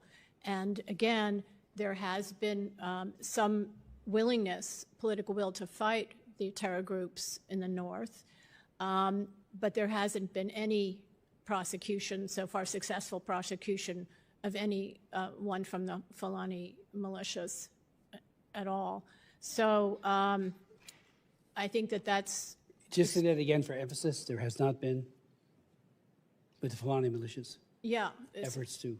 So there hasn't been, and then that is, I think, more of a police work, and warfare is very different now. There's human intelligence is getting rarer and rarer. There's drone intelligence and other forms of technological methods. But I think that it's actually a relatively easy problem to solve, relatively. And it should start with that, and simultaneously actually work on the and help locate Leah Sharibu, you mentioned, and the Chibok schoolgirls that are still enslaved. You mentioned, Mr. Chairman, that there was intelligence sharing in the past, but nothing happened. I think that was a prime case of that, and that should be pursued. And can be pursued again fairly easily with modern technology, and it should happen across the country, including in the north. There should be cooperation and work on the terror groups and sealing the border and sharing our experience with that. President Trump's been very good with that. And we have a lot to impart, and if the government of Nigeria is willing, I think it would benefit all of us and the region. Thank you very much. I think, consecutive U.S. administrations have defined or described the relationship with Nigeria as one of its most important on the continent. And even though that relationship has been complicated with, periods of friction, I think this moment that we find ourselves in seems as if all things have aligned. And there is an opportunity now for both the U.S. and Nigeria to come to the table to reset that relationship, especially given the fact that citizens across the board in Nigeria, every data point you look at, there's overwhelming acknowledgement that the levels of insecurity in the country are unacceptable. I think the fact that we have this coming from Nigerian citizens provides the opportunity to have real serious conversation based on concrete benchmarks for progress. The mistake that would be made is if it is seen as being a selective intervention favoring one group over the other. So there is an opportunity for Nigeria and the U.S. to reset its relationship, one that would really be based on listening to the Nigerian people. And Nigerians are saying levels of insecurity are very high. How do we address it? So this opportunity now provides leverage to the U.S., working with the Nigerian government to actually show some very clear progress. Okay, thank you very much. I would point out, and this is worth noting, because I was always perplexed with Secretary Blinken, and I asked him at hearings just like this, why he withdrew CPC, and I never got a good answer. But when we were doing the International Religious Freedom Act of 1998, I held all the hearings. most of them in this room. And John Shattuck, who was the Assistant Secretary for Democracy, Human Rights, and Labor, testified against it for the Clinton administration. On the record, I have all the records, you can go look at it. He said it would create a hierarchy of human rights, which is nonsense. And I even, in my response to him at one of the hearings, was to say, okay, I was all for combating apartheid, which was not a very popular thing within my party in the very beginning of the Reagan administration, and I was all for it. Did that take away any other human rights work we were doing? It was not in lieu of, it was in addition to what we were doing in any other area of human rights work. And I said the same thing about religious freedom. It is a pillar of our Constitution. It's a pillar of our, it's really a universally recognized human right. But they said it would said. 1 year later, I had a hearing on did it do that? And I had the Ambassador at Large for Religious Freedom testify, because they were all saying, Shattuck especially, it would make everything worse on religious freedom. And the word back was, even after 1 year, it was seriously advancing religious freedom. Ditto on trafficking. I was told by Harold Coe, the Assistant Secretary for Democracy, Human Rights, and Labor, right from where we're sitting right now, that most of what was in my Trafficking Victims Protection Act of 2000 would be counterproductive. We don't need a tip office. We don't need all of the dozens of new programs that were unleashed by that law. And there was a bipartisan law, Sam Gagenson, who sat right here with me. It was my bill, but he was our principal co-sponsor, and we really worked together to get it passed. And he was from Connecticut. And again, as we went over year and year after that, it was like, yeah, it really did help. But it was stopped in its tracks had we listened to that argument. Blinken was a part of that on the religious freedom back then, and I always felt, I could be wrong, that there was a sense that the Religious Freedom Act was not something he was terribly enamored of, so it was very easy to get rid of the CPC status for him, because he did not give a good answer when asked directly by me, and I wasn't the only one, where you sit, Nina, why? What's the why of it? And at one point he told the appropriators that there's none of this has anything to do with religious freedom, you know, in terms of the violence. Really, it just doesn't pass the straight face test. So that's, in my humble opinion, one of the reasons why we had such, again, and I remind everybody, it was Clinton who signed the International Religious Freedom Act. And we didn't know if he was going to do it. At the very end, we did have veto-proof majorities to overcome a veto. But that said, he did sign it. I'm forever grateful for that. Ms. Jacobs. Thank you, Mr. Chairman. Ms. Onumbogu, thank you for testifying again before the committee today. As you know, President Trump, in his November 1st Truth Social post on Nigeria, threatened to deploy the U.S. military guns a-blazing into Nigeria to completely wipe out the Islamic terrorists there, stating that if we attack, it will be fast, vicious, and sweet. All of those are quotes. Do you believe unilateral U.S. military strikes in Nigeria would make the situation more or less safe for Nigerian citizens? I believe it will make it less safe. Can you elaborate on why? Because all the data points show us that Nigerians value diverse societies. But even as they value diverse societies, there are also experiences where overwhelmingly there are low levels of trust. Already, just from the threats that have been made, we're already seeing, especially if you go on social media, people basically forming camps and basically coming up with different conspiracy theories about what is feeding the threats that have been made by the president. So I think it's important to understand the complexities of Nigeria and understand how fragile things are in the environment, and that for years you've actually had members of the political class that have actually manipulated that public mistrust to gain power. So at this point, you hear people forming different camps and making different statements and building different conspiracy theories. I think overwhelmingly Nigerians value unity, and the conversations that are happening now are not good for Nigeria's social cohesion. Thank you. And I do want to dig a little bit more into that because it's not just the actual military strikes that would cause problems, but we've actually already seen that even just these threats and rhetoric have had immediate consequences. I've personally heard anecdotes of this happening already in Nigeria.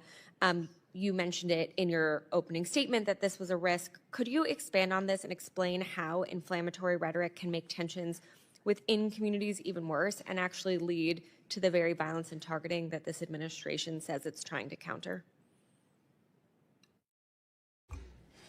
So as I mentioned, because of the low levels of trust that we see in communities, all we have to do is date back to several conflicts that have occurred over time in different parts of Nigeria. And we've seen how some of them have been driven by conspiracy theories or hearsays. And in many ways, rhetoric like this could actually be detrimental because it moves us farther away from finding a real solution to the problem.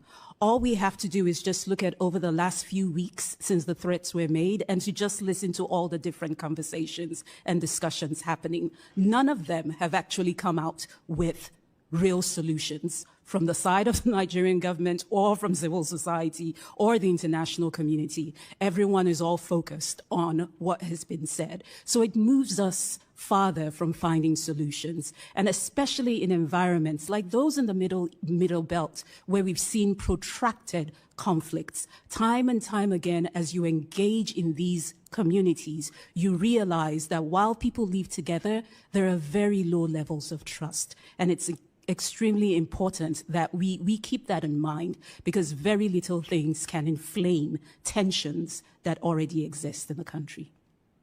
Thank you. You've talked a lot about this deficit of trust, lack of trust, about the sort of crisis of governance in Nigeria.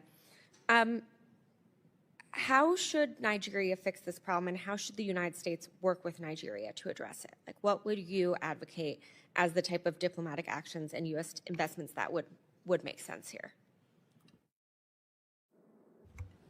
I think most importantly, for this situation, Nigeria needs to take the lead and literally summon the utmost political will in this regard. As I mentioned in my testimony, a lot of these narratives have continued because people, Nigerians are not getting the justice that they deserve. And unfortunately, it's breeding an environment where there's a sense of impunity, where those who carry out attacks, regardless of what religion they come from, they feel they can continue those attacks. And then the communities, there's a sense of grievance where at the end of the day, if they feel that the government isn't coming to their aid, they come up with their own narratives. So at the end of the day, there needs to be an acknowledgement on the part of the Nigerian government. Nigeria needs to take the lead. Nigerian leaders need to summon the political will and work with their allies and partners, such as the United States, to be able to address this violence. You know, at the end of the day, we may put out numbers there and talk about the numbers of victims, but it's important for us to put a face to these numbers. The violence has gone on for so long in Nigeria. So Nigeria needs to take the lead, work in partnership with allies such as the US, and there is a moment here, there is an opportunity here for folks to come to the table to really find a sustainable solution to this problem. Thank you. I yield back. Mr. Moore. Thank you, Mr. Chairman. Thank you very much. And Ms. Shea, appreciate you highlighting the issue of the disarmament of Fulani militants. I think that certainly would be one of these solutions. Obviously, there's not a singular one. It's a multifaceted problem that's going on here in different regions of the country, and there's a lot of complexities to it. But as we've heard, I think, a couple times here, and I do agree with, there is an opportunity here for the Nigerian government to strengthen, deepen, and broaden their relationship with the United States if they will do that in coordination and cooperation with the United States government. When I met with the delegation, as Mr. Smith met with them as well, that was one of the messages that I gave to them, is that there is an opportunity here, but you're going to have to take that opportunity. And I am very hopeful that they will do that, because myself and Chairman Smith and President Trump, we've had enough of this. This cannot continue to go on in the manner that it has, and it now has the president's attention. And I do agree that, you know, you get all this kind of information flying around out here that many times is not helpful. I recently saw the foreign minister was in some interview, I think it was Piers Morgan, and it was the same thing when they came here and some of us spoke to them, just disputing these numbers, right? I think the foreign minister said in the last 5 years, there's only 177 Christians have been killed. I don't think there's anybody that believes that, right? And I don't think that it's necessarily constructive on their part to try to downplay what's happening here. But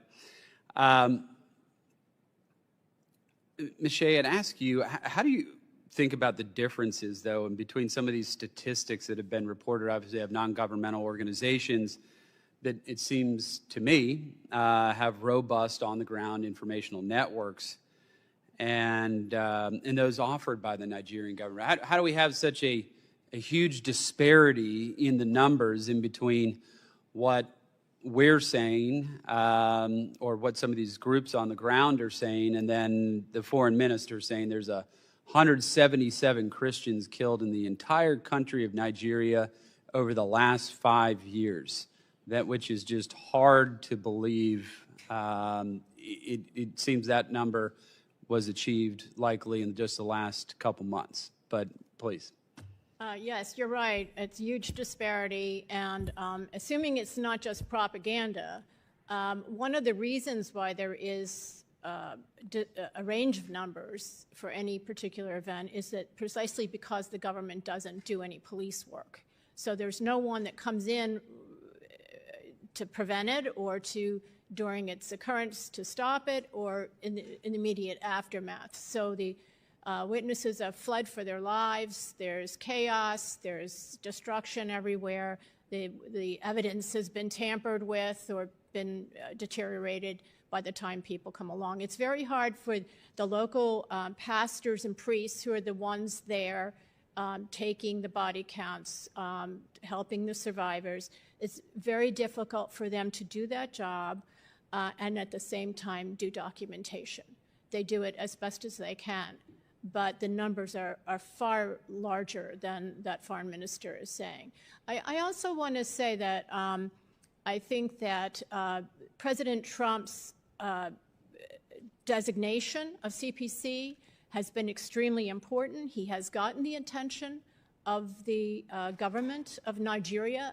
We've heard that there's a high-level delegation in Washington today discussing this with the United States. I met with him yesterday. Yeah, so I think that this has been a very beneficial exercise thus far. We'll see how it plays out. Yeah, I think you're right on that. And we've heard several people mention early warning systems, and I do agree with that. I think that those can be helpful.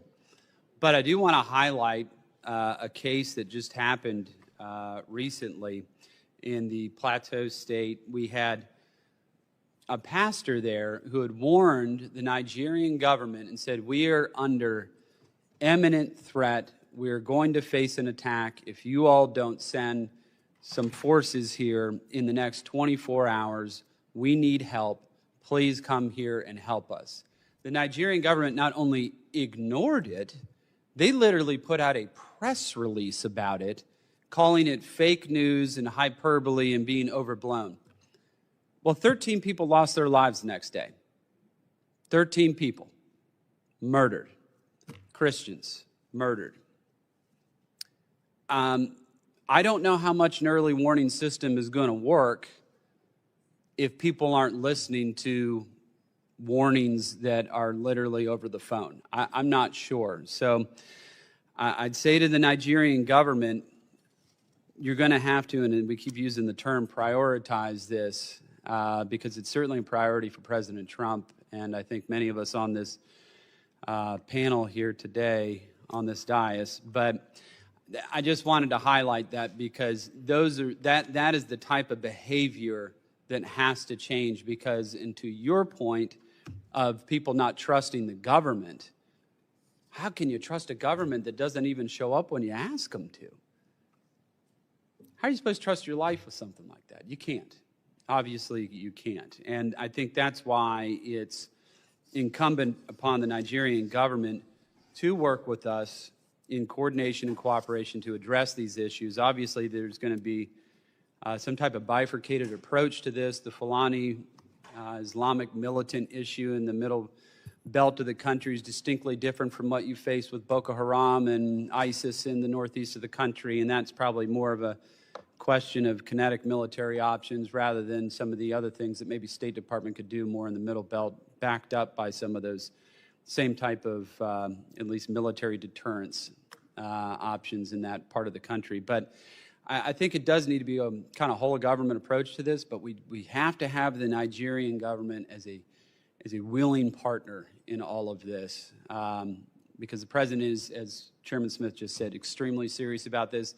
I'm extremely serious about this. I stay up at night.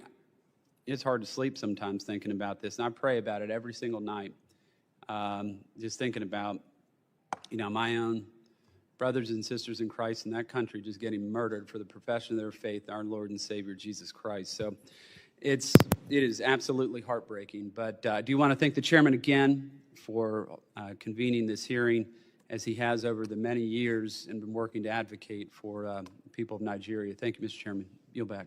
Very much, Mr. Moore, and thank you for your leadership. Mr. Jackson. Thank you, Chairman. Thank you for your leadership. To Mr. Onugbu, what do you see as the primary drivers of religious freedom violations in Nigeria? And secondly, what are the political, economic, social, and historical factors that exacerbate the situation? Thank you, Congressman. I really think it's a mix of factors here that we're looking at. A mix of factors here. And as I mentioned in my testimony, at a core of this are failures of governance. There needs to be an opportunity to address the governance deficits that we see across the board in Nigeria at every level. And I think sometimes when we look at this issue, it's also important because we haven't been able to take a look at it from a whole of government, from a holistic point of view. It's important for us to understand what are the areas that really encompass more institutional weaknesses, and then what are the areas that are plainly just a lack of political will.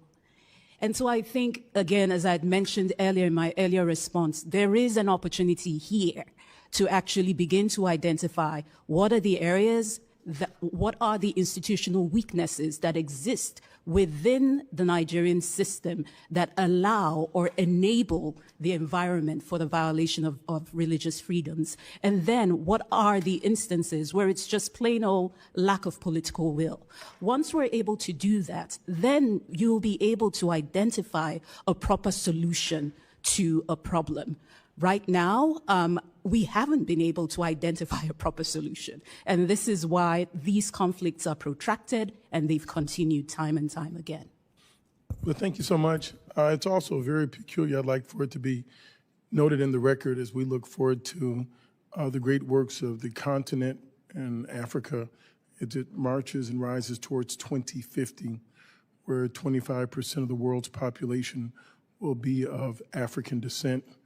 And this country, the United States, seems to talk down to African people historically. I would say that the United States is a very generous nation, and in some ways the most generous nation, but has the most peculiar cruelty towards the African continent, and it must be confronted about its legacy. The second thing is we are right now in a hostile environment with the Republic of South Africa and Nigeria, the nation's two most populous countries, if you will, or certainly two most prosperous countries that should be dealt with. I have another question for you. Based on your experience, which types of U.S. government programs or initiatives have been past or present, have been most effective in promoting religious freedom and interfaith dialogue in Nigeria? Thank you very much for that question. And for several years, I actually worked specifically in the Middle Belt on these types of community security initiatives. And we've seen local level peace building initiatives where communities have been able to, and most importantly, as a community led by the communities, they've been able to put in place early warning systems, and beyond those early warning systems, moving a step further to ensure early response. Because, as has already been pointed out, it's of no use if people are able to raise an alarm and no response comes through. So over the years, we've seen some successful low-level peace-building programs across the Middle Belt, community-led peace-building programs. We've also seen programs that have included religious leaders from both faiths, particularly in places like Kaduna, in Adamawa, in Benue, in Plateau State. We've seen interfaith mediation councils where Muslims and Christian leaders have been able to come together to work closely with their communities. Those types of initiatives we've seen have been very successful. Last question I would have for you. In its effort to dismantle the USAID program, the Trump administration terminated a USAID program called Partner that supported peace-building efforts to northern and north-central Nigeria. The $2 million project helped to strengthen the country's early warning and security response systems and provide training for local leaders, including religious leaders, on conflict mitigation strategies. This project, amongst others, it helped to provide local leaders with mechanisms to alert law enforcement to possible conflicts before it happens. Partner also helped facilitate communications between farmer and herder, community leaders, often individuals from different religious backgrounds, in an attempt to bridge the gap between the two groups. Ms. Arungbu, what are some of these early warning signs of conflict? How would you describe the drivers of conflict in northern and central Nigeria? And to what extent do you assess these stem from religious and climate and resource competition? As I said, the mix of these drivers, it's a mix, and they're complex. And that's where I say, as you look at violence or as you look at a specific conflict, it's important to understand that there might be some conflicts, or there are conflicts that are specifically driven by religion. And there are some other conflicts that may have specific drivers. Where the challenge is now, or where the problem is when everything is lumped in together. You know, working for several years in the Middle Belt, when a conflict breaks out and people say, oh, it's a farmer-header conflict, it's a farmer-header conflict. Now, every type of conflict in the Middle Belt becomes a farmer-header conflict. But we need to take the time and take the step to actually identify which of these conflicts are driven specifically because of disputes between farmers and herders, and then which of these conflicts are just plain old criminality, as some of them are, and then which of those conflicts are actually driven because people might be targeted because of their faith. And I think this is where we miss the point when we do not acknowledge the complexities within Nigeria, when we use a single story to define the conflict. This is why we've not been able to find viable solutions. If we go back, and I believe Ms. Shen, in the previous panel, we spoke about the Chibok girls. This was an incident that happened in 2014. And just a week ago, we saw another group of school children kidnapped from their schools. Since 2014 till today, we've seen 6 different incidents of kidnapping. And we've had discussions on each and every one of them. But we've not been able to identify a viable solution because we tend to oversimplify and we tend to generalize what the problems are. But for every conflict that happens in Nigeria, there are specific drivers, and we have to be able to take the time to identify what the root cause is of each specific conflict for us to be able to develop a sustainable solution. And thank you so much for your testimony. I yield back, Mr. Chairman. Mr. Jackson. Mr. Stutzman. Thank you, Mr. Chairman, and thank you both for being here.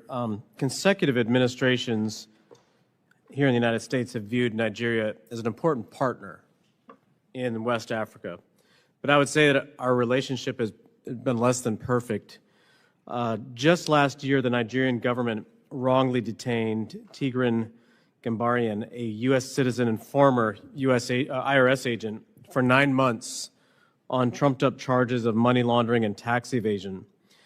Combining this with the Nigerian government's woefully inadequate response to this violence, I'm concerned that they may not have our best interest at heart. And I'd like both of you to answer this. And Ms. Shea, maybe you can go first, but would you elaborate on the relationship between Nigeria and the United States? And do you think continued inaction on religious freedom issues will harm our relationship going forward? Does Nigeria want to have a civilized relationship with countries in the West and in Europe and other parts of the world? Oh, thank you for your question. I think that Nigeria wants and needs the United States. And I think that many Nigerians have come to this country and continue to come to this country for education, for investment reasons, or to live. And they are among our most successful, if not the most successful immigrant group. So I think that they have a lot to gain, and they know that from a relationship with the United States. I think I'm encouraged that the Nigerian government has an extremely high-level delegation over here talking to the Trump administration about how to improve relations. So that the Nigerian people, for sure, is what it sounds like you're saying, want a relationship with the United States. What about the Nigerian government? I mean, to the extent that they're giving us lip service on Christians being killed, I mean, do they have the ability to put a stop to the killings? I think they have an ability to take action, which they have not done in the Middle Belt, where the Christians are the primary target. They're the special target of these militias. And the government has not lifted a finger to help them until now.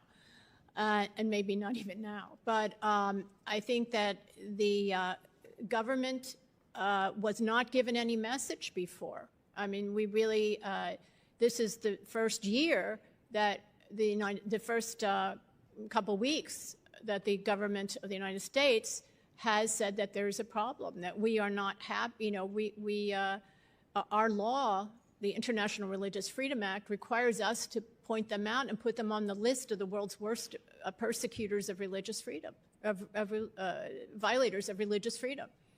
So they have not gotten that message before. Before they were told that there were root causes, that these are two socioeconomic groups, there was no mention of religion. We were told, and the Chairman Smith was told by Secretary Blinken and others that this had nothing to do with religion. So now we have a new analysis, and I think that we've had a very hopeful response to that. Ma'am, I mean, are we frenemies? Are we, what are we? We're friends. And I'm sorry, I actually missed your original question, if you could repeat. Yeah, I'm just asking, could you elaborate on the relationship between Nigeria and the United States? And do you think that continued inaction on religious freedom issues will harm our relationship going forward? Does Nigeria, are they hearing the messages that are coming from our president, from the United States, about the concern of genocide? And not just, I mean, I realize there's people that are being killed that are both, Christian and non-Christian, but that this sort of violence is just cannot be tolerated. Well, if they weren't hearing it before, they're definitely hearing it now. And I think, as I've mentioned before, there is an opportunity, and an opportunity that should not be missed in the way we convey as the U.S. how we want to work with Nigeria on this issue. The framing of the engagement really matters, and I think this is where we have to be, the U.S. has to be strategic in its partnership. The partnership with Nigeria, as you rightfully mentioned, is one of our most important partnerships on the continent. As was mentioned, by 2050, the population of Nigeria will surpass the population of the United States. So this is definitely a relationship that we have to keep and build, but approach our dialogues from a place of honesty. And I think what we have going now in this relationship is that the Nigerian people, there is a wide acknowledgement by the Nigerian people that something needs to be done and done quickly about the levels of insecurity in the country. Do you think the Nigerian government is capable of putting a stop to the violence? And then this is where I say that with the Nigerian government actually looking at where the inefficiencies lie or where the weaknesses are within its institutional capacity. And I think this is where, again, being able to differentiate what are institutional weaknesses and then what is just plain lack of political will. Yeah. And I think there needs to be an admittance of where the areas of weakness lie. And there are some clear areas of I agree. And I think they should, if they can't handle it, they should be willing to ask the international community for help. I mean, you know, we should all be standing for life, no matter where at in the world. Thank you. I'll yield back. Thank you. As we close, I just want to make a point. The U.S. Commission on International Religious Freedom in their report says that Nigeria's government has continued to forcibly close camps hosting displaced Christians who fled violence by Boko Haram, despite persistent security concerns in their communities of origin. That is a deep concern, and we're appealing to the country, to the government, I should say, of Nigeria, to rectify that. I also would point out that, you know, there's a, without objection, I would ask that ask unanimous consent that a op-ed that's in National Review by Maureen Ferguson and Asif Mahmoud be included. The title is Nigerian Girls Are Being Kidnapped. Islamic terrorists have inflicted a decade of religiously motivated violence on Christian women and girls. I would note parenthetically that according to Amnesty International, April 2024, that over 1,700 children have been abducted since 2014, since the Chibok girls incident, 17 cases of mass abduction. But it's interesting that this piece that was written, this op-ed, and without objection, it'll be part of the record. Maureen Ferguson was appointed to the commission by Mike Johnson, the speaker. Asif Mahmoud was appointed by Hakeem Jeffries. So there you have both sides of the aisle, both sides of the political, ideological spectrum, writing an op-ed about these girls and about this terrible sexual violence. So without objection, it is part of the record. And anything else that you'd like to say before we close? Thank you so much for your leadership, your comments today. I want to thank my colleagues, both sides of the aisle, for their very, very incisive questions. And we have much to do. The hearing is adjourned.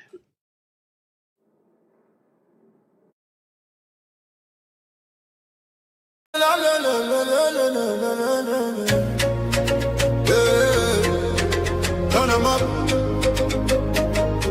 From Biafra land to the whole world. Now who they talk? The voice of Biafra.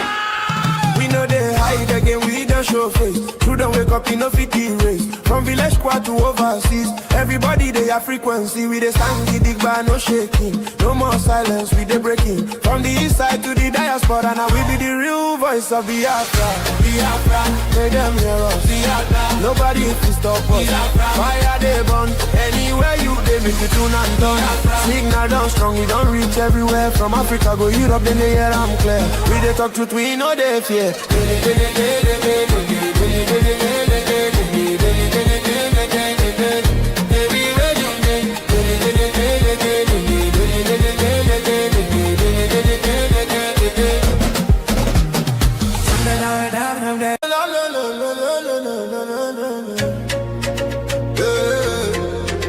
Turn 'em up.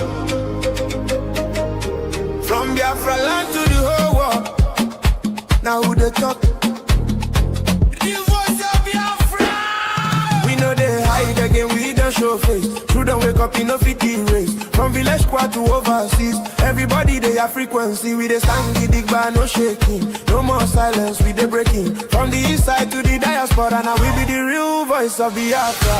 Biafra, make them hear us. Biafra, nobody can stop us. Biafra, fire they burn. Anywhere you they make you tune and done.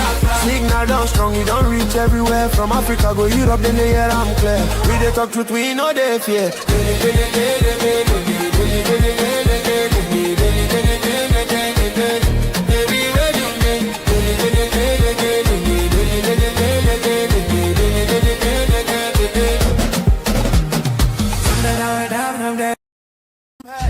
Oil and gas beneath our ground, and the people where get the land go control them. Resources go serve the people, prosperity go spread for all. Anything we there for. Oh no.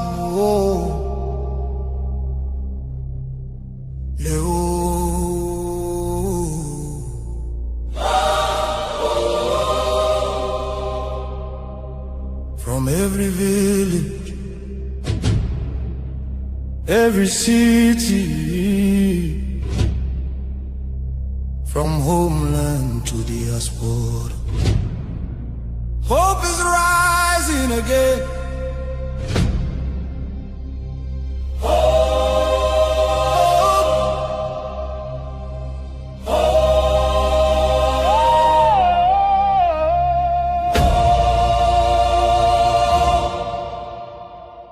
Biafra now our only hope. Biafra now our only hope. Hope for today, hope for tomorrow. No more pain, no more sorrow.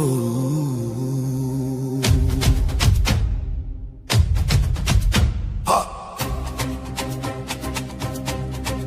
We bring better news, make you head on clear.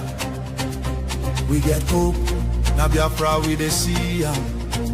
Beautiful nation, shining bright justice and fairness. Now the light. Biafra go be one beautiful nation. Every Biafran go enjoy true freedom. Fine, fine country, shining nation. Justice and fairness. Justice and fairness. Everybody equal, one law for rich and poor. Leader or citizen, no different, justice go speak with confidence. No pressure, no discrimination, rule of law for the nation. Truth and justice go reign forever. Biafra go get strong and better. Where your home? Biafra. Who be your home? Biafra. Waiting be your country. Biafra. No more suffering and smiling, no more fear, no more hiding. Respect and dignity for all. Every citizen standing tall. Free education, rich university, healthcare for every community. No more dying, because no money. Life go better for everybody. Biafra now our only hope. Biafra now our only hope. Stand up now, make we claim Biafra now our destination. Women go deliver safe for hospital. Citizen go get support every month. Better roads go connect every city. Modern railways and airport. Clean water go flow for houses. Electric light go shine every night. Security go protect every family. Day and night. Everything go right. You fit waka free for midnight. Go your road without fear. Kidnapping and violence disappear. Peace and progress everywhere. Mama and papa go get retirement benefits. Nobody go kill you for Biafra and go free. Now wahala, the person don't buy for him head. Oil and gas beneath our ground, and the people where get the land go control them. Resources go serve the people, prosperity go spread for all. Anything we there for our land, now our citizens go manage them. Development go reach every corner. Nobody go suffer again. No vote buying, no rigging game. Election fair and play. One woman, one vote. One man, one vote. Your voice go matter every day. Biafra now our only hope. Biafra now our only hope. Hope for today, hope for tomorrow. No more pain, no more sorrow.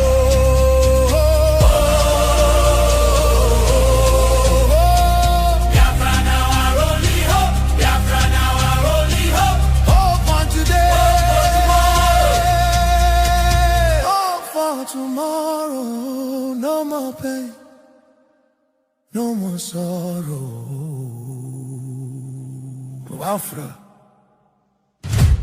our home,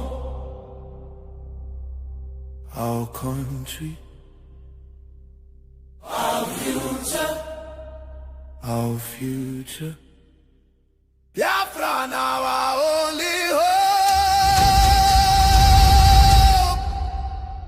No.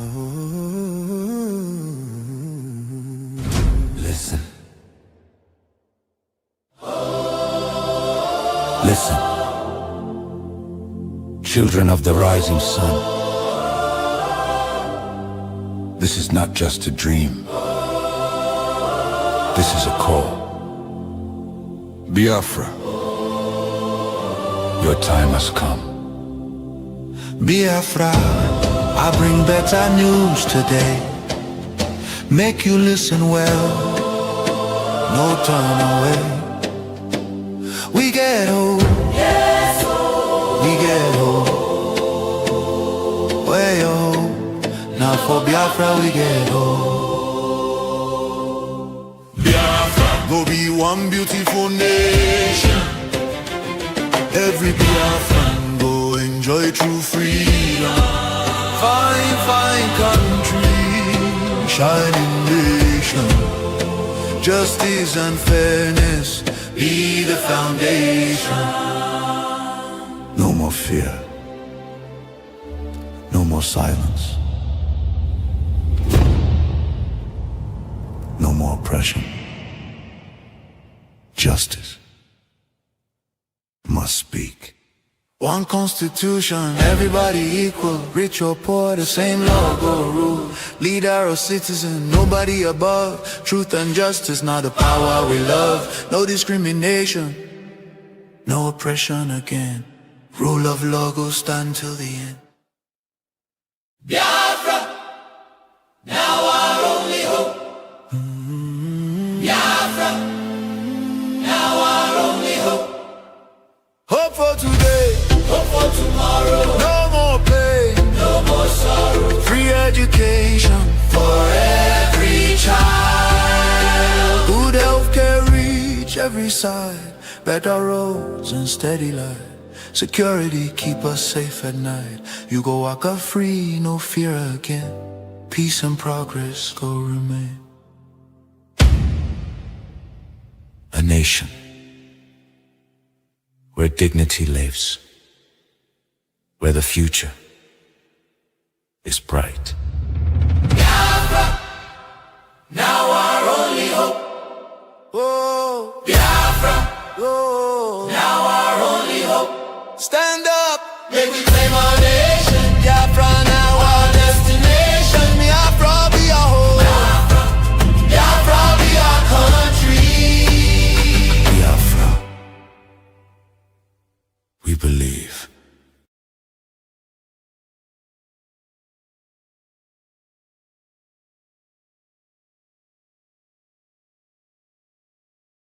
Voice of Biafra.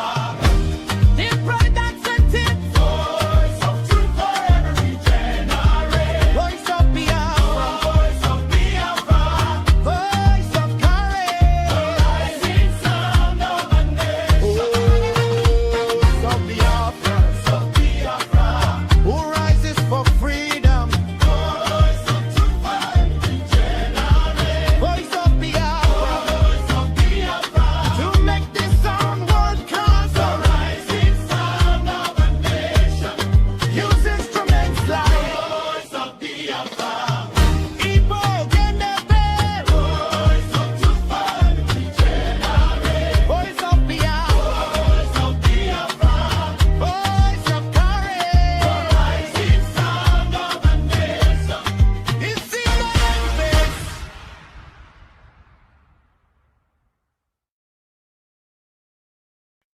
Voice of Biafra. Voice of freedom. Voice of truth for every generation. Voice of Biafra. Afro Biafra. We repeat loudly. play our congressional briefing.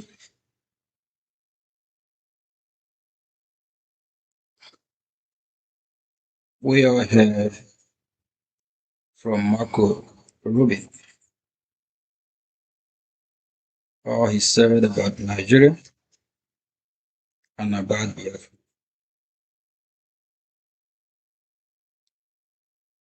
Biafra must be free. It is just a matter of time.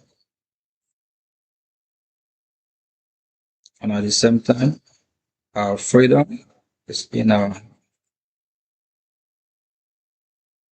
We as Biafrans, we are encouraged to do whatever we can do as human to be free.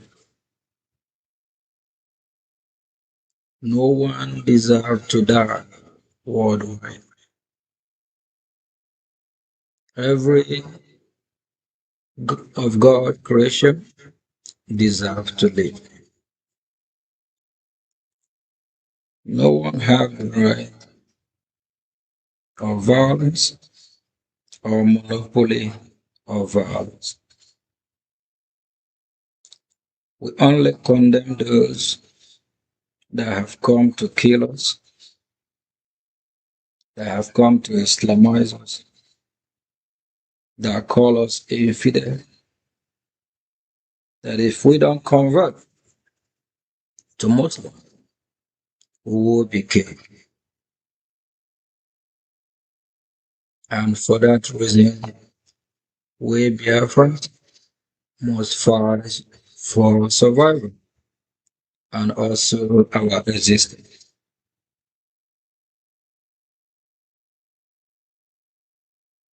We are Christians. We don't terrorize anyone. All we ask for is freedom. Freedom for Biafra, freedom for oppressed people,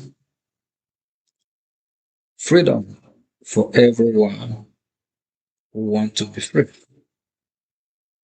Because you have some groups of people or some religion that don't love freedom. Some believe by killing their fellow human being, committing jihadism, that is way of life. And that is what their God taught them or encouraged or indulged them to do.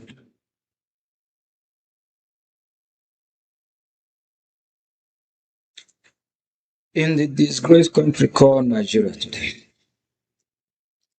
the government of Nigeria sponsor insecurity. They sponsor this terrorist group.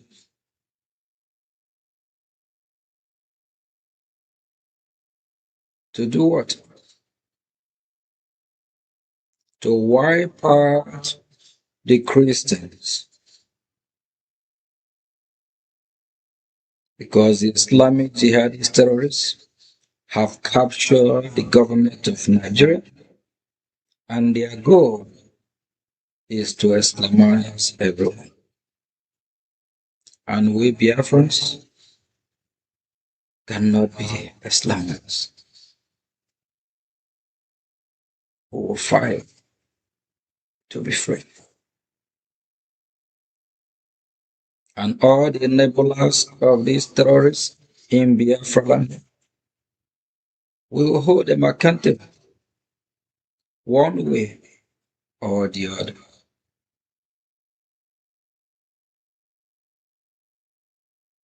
Like somebody like Soludo, a terrorist man working for Nigerian government.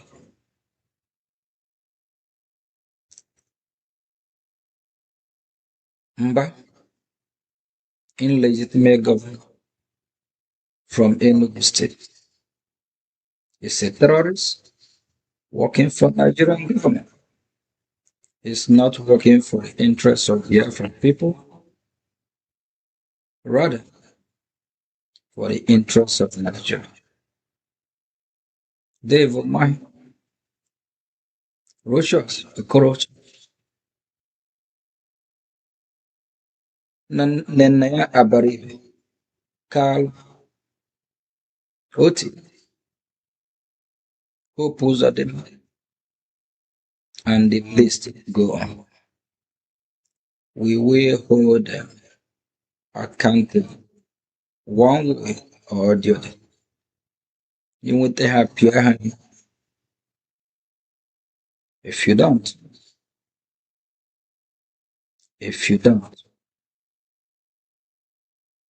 they will not let you to be free.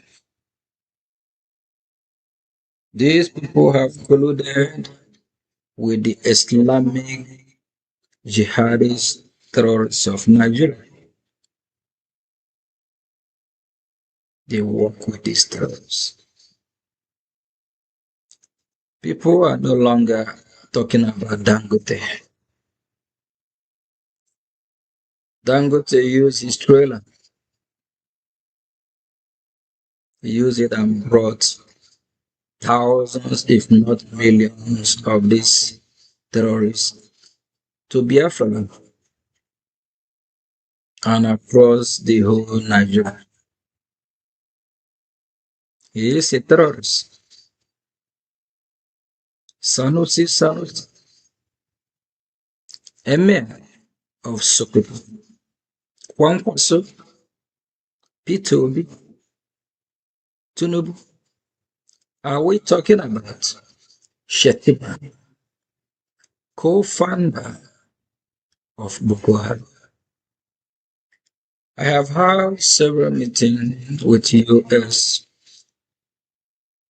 government officials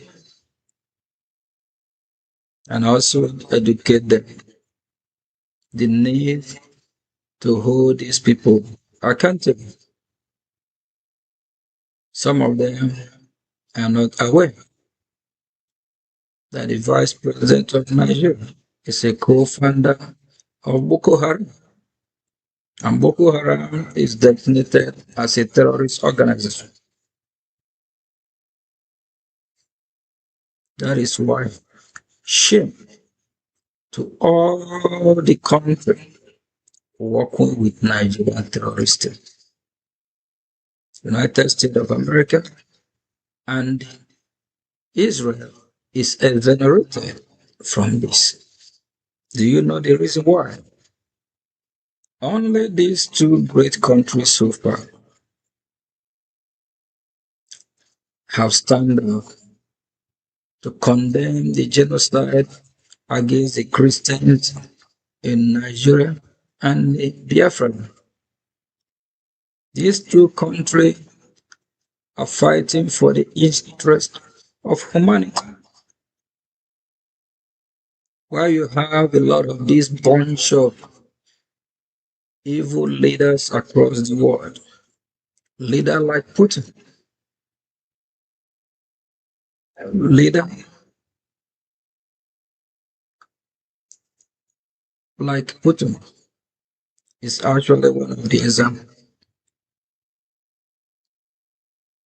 Russia did not condemn the killing happening in Nigeria or in Biafra.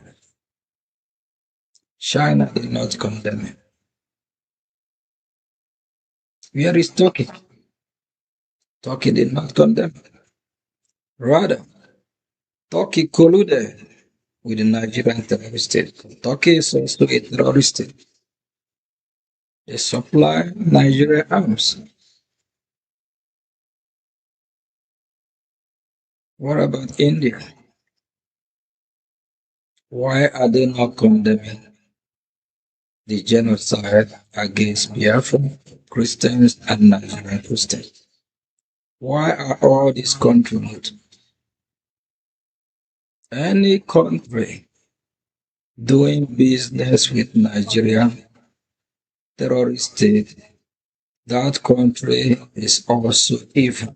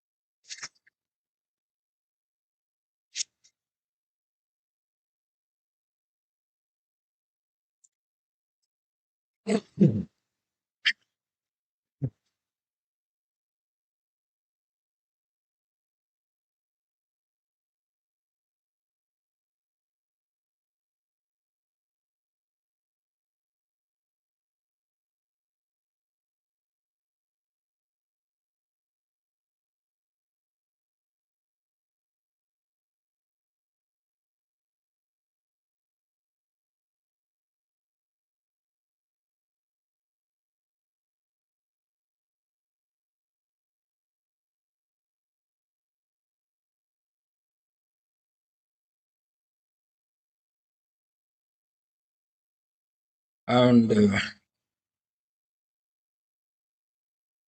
if you're a Biafra, you are not fighting for your people.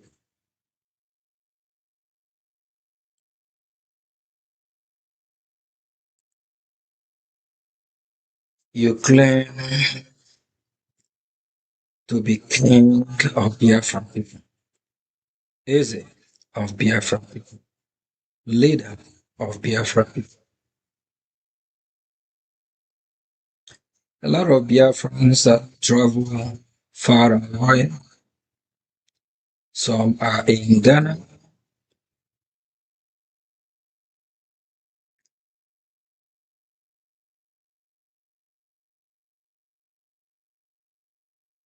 I think just not quite long ago,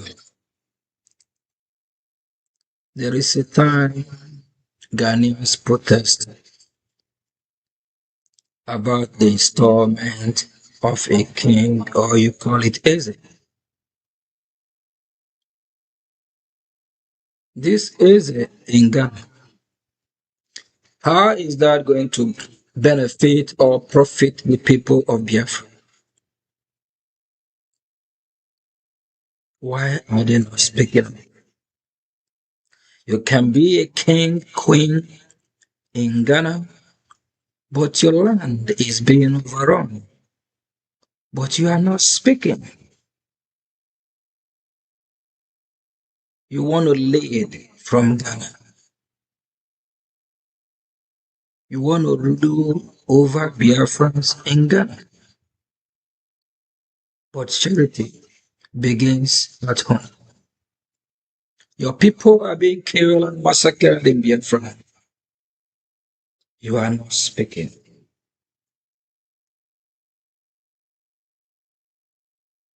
Not quite long ago, outrage in South Africa as well, about the same Ezeship or kingship.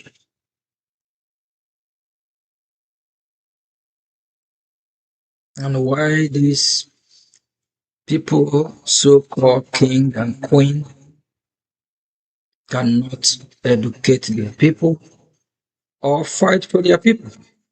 Shame unto this king, queen, like the one in United Kingdom. When you rule over people or claim to be ruler of the masses,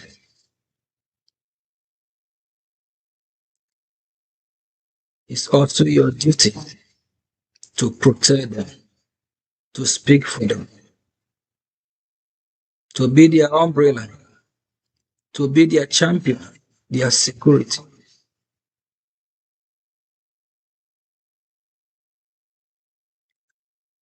Biafra, our freedom is here. We just have to fight very hard, fund our freedom, sponsor our freedom.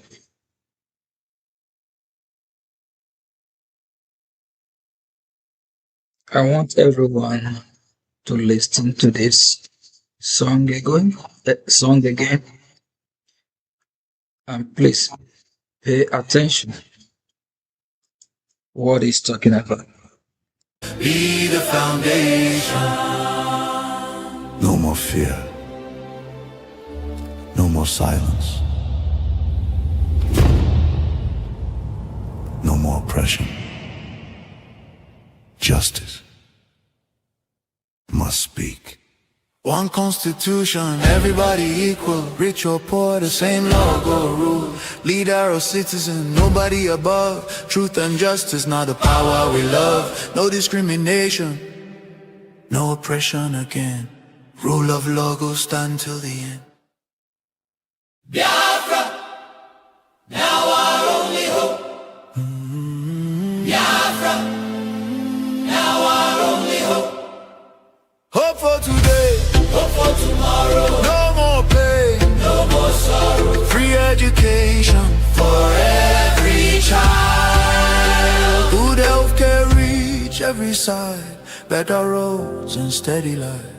Security keep us safe at night. You go walk out free, no fear again. Peace and progress go remain. A nation where dignity lives, where the future is bright. Biafra, now our only hope. Oh, Biafra, oh, now our only hope. Stand up, make we claim our nation. Biafra, now our destination. Biafra be our home. Biafra, Biafra be our country. Biafra, we believe. Listen. Listen. Children of the rising sun. This is not just a dream. This is a call. Biafra, your time has come. Biafra, I bring better news today. Make you listen well, no turn away. We get hope, yes, we get hope. Where your hope? Now for Biafra we get hope. Biafra go be one beautiful nation. Every Biafran go enjoy true freedom. Fine, fine country, shining nation. Justice and fairness be the foundation. No more fear, no more silence. No more oppression. Justice must speak. One constitution, everybody equal. Rich or poor, the same law go rule. Leader or citizen, nobody above. Truth and justice, now the power we love. No discrimination, no oppression again. Rule of law go stand till the end. Biafra, now our only hope. Biafra, now our only hope.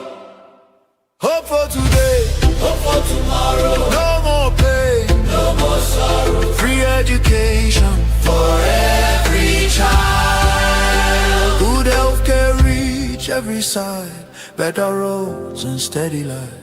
Security keep us safe at night. You go walk out free, no fear again. Peace and progress go remain. A nation where dignity lives, where the future is bright. Biafra, now our only hope. Oh, Biafra, oh, now our only. Biafra is our only hope. And by the spiritual grace of God, we achieve our freedom.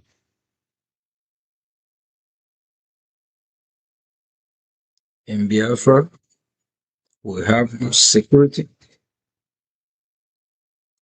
The Biafran government will take care of our citizens.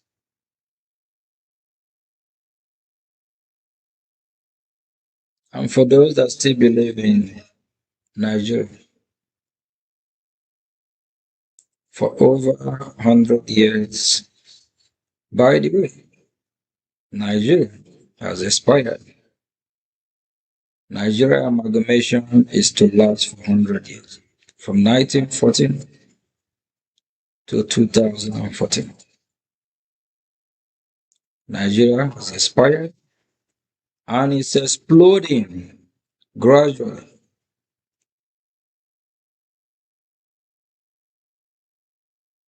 For over 100 years.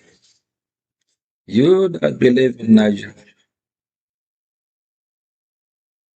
are you better off now living in Nigeria? Nigeria as a state, is Nigeria able to provide you a better security?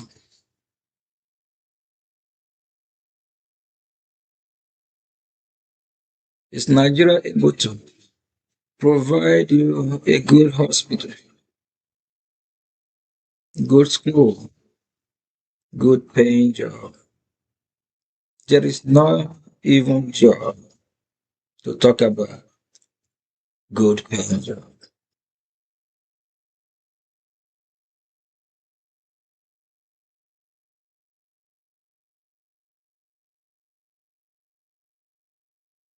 It's time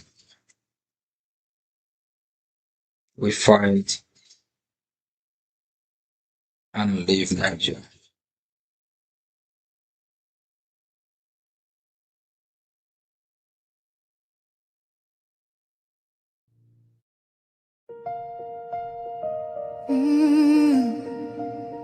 Can you hear the cry from the broken land, from the wounded hearts? Nigeria, they bleed, people they cry, tears for the ground, nobody asks why. Over 7,000 souls don't fall every single day, we still there call. Churches burning, hope fading fast. Since 2009, the pain don't last. 50,000, maybe more. Heaven they count every single soul.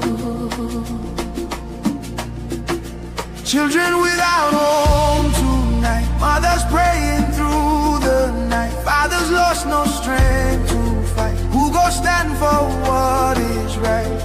Oh, stand for love, stand for life. Be the answer in this time. You can have to wipe their tears, you can calm their fears. Give a hand, don't turn away. Be the light in darkest day. Every little you provide keeps a soul alive.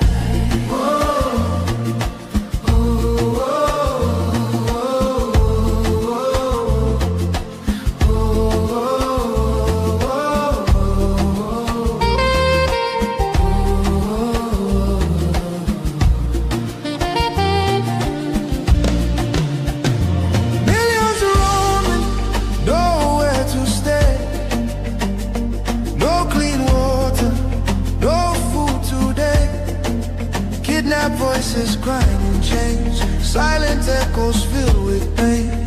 19,000 churches gone, but faith still rising, holding on. In the ashes, hope remains. Love can heal the deepest pains. Shelter broken, dreams erased. Hungry hearts we can embrace. Let compassion take its place. Now's the time to show His grace. Stand for love, stand for life. Be the answer in this time. You can help to wipe their tears. You can calm their fears. Give a hand, don't turn away. Be the light in darkest day. Every little you provide keeps a soul alive. Food, water, shelter, hope. You can be the miracle they pray for. change a life today. No matter how small it seems, your love can rebuild their dreams. Together we can make a way, keeps us all alive.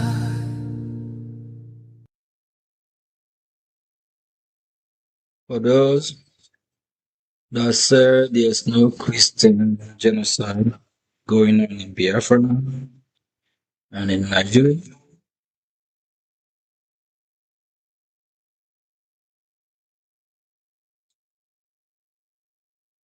so are they saying what they are hearing on the news and both those that have been on the ground are not speaking the truth?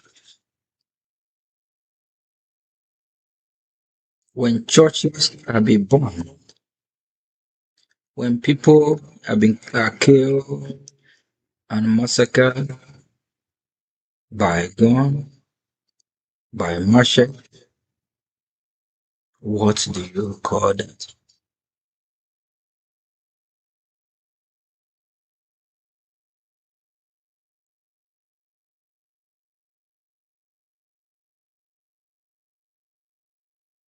Over 19,000 churches have been burned. And as these evil people that are saying there is nothing like Christian genocide, ask them how many mosques have been raised or born to them. They will not be able to answer you this question because they are so evil, because they have sold their soul to the devil. It's high time we get our freedom. It's high time we get our freedom. If we folded our hand, waiting until America will come and free us, that will not happen. They will only support our efforts,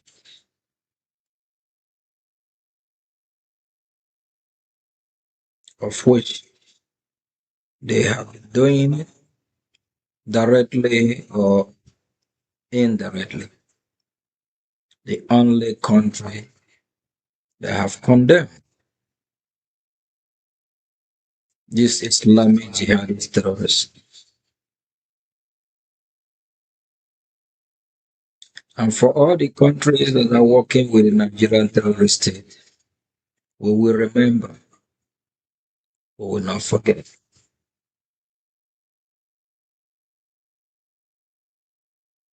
We will not forget. Just the same way we remember what the failed Britain did to the Biafran people. How they massacred Biafran, how they collude with Nigeria,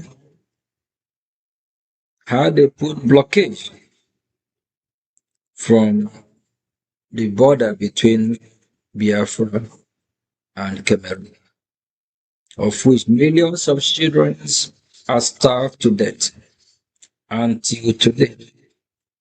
The evil leaders of that country, their king, their queen, both Queen Elizabeth, the son Charles, all these evil people never condemn what their forefather did to the Biafran people. Rather, they start from where their parents stop. Evil people. We will not forget it. Is it Russia? How Russia bombed and killed Biafrans. Come out, Israel. Their sins will catch up upon them. Like the so-called former Great Britain, I don't think Britain is finite. easier this time around. Britain is falling gradually. Very soon, Britain will be worse than Somalia. They have committed a lot of atrocities. We encourage the patrons of Great Britain to stand up, condemn their government, condemn the evil of their so-called elite. They have committed a lot of evil against this global community or against this global world.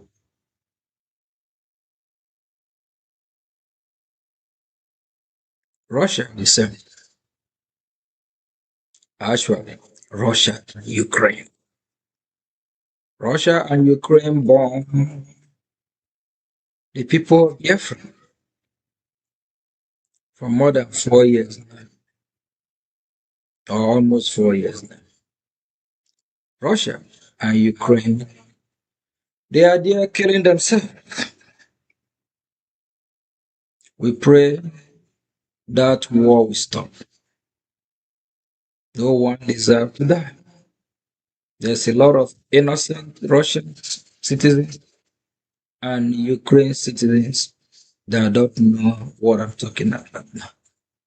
They don't know what their government have done. Millions of them are innocent.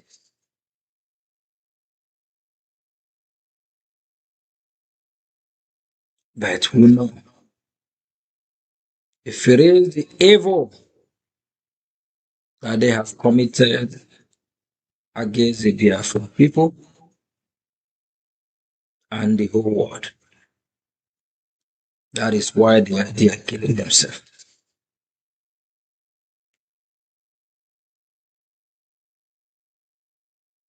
Biafra must be free.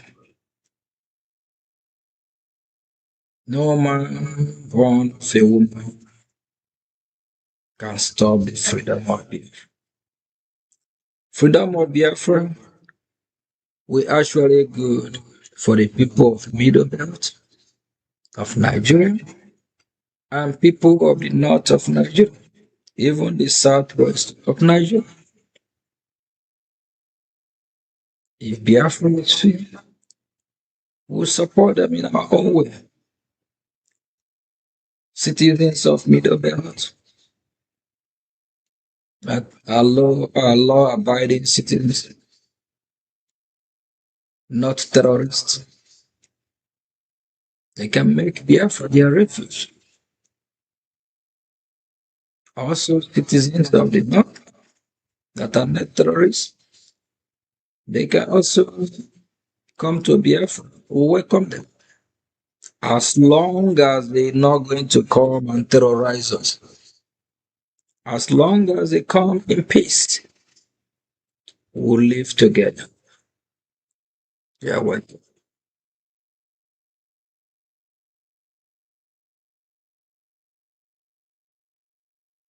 Biafra freedom will also be good for the West Africa and entire Africa. So many Biafrans have fled from their ancestral home because of poverty, because of what Nigerian terrorist state government have done to Biafran people. They try to make Biafra land uninhabitable, like the so-called king or queen that live in South Africa, and South Africa saying they don't need no king in their land. Maybe that king will relocate back to Biafra land and king over his people there. Is he the one in Ghana? Freedom of Biafra. The whole world will benefit from it. Because Biafra are good people. They are industrious. If Biafra land is stable, a lot of countries from Africa and across the world we benefit from the land of Biafra. Thank you very much. Tomorrow, please continue watching the voice of Biafra. Our voice have been silenced for so long. Our voice have been silenced for so long. And it will never happen again.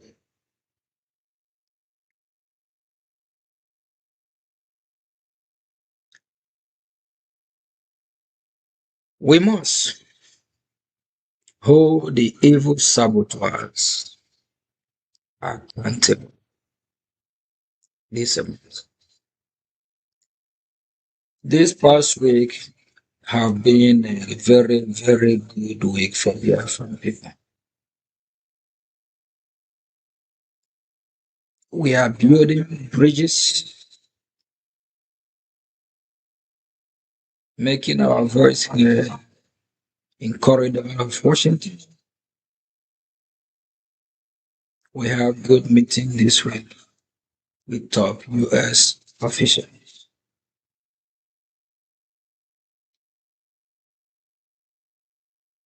Our meeting is yielding fruit.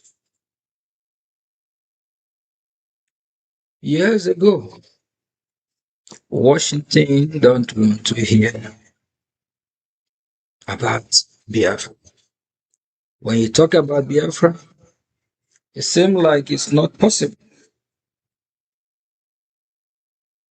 Years ago, the Nigerian terrorist state have sent some paid pastors, reverends to lie to Washington that what is happening in Nigeria is just farmers' headers clashed. They lie that there's no genocide going on. But thank God that Biafra Republic government in exile have turned the table around today. So everything that will be saying, the terrorist state of Nigeria have validated it because they intensify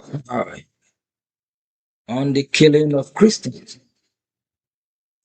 Now in Washington, before you say one or two, Washington, D.C., we ask you again, what are you saying?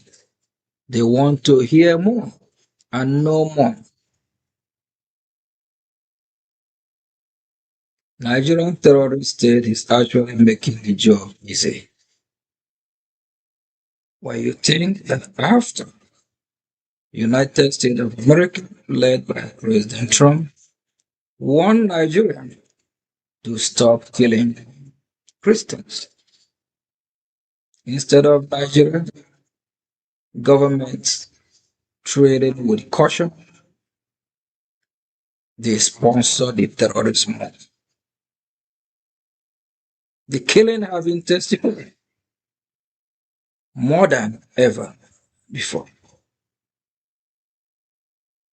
The whole world now bear witness with Biafran people that what we have been saying is true.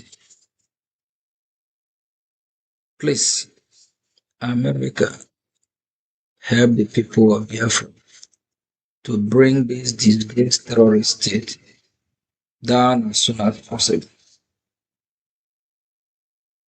And all those that need to be held accountable, please help the Biafran people to hold them accountable. And please, why America is taking care of business in Iran,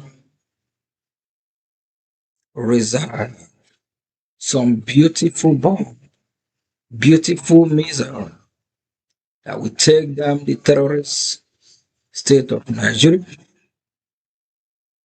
that will take down the leaders the head of the snakes, those that are sponsoring the insecurity, those that are sponsoring the terrorists.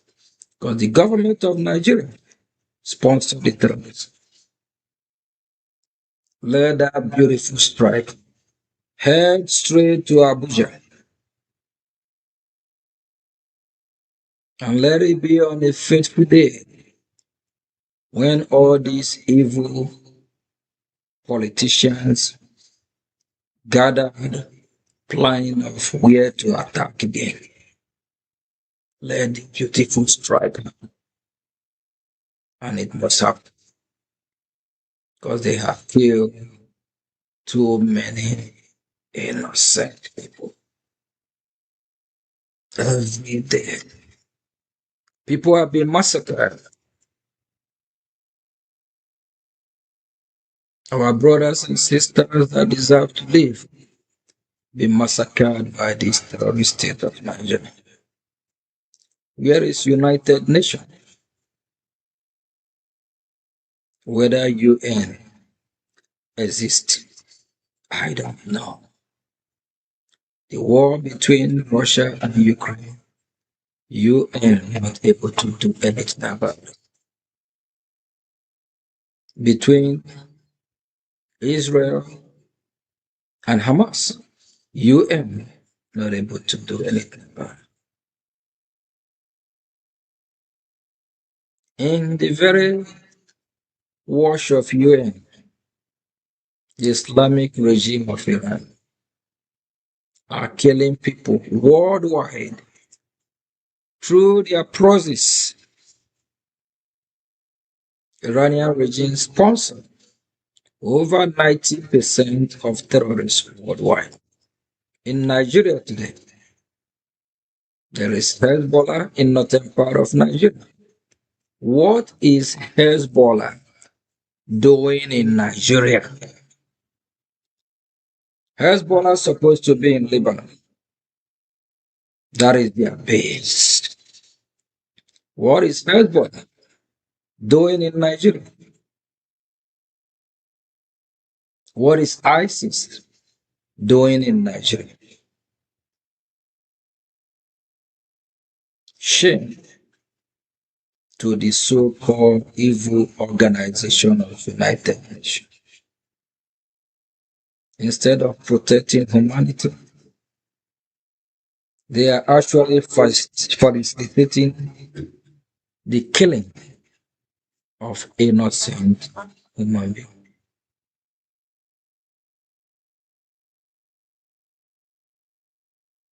Biafra, your freedom is in your hand. It will not be given to you in a platter of gold. Must fight, defend your land. Fight for your freedom. Thank you for your endeavor.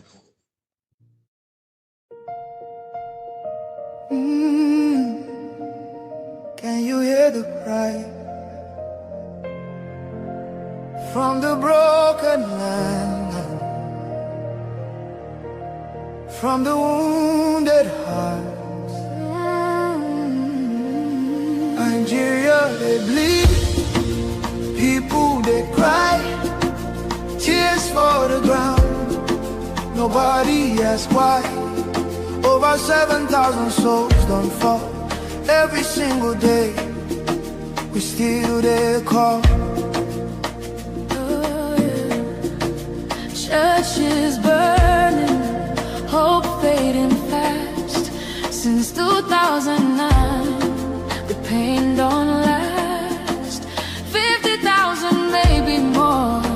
Heaven they count every single soul.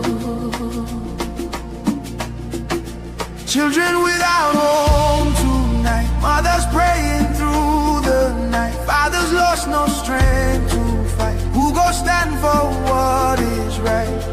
Oh, stand for love, stand for life. Be the answer in this time. You can have to wipe their tears. You can calm their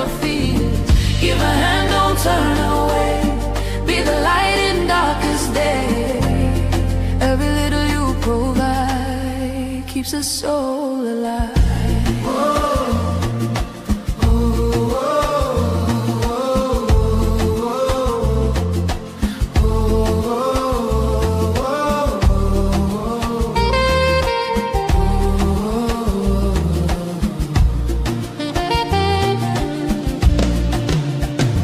Millions roaming, nowhere to stay.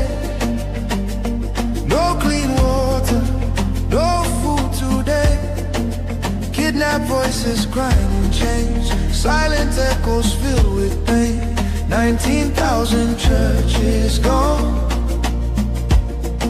but faith still rising. Holding on in the ashes, hope remains. Love can heal the deepest pains. shelter broken, dreams erased. Hungry hearts we can embrace. Let compassion take its place.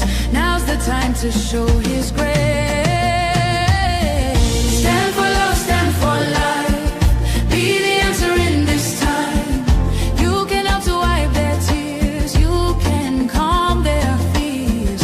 Give a hand, don't turn away. Be the light in darkest day. Every little you provide keeps us soul alive. Food, water, shelter, hope. You can be the miracle they pray for. You can change a life today. No matter how small it seems, your love can rebuild their dreams. Together we can make a way. Keeps us so alive.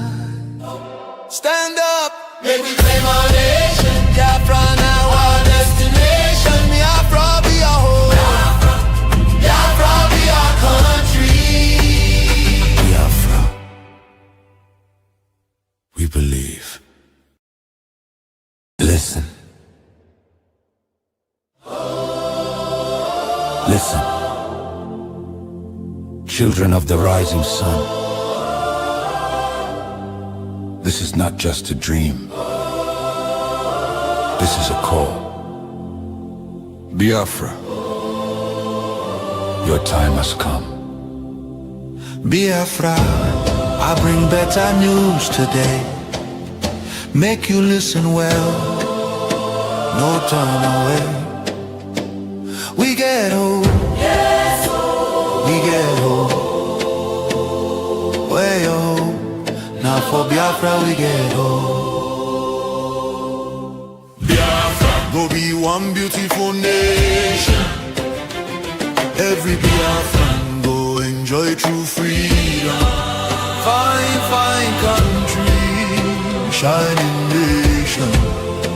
Justice and fairness be the foundation. No more fear, no more silence, no more oppression. Justice must speak. One constitution, everybody equal, rich or poor, the same.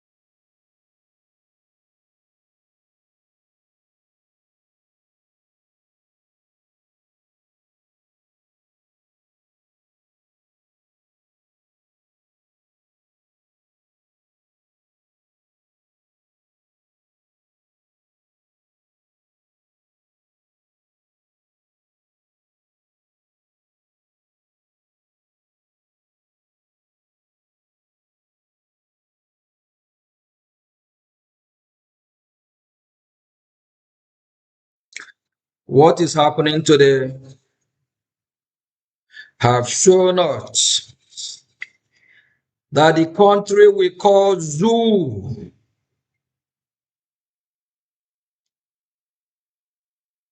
is collapsing every day before your very eye.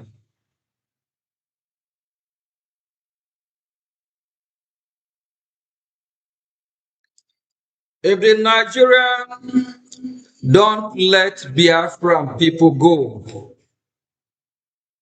Nigeria will be worse than Somalia. Let my people go. And for you, Biafrans, your freedom is in your hand. You must be free. Fight for your freedom. Your freedom is not negotiable.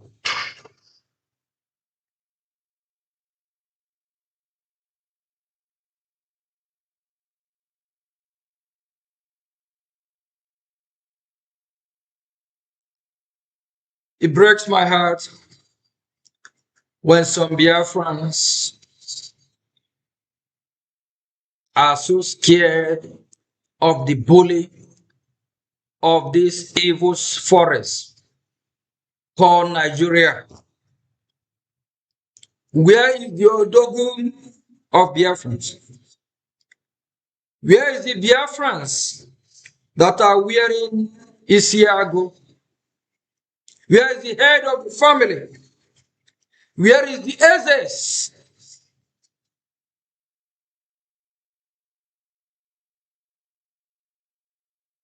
Where is the king and queen?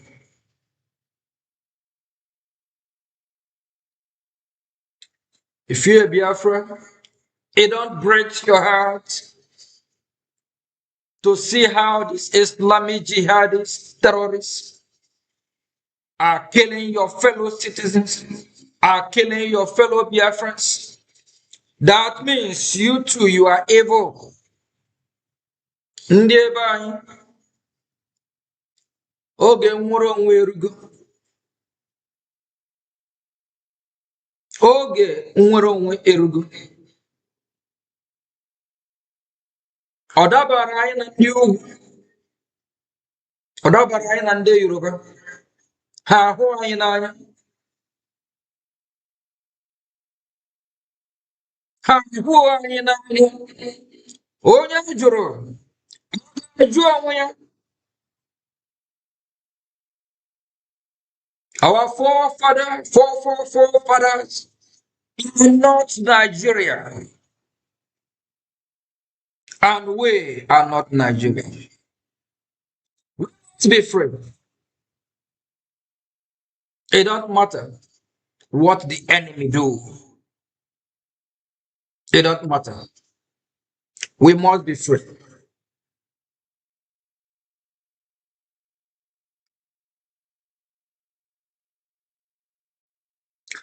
What is happening today have shown us that the country we call Zoo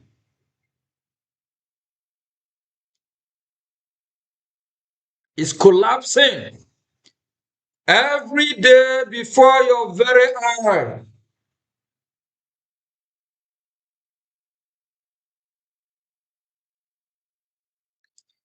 If the Nigerian don't let Biafran people go,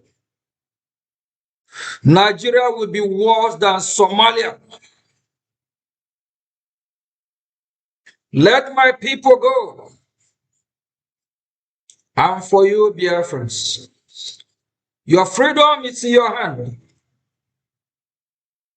You must be free. Fight for your freedom. Your freedom is not negotiable.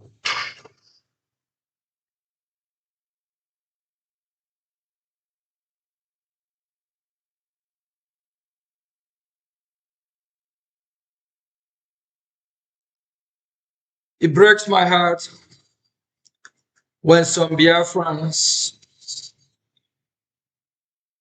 are so scared of the bully of this evil forest called Nigeria. Where is the Odogun of Biafrans? Where is the Biafrans that are wearing Isiago? Where is the head of the family? Where is the Ezes?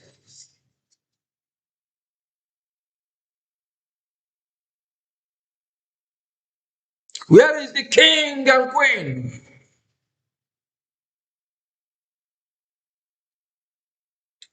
If you're a Biafra, it don't break your heart to see how these Islamic jihadists, terrorists, are killing your fellow citizens, are killing your fellow Biafrans. That means you too, you are evil. Ndị ebe anyị, oge nwere onwe erugo. Oge nwere onwe erugo. Ọ dabara anyị na ndị ugwu. Ọ dabara anyị na ndị Yoruba. Ha ahụ anyị n'anya. Ha ahụ anyị n'anya. Onye jụrụ, jụọ onwe ya. Our forefathers in North Nigeria, and we are not Nigeria. Let's be free. It don't matter what the enemy do. It don't matter. We must be free.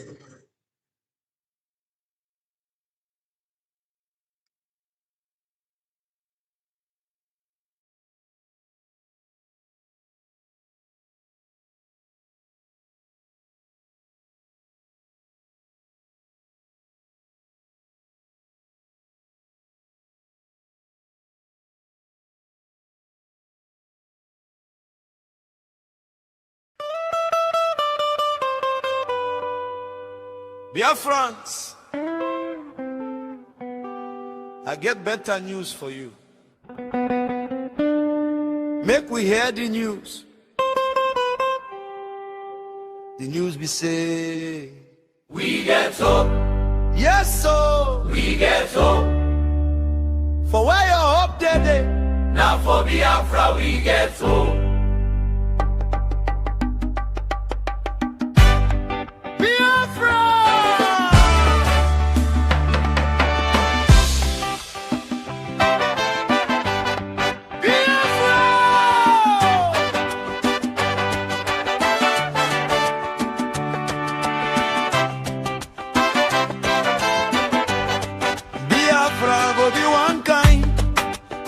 Beautiful country. Everybody will be Biafra, go enjoy freedom. Fine, fine country. Beautiful nation. With Biafran constitution, everybody go be equal. For Biafra now one love. For everybody. Discrimination no go there for Biafra nation. Whether you be big man, big woman, or you be big politician. Whether you get money or you no get, now the same law go judge every person. Rule of law for Biafra go stand gidiba. Justice no go crooked for anybody. No mago for Biafra law courts. Nobody fit play with your right. Nobody go treat you like nobody. No more suffering and smiling. No more fear of Fulani jihadists. For Biafra, your life go get meaning. Or tomorrow go they shine. Biafra now our only hope. Biafra now our only hope. Biafra now our only hope. Hope for today, hope for tomorrow. No more pain, no more sorrow.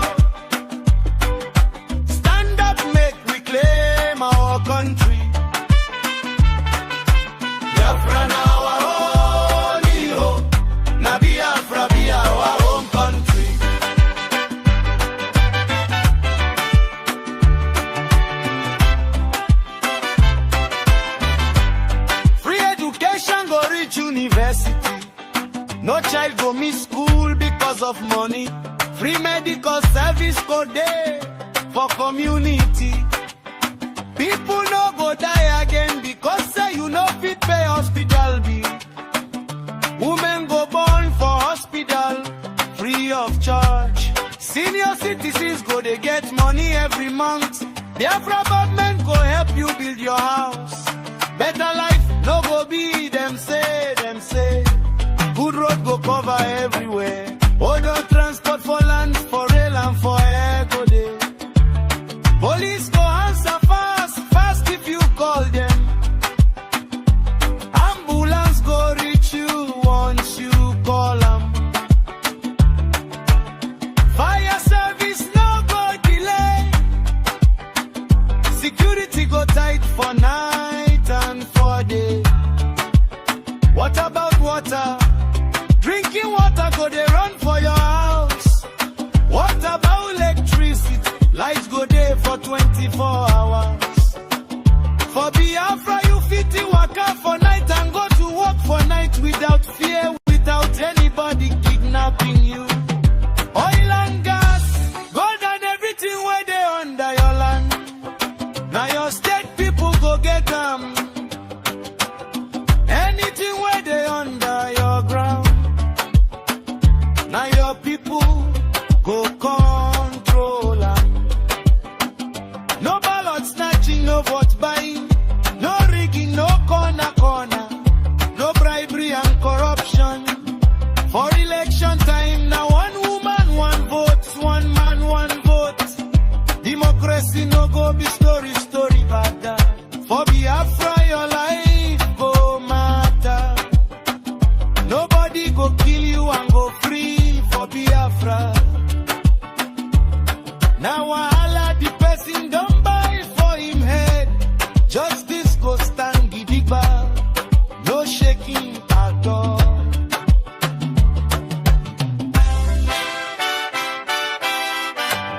Listen well, Biafrans everywhere.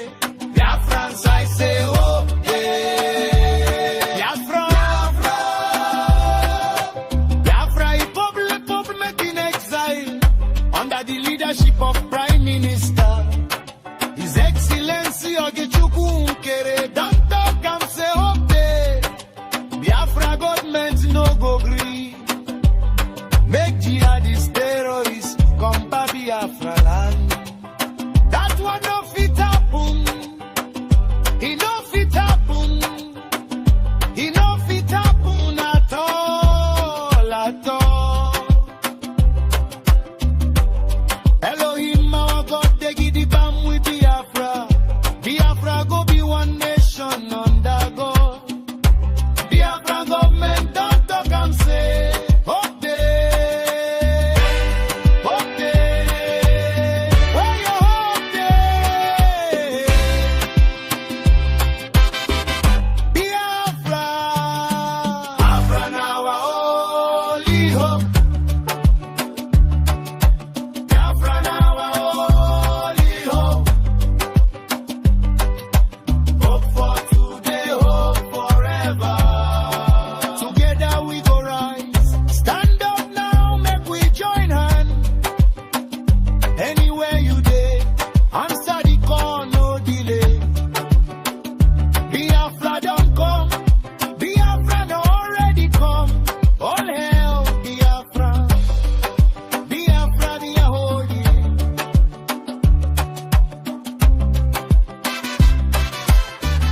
Biafra.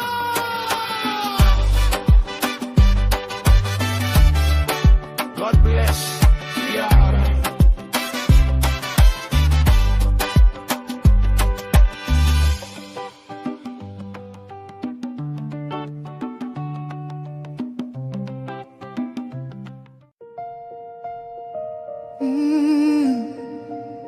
Can you hear the cry from the broken land, from the wounded hearts?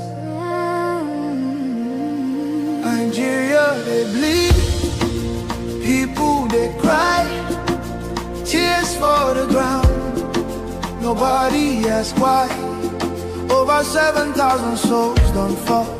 Every single day we still there call. Churches burning, hope fading fast. Since 2009, the pain don't last. 50,000, maybe more. Heaven they count every single soul. Children without home tonight, mothers praying through the night, fathers lost no strength to fight. Who go stand for what is right? Stand for love, stand for life. Be the answer in this time. You can have to wipe their tears. You can calm their fears. Give a hand, don't turn away. Be the light in darkest day. Every little you provide keeps a soul alive.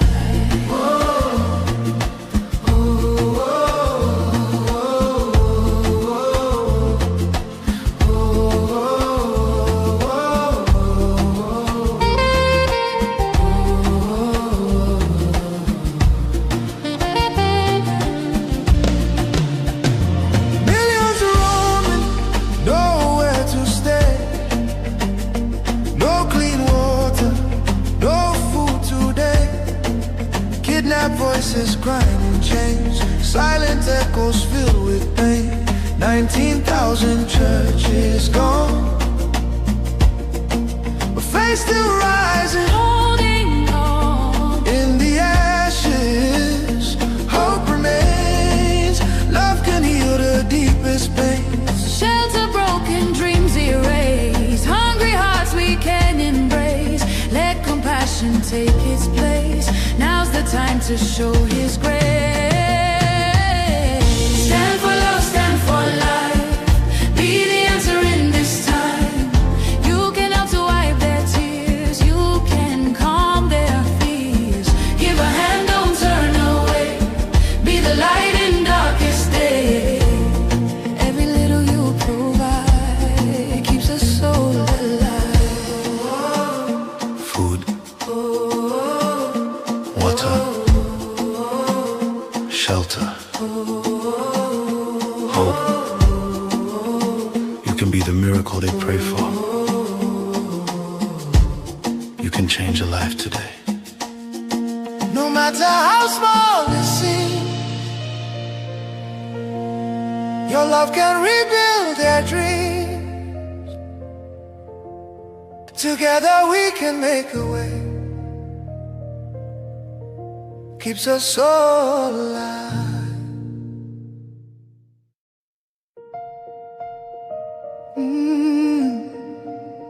Can you hear the cry from the broken land, from the wounded hearts?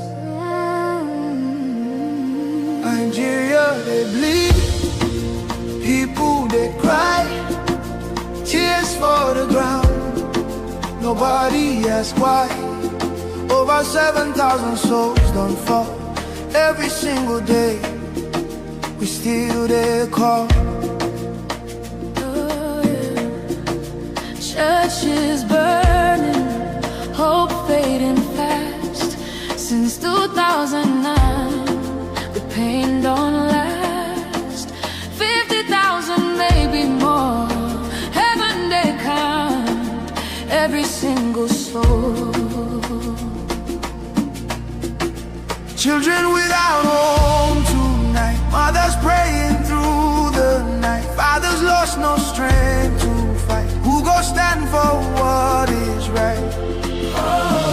Stand for love, stand for life. Be the answer in this time. You can help to wipe their tears. You can calm their fears. Give a hand, don't turn away.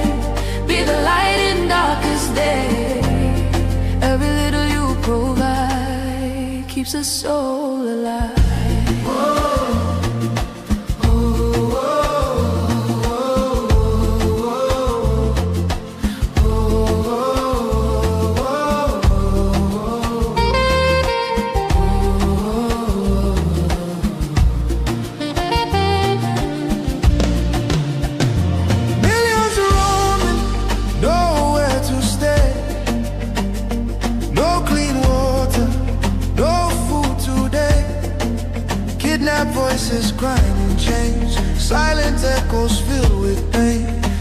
19,000 churches gone,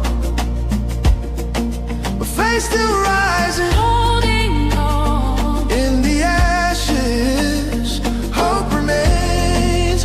Love can heal the deepest pains. shelter broken, dreams erased. Hungry hearts we can embrace. Let compassion take its place. Now's the time to show His grace. Stand for love, stand for life. Be the answer in this time. You can help to wipe their tears. You can calm their fears. Give a hand, don't turn away. Be the light in darkest day. Every little you provide keeps a soul alive. Food, water, shelter,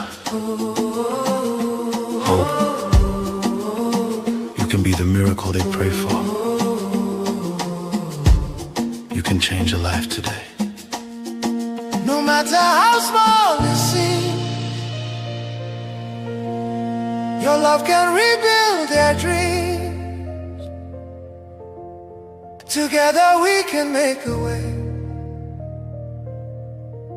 Keeps us all alive.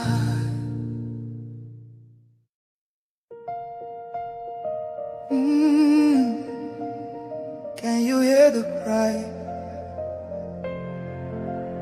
from the broken land, from the wounded hearts? Nigeria, they bleed, people they cry, tears for the ground. Nobody asks why. Over 7,000 souls don't fall. Every single day we still there call.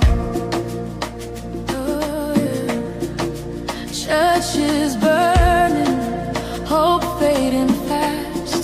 Since 2009, the pain don't last. 50,000, maybe more. Heaven they count every single soul. Children without home tonight, mothers praying through the night, fathers lost no strength to fight. Who go stand for what is right? Stand for love, stand for life. Be the answer in this time. You can help to wipe their tears. You can calm their fears. Give a hand, don't turn away. Be the light in darkest day. Every little you provide keeps a soul alive.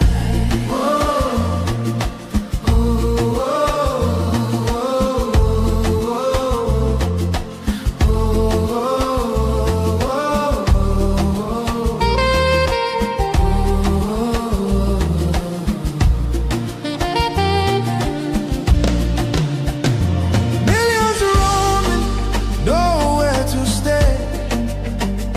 No clean water, no food today. Kidnapped voices crying in chains, silent echoes filled with pain. 19,000 churches gone, but faith still rising. Holding on, in the ashes, hope remains. Love can heal the deepest pains. shelter broken, dreams erased. Hungry hearts we can embrace. Let compassion take its place. Now's the time to show His grace. Stand for love, stand for life. Be the answer in this time. You can help to wipe their tears. You can calm their fears. Give a hand, don't turn away. Be the light in darkest day. Every little you provide keeps a soul alive. Food, water, shelter, hope. You can be the miracle they pray for. You can change a life today. No matter how small it seems, your love can rebuild their dreams. Together we can make a way. Keeps us all alive.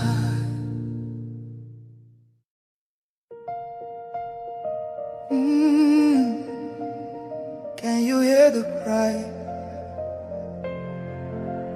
from the broken land, from the wounded hearts? Nigeria, they bleed, people they cry, tears for the ground, nobody asks why. Over 7,000 souls don't fall every single day, we still there call. Churches burning, hope fading fast. Since 2009, the pain don't last. 50,000, maybe more. Heaven they count every single soul. Children without home tonight, mothers praying through the night, fathers lost no strength to fight. Who go stand for what is right? Stand for love, stand for life. Be the answer in this time. You can have to wipe their tears. You can calm their fears. Give a hand, don't turn away. Be the light in darkest day. Every little you provide keeps us soul alive.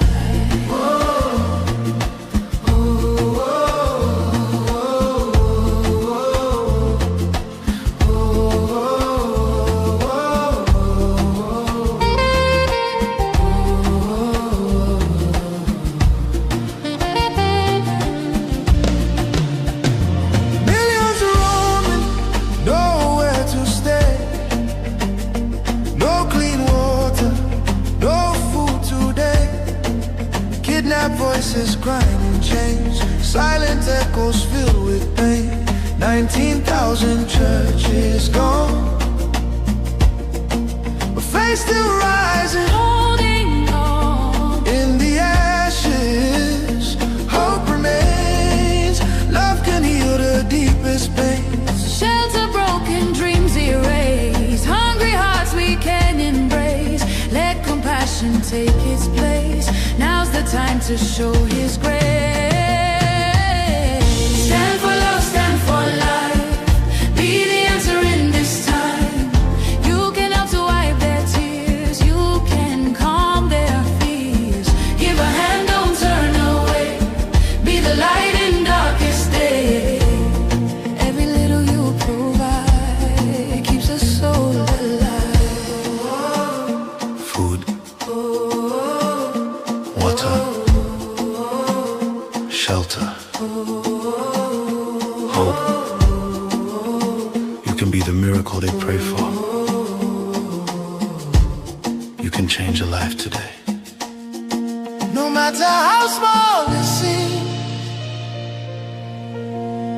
your love can rebuild their dreams. Together we can make a way. Keeps us all alive.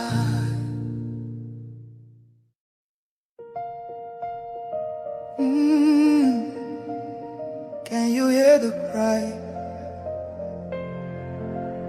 from the broken land, from the wounded hearts? Nigeria, they bleed, people they cry, tears for the ground, nobody asks why. Over 7,000 souls don't fall every single day, we still there call. Churches burning, hope fading fast. Since 2009, the pain don't last. 50,000, maybe more. Heaven they count every single soul. Children without home tonight, mothers praying through the night,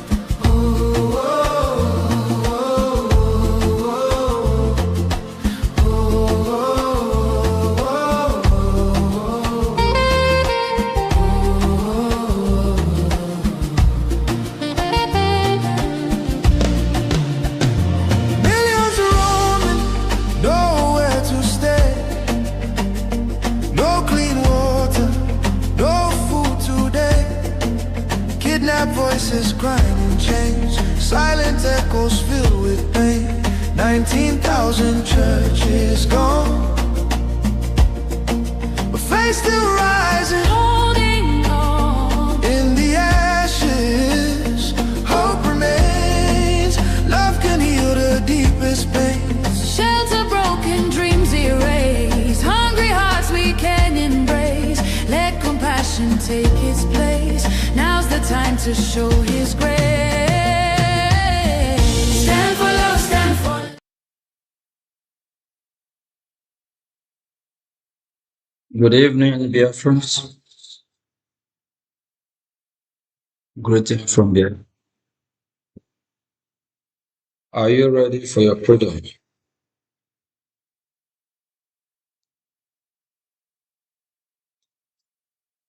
Our freedom is in our hand.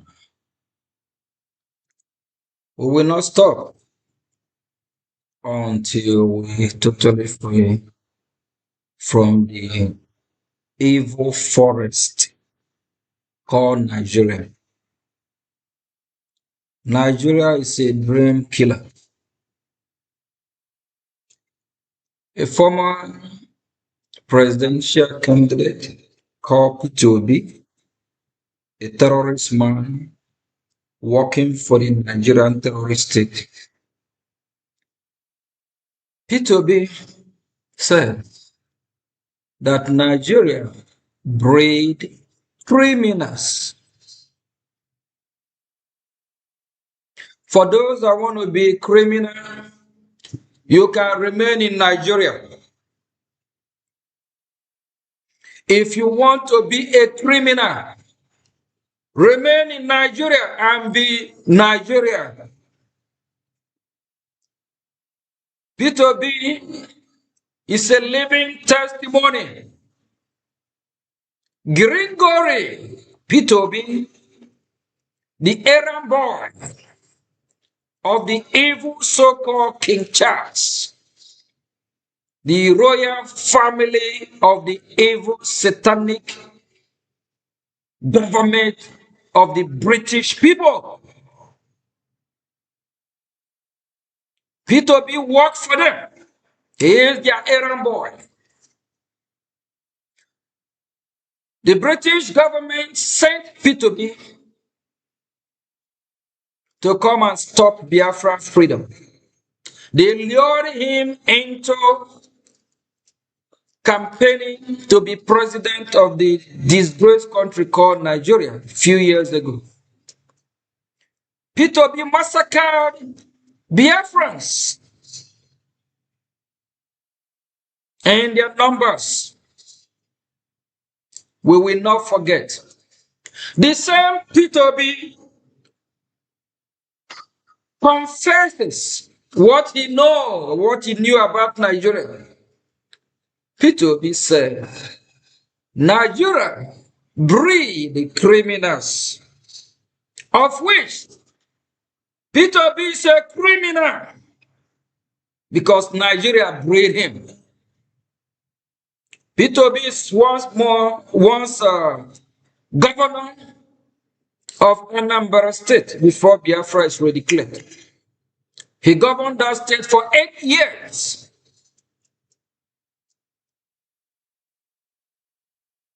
Every evil that P2B demonstrating today, he is trained by Nigerian government. They breed him. He worked for the evil Islamic jihadist terrorists. Just like a man called Tucker Carlson. I used to watch him before thinking that this guy is normal, not knowing he's so sick, pathetic human being. Tucker Carlson said Boko Haram and all these terrorists in Nigeria that are killing Christians are just a stage. It's not real. Evil Tucker. Tucker Carlson, who are you working for? Maybe the terrorists have bred you. just the same way they breed Peter Obi. All the evil people working for Nigerian terrorist state, we will hold you accountable in due time. Very soon, to happen. People like this young evil man called Obi Kubana. Obi Kubana, you are evil. You can kill your people because of what? You can kill your people because you want to make money. You can kill your people to please Nigeria. Obi Kubana, people of your like and P2B, it will not end up well with you guys. Very wicked people.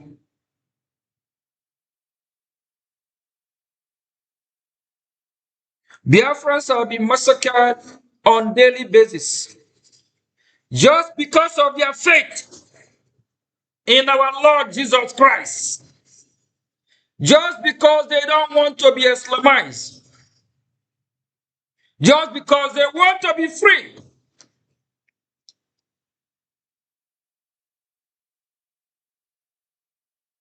Is it a crime to be free?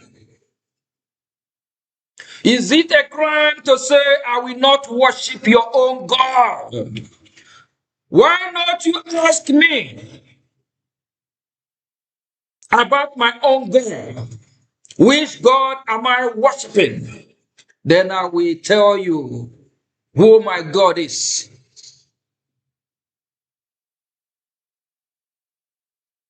Must I convert to Islam? Must Biafra be Islamized? This freedom that we have embarked on, this journey, no going back, no retreat, no surrender.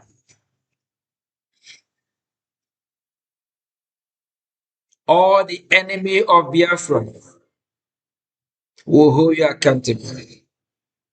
You can be walking freely today, thinking it's all right.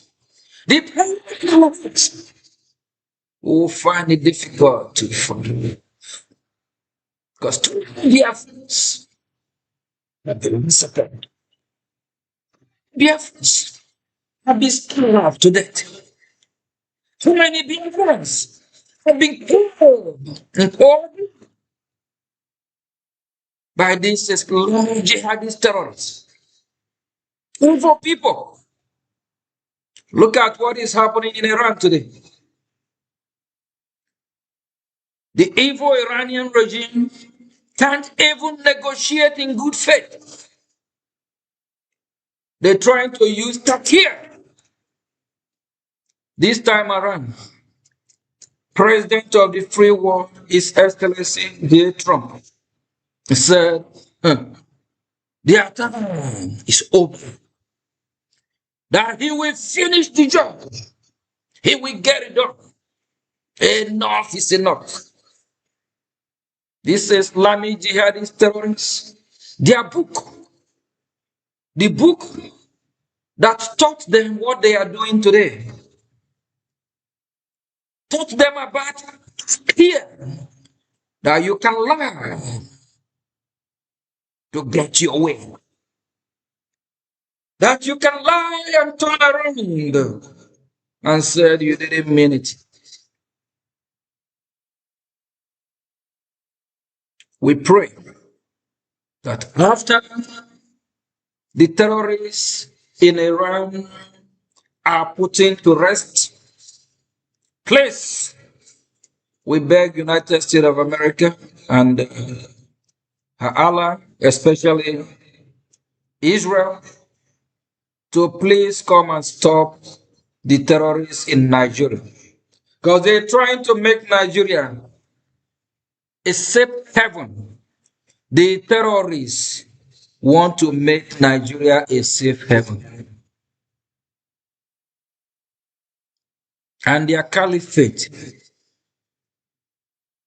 they plan to start their caliphate from Nigeria. And their goal is to Islamize the Biafran people. Their goal is to take the resources in Biafra land to facilitate their goal. What is their goal? Their goal is to commit jihad against the West, against the entire world, to Islamize everyone. You as a Biafran, how do you feel when you see your people being massacred, being killed? Listen and watch this video. Be the answer in this time. You can help to wipe their tears. You can calm their fears. Give a hand, don't turn away. Be the light in darkest day. Every little you provide keeps a soul alive. Food, water, shelter, hope. You can be the miracle they pray for. You can change a life today. No matter how small it seems, your love can rebuild their dreams.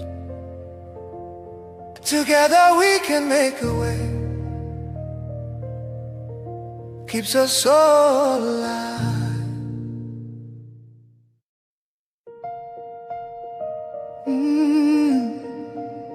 Can you hear the cry from the broken land, from the wounded hearts? Nigeria, they bleed, people they cry, tears for the ground. Nobody asks why. Over 7,000 souls don't fall. Every single day, we still there call. Churches burning, hope fading fast. Since 2009, churches burning. Women and children have been massacred. Houses have been razed down. Is that the kind of country you want to live in?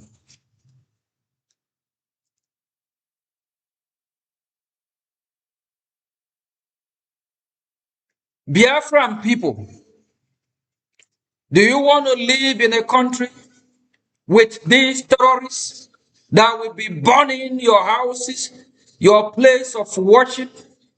They even burn people alive.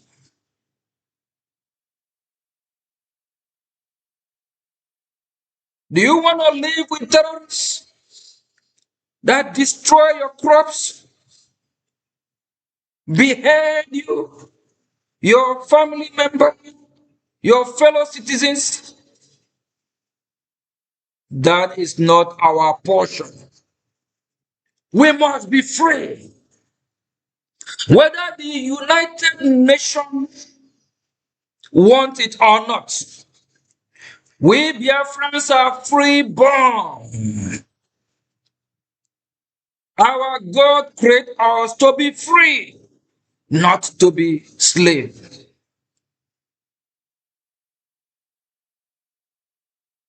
The occultic United Nations that can solve any problem, shame unto their body, shame unto the members. You are a disgrace. What is the purpose of United Nations if they can't bring peace to the world? If they can't settle dispute if they can bring justice, equity, and fairness, war between Israel and Gaza and Hamas, they're not able to solve it. Russia and Ukraine be killing themselves in millions, property destroyed, innocent people being the victims. You don't know nothing about the war. This occultic evil UN can't even stop it. Iran massacred over 40-something thousands of her citizens. UN cannot even interfere.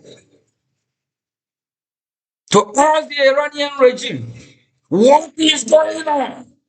Why are all these innocent women, children being murdered just for protesting for freedom? Just for protesting for a better life? Just for protesting, they want to live. They want a good paying job. They want good education. They want to live in peace with their neighbor, like Israel.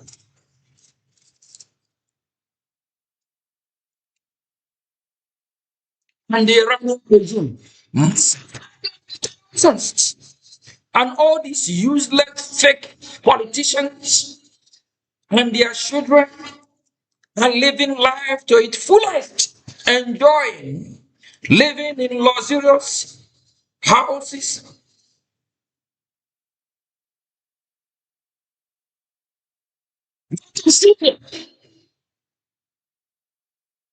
The Jews, the minorities there, are being killed, massacred every day. Where is UN? Go to Sudan, across the globe. This evil body, whether I will say they are working with the terrorists, are doing nothing. The genocidal war against the Biafran people that lasted for 3 good years, of which over 5 million Biafrans were starved and massacred. Where is the evil United Nations? Till today, they do nothing about it. They are not speaking. They are not deaf and dumb. These have been massacred in Middle Belt, in Niger, in Kwara, in Olu, in Imo, in Owerri, both in Biafra land and those that believe in their one Nigeria. Christians are being massacred. There is genocide going there. Where is United Evil Nation? Please, leader of the free world, when US lead, the rest of the world follow. Whether you like it or not, whether Russia like it or not, whether China like it or not, whether India like it or not, whether Turkey like it or not, when US lead, all of you rest of the world follow. Because too many country leaders are evil.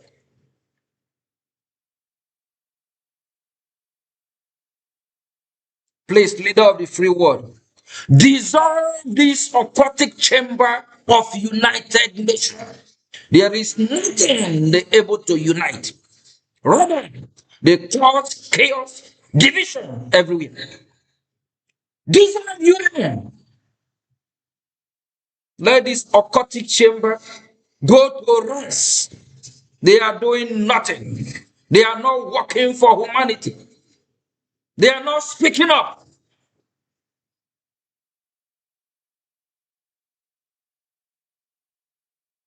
The massacre in Biafra land today, the killing of Biafran Christians and the Nigerian Christians, only the United States of America have taken action Where is all this useless bunch of leaders across the globe that are not speaking, that are living by the blood of the innocent civilians?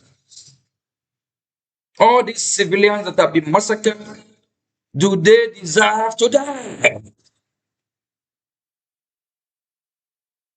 Look at body of innocent civilians here. The pain don't last. 50,000, maybe more. Heaven they count every single soul. Children without home tonight, mothers praying through the night, fathers lost no strength to fight. Who go stand for what is right? Stand for love, stand for life. Be the answer in this time. You can have to wipe their tears. You can calm their fears. Give a hand, don't turn away. Be the light in darkest day. Every little you provide keeps a soul alive.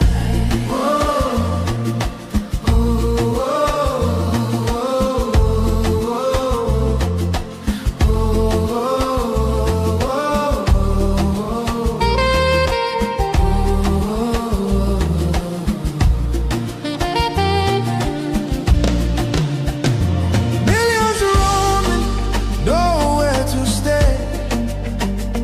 No clean water, no food today. Kidnapped voices crying in chains. Silent echoes filled with pain. 19,000 churches gone, but faith still rising. Holding on in the ashes, hope remains. Love can heal the deepest pain.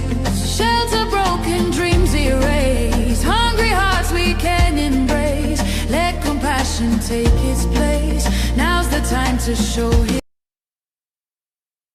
Biafran people long for freedom worldwide.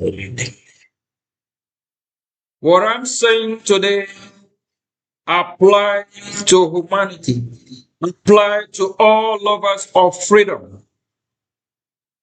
If you want your freedom, fight for your freedom. Defend yourself. Defend your family. Defend your children. Defend what you hold so dear, what you cherish and love. If you don't, this war that we live, you have to be ready, to be tough, to be strong. Don't let no one take your freedom away from you. Biafran people, the evil is in our doorstep. The evil terrorists, they are in our doorstep. They are killing our family members on a daily basis. Are we going to be quiet? How long are we going to be quiet? For how long? Is it until tomorrow we start seeing more body bags? And for you that are not supporting your freedom or funding your freedom or speaking up for your freedom, shame unto you. If you have what it takes, if you have the fund to support, kindly support. And for those that know how to run to social media, when something happens, you start crying. They are killing you. The terrorists are here. They are killing you. They are killing you. That will not solve the problem. You have to fight. You have to protect Biafra land.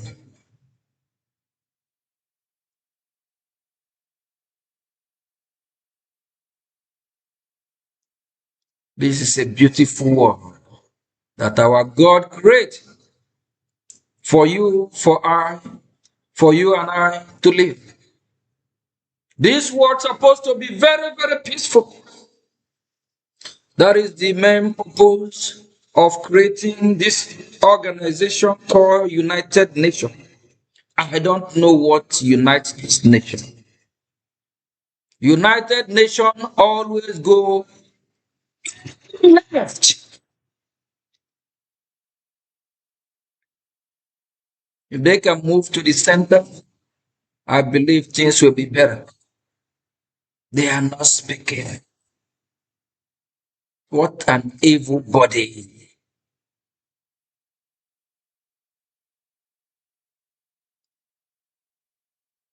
If UN abandon you, will you abandon yourself?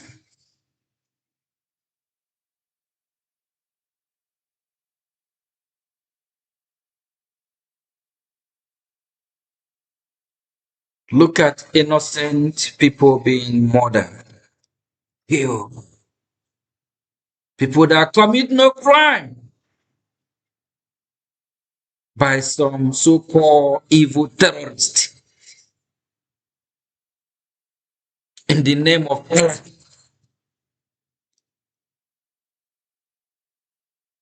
Which Allah glorify from killing. Which Allah glorify from killing innocent children, for Christ's sake. You Biafra, if you don't fight to save your people, our God will not forgive you.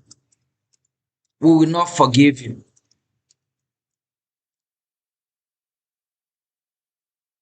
Like a man called Kubana, talking nonsense, validating Nigeria election. These are the evil puppets that the Nigerian terrorist is using against Biafran people. If I must get have what it takes, if I have opportunity lay my hand on you, you will sleep, you will not wake up. All you evil people.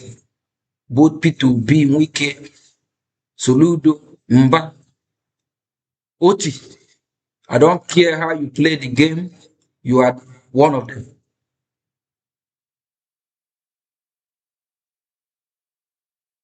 Hope was a dim. Oman. Hello. Russia Sukrosha. Akaga only. All of you must be held accountable. You people have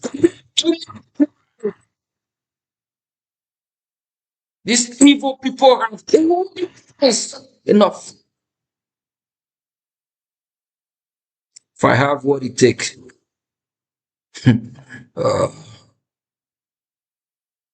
before I close my eye, open my eye, all of you will disappear overnight. So help me God. Because I know what I'm doing is right. Because I know I'm saving life. If Biafra will not come. If all these saboteurs, evil people that are bringing these terrorists to our land, all these evil people that have colluded with the Nigerian terrorist state, if they don't go down, Biafra will not come. They are delaying our freedom because they work with these terrorists.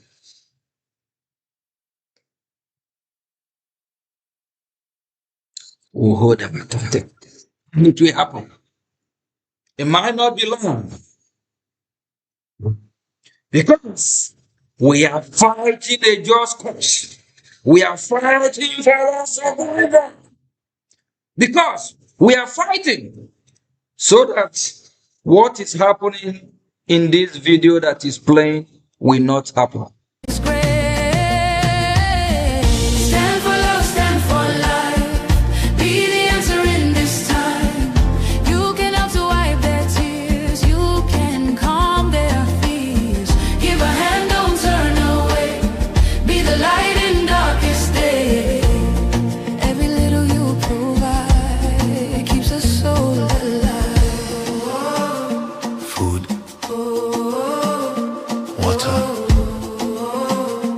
shelter. Hope. You can be the miracle they pray for. You can change a life today. No matter how small it seems, your love can rebuild their dreams. Together we can make a way. Keeps us all alive.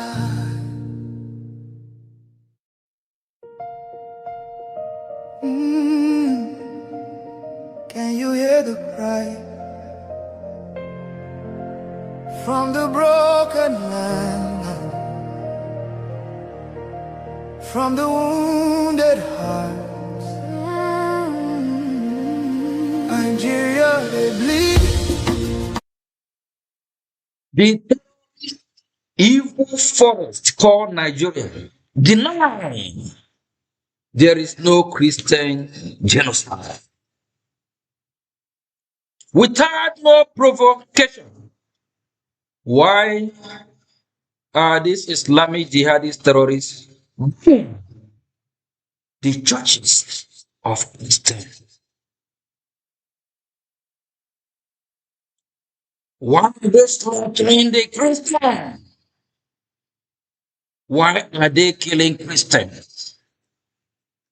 And the Nigerian government are not speaking.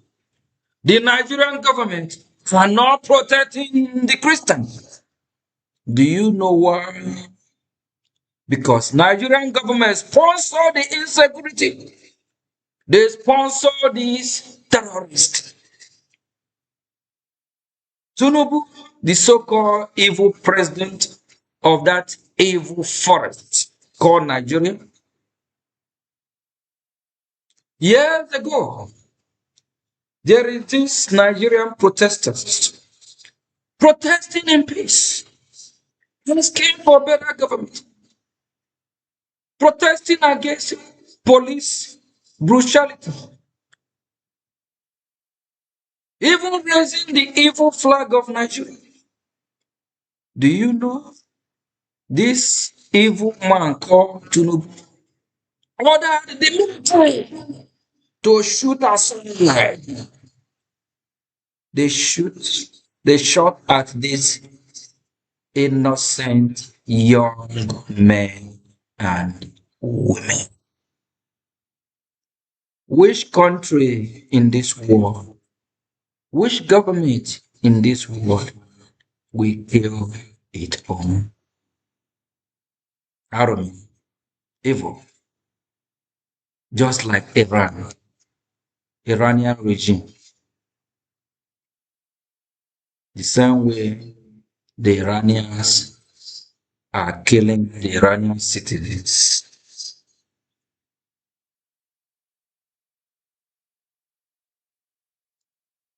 And you still have some so-called Nigerians campaigning to save Nigeria. How will you save Nigeria, a country that is not working? For all you want Nigerianists, your former president called Goodluck Jonathan. Goodluck Jonathan quote from what Tafawa Balewa, Nnamdi Azikiwe, and other before him, former leaders. Goodluck Jonathan said that these past leaders understand that Nigeria is not a country, that Nigeria is just a mere geographical expression, a country created by the British government trying to make it work, of which the British know it will not work, trying to make it work, but the people are different. And the people are not happy. Just like when you want to put 1 + 1 together to make it 2. One is going separate, the other one is separate. Because the people are not the same people. The people don't have the same value system. The people are not compatible with each other. If you bring positive and negative and put it together, what will happen? It will spark. If it is battery, it will explode.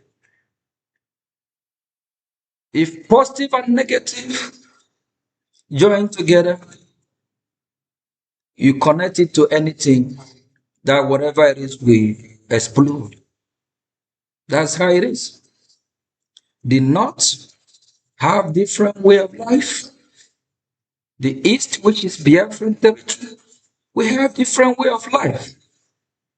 Different goal, different agenda. The North eat different food. We Biafrans, different food. The North speak different language. We speak different language. The North believe in their Allah, Muslim. We believe we are Christian.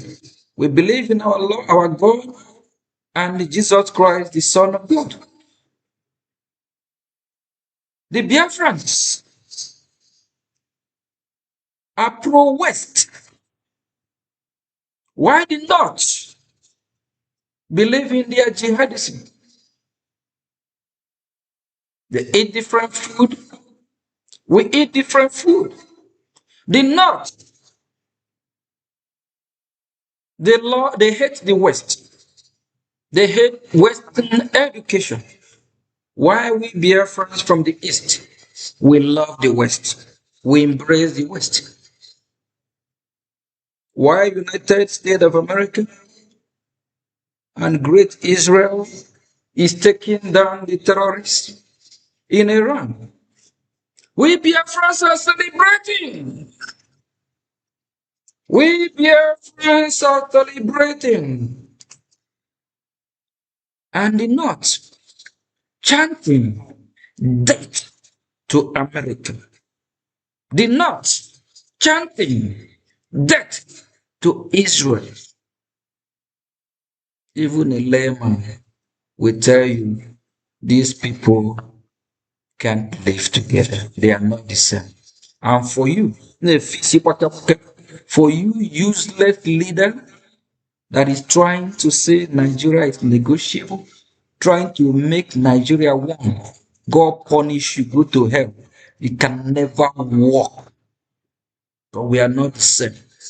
Any country campaigning a better Nigeria, save Nigeria, God punish you. You are evil. It can't work. Even if we don't speak the same language, we're supposed to meet at a common ground, at the middle. At least let religion unite us. If religion don't unite us, let language unite us. If language don't unite us, let value system unite us. If value system don't unite us, let ideology unite us. But none of them, because we are different. God will punish all you evil countries that are trying to make Nigeria one. Why? You know, Nigeria can never be saved. They can only look evil people. It can never work. And Biafra must be free.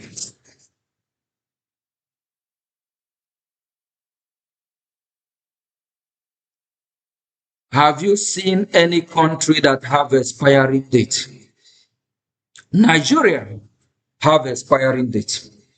The British amalgamate Nigeria for the period of 100 years, from 1914 to 2014. And let me ask you, you as a Russian, do Russia have expiring date? Let me ask you, you Chinese people, do China have expiring date? You from Japan, tell me the expiring date of Japan. But in the case of Nigeria, the 100 years is over. And after the 100 years, the union is supposed to renegotiate if they still want to live together. That never happened because the people different because it's not working. That is why the former president, Goodluck Jonathan, also quote from leaders before him that all these leaders confessed that Nigeria is not a country. It's not working. And it can never work. What we save that region, we need to go back to who we were before 1914. My grandfather, grand-grandfather are not Nigeria. And I hate Nigeria with passion because Nigeria is a dream killer. Nigeria is scam built on a faulty foundation. Nigeria is fraudulent. Nigeria is not put together to benefit the people of that region. That is the reason why for over 100 years, Nigeria government cannot boast of giving you electricity, basic amenity for the citizens. They can boast of giving you 24-hour electricity. Everywhere stink in that evil forest government. No good road, no good school. School system is scam. No good hospitals. Even these evil leaders, they can't even take treatment in Nigeria when they get sick. They flew abroad. The children of these politicians, school abroad, everything abroad, because they know Nigeria is not working. And for you that is still campaigning Nigeria 2027 election, is Nigeria working for you? Are you happy in the current situation of Nigeria? Do you think Nigeria can be savage? The answer is no. It cannot. And it can never work. You realize that Nigeria is not a country. That is where we can solve this problem so that what we are watching on this video I'm about to play. People they cry, tears for the ground. Nobody asks why. Over 7,000 souls don't fall every single day. We still there call. Churches burning, hope fading fast. Since 2009, the pain don't last. 50,000, maybe more. Heaven they count every single soul. Children without home tonight. Mothers praying through the night. Fathers lost no strength to fight. Who go stand for what is right? Oh, stand for love, stand for life. Be the answer in this time. You can have to wipe their tears. You can calm their fears. Give a hand, don't turn away. Be the light in darkest day. Every little you provide keeps a soul alive. Whoa.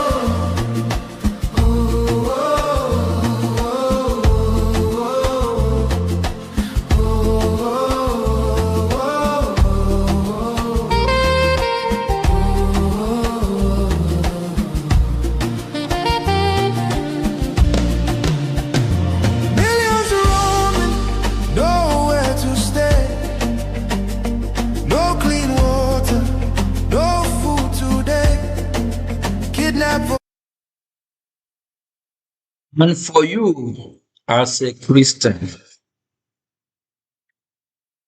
if you can't condemn this evil against your brothers and sisters, you are also an evil person.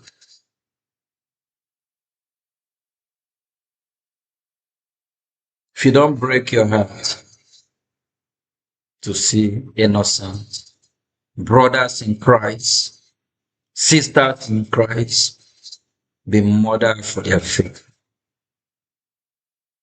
I don't know what makes you a Christian. You must be a hypocrite, a queen. If you don't break your heart that a woman will sleep at night, she will not wake up. And she will be blessed. If you don't break your heart that children will go to bed at night and they will not wake up. They will be slaughtered, killed, murdered by these terrorists. If you don't break your heart that your brothers and sisters in Christ will go to the farm to cultivate, they will not make it home. You and the terrorists are the same if you don't do anything about it. If you don't break your heart that so many of your brothers and sisters in Christ have now been chased to IDP camp. They have been chased out of their house. If you don't break your heart, like Obi Kubana and Co. A lot of Biafrans have run out of their houses from the Hiamu, Owerri, and other part of Biafra. And these evil people only care about their wealth. They can't fight for them. Tomorrow, they want Biafra to worship. They want to be celebrity in the face of Biafra people. What are we celebrating about these evil people if they can't help us? If they can't live example for us to imitate, to even want to be like them.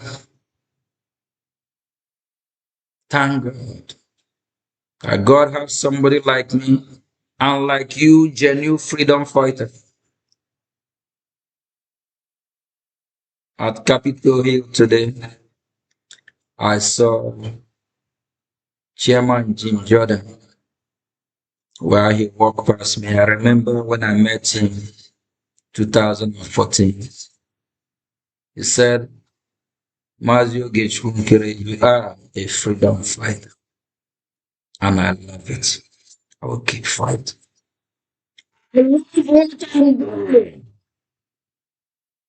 If you're a follower of Christ, you need to know the meaning of our Lord Jesus Christ that you follow. You have to also follow his footsteps. For salvation, he died for you and I to be free. He is the greatest freedom fighter. If you love God, you love his son Jesus Christ, fight to save the church. Fight to save your brothers and sisters in our Lord Jesus Christ. Protect the congregation. Too many fake pastors everywhere. They worship God with their lips, and by their works or deeds, they glorified Satan, the devil, because they never protect the congregation.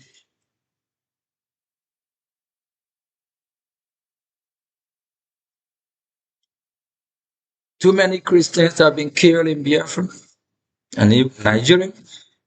Why you have these so-called men of God don't speak up. They don't condemn it. Where are the Christians worldwide? Where is the outrage? You have some bloggers talking about what is happening in Nigeria. But where is the mainstream media? Where is BBC? Sponsored by this evil British government. How many times have BBC reported this video that I'm playing? They will never report it. What about fake news CNN? CNN will never report it. Is it all the brand envelope gutter media in Nigeria? Arise, Channel News, NTA, fake news. They work for terrorist government. They don't report how people are being killed and massacred.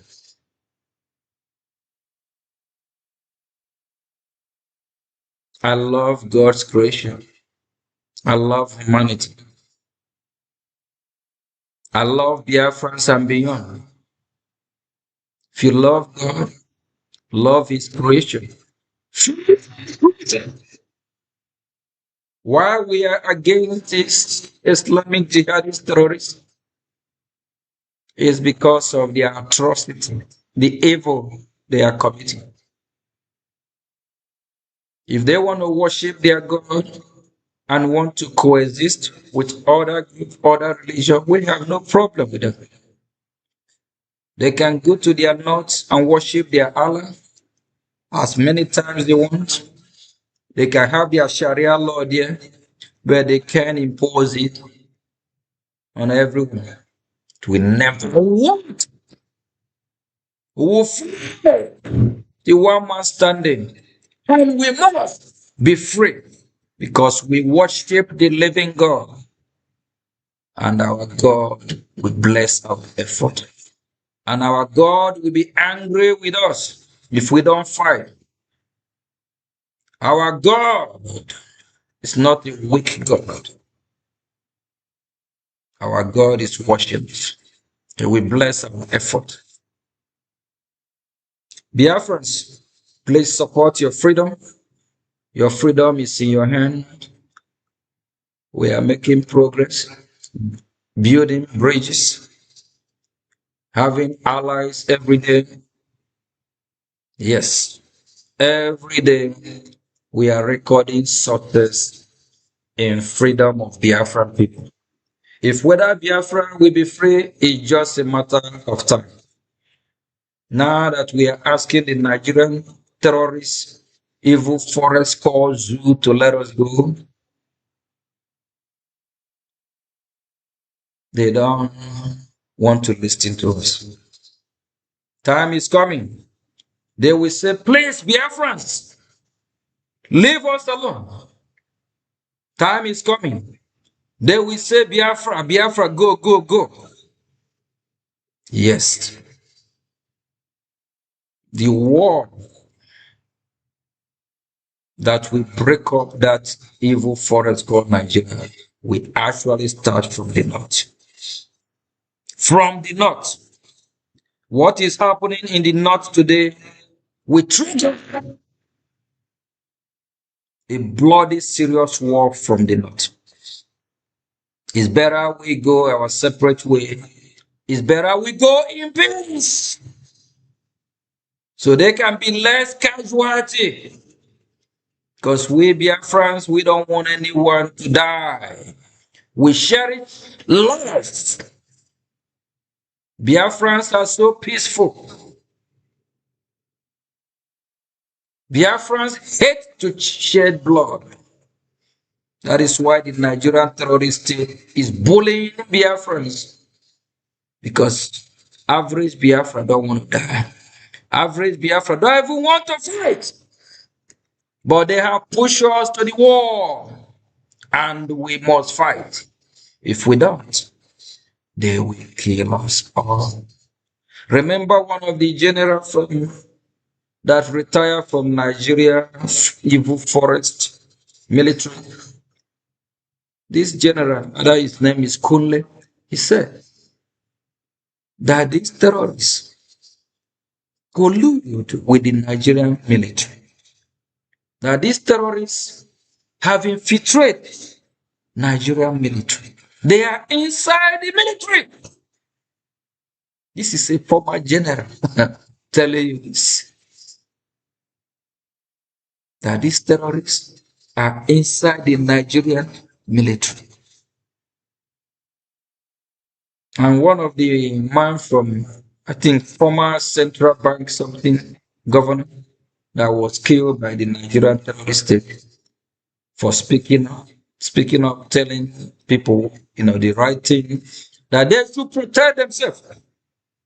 This man was saying that if Nigerian citizens don't protect themselves, that the Nigerian government will kill them all. That these terrorists have colluded with Nigerian government.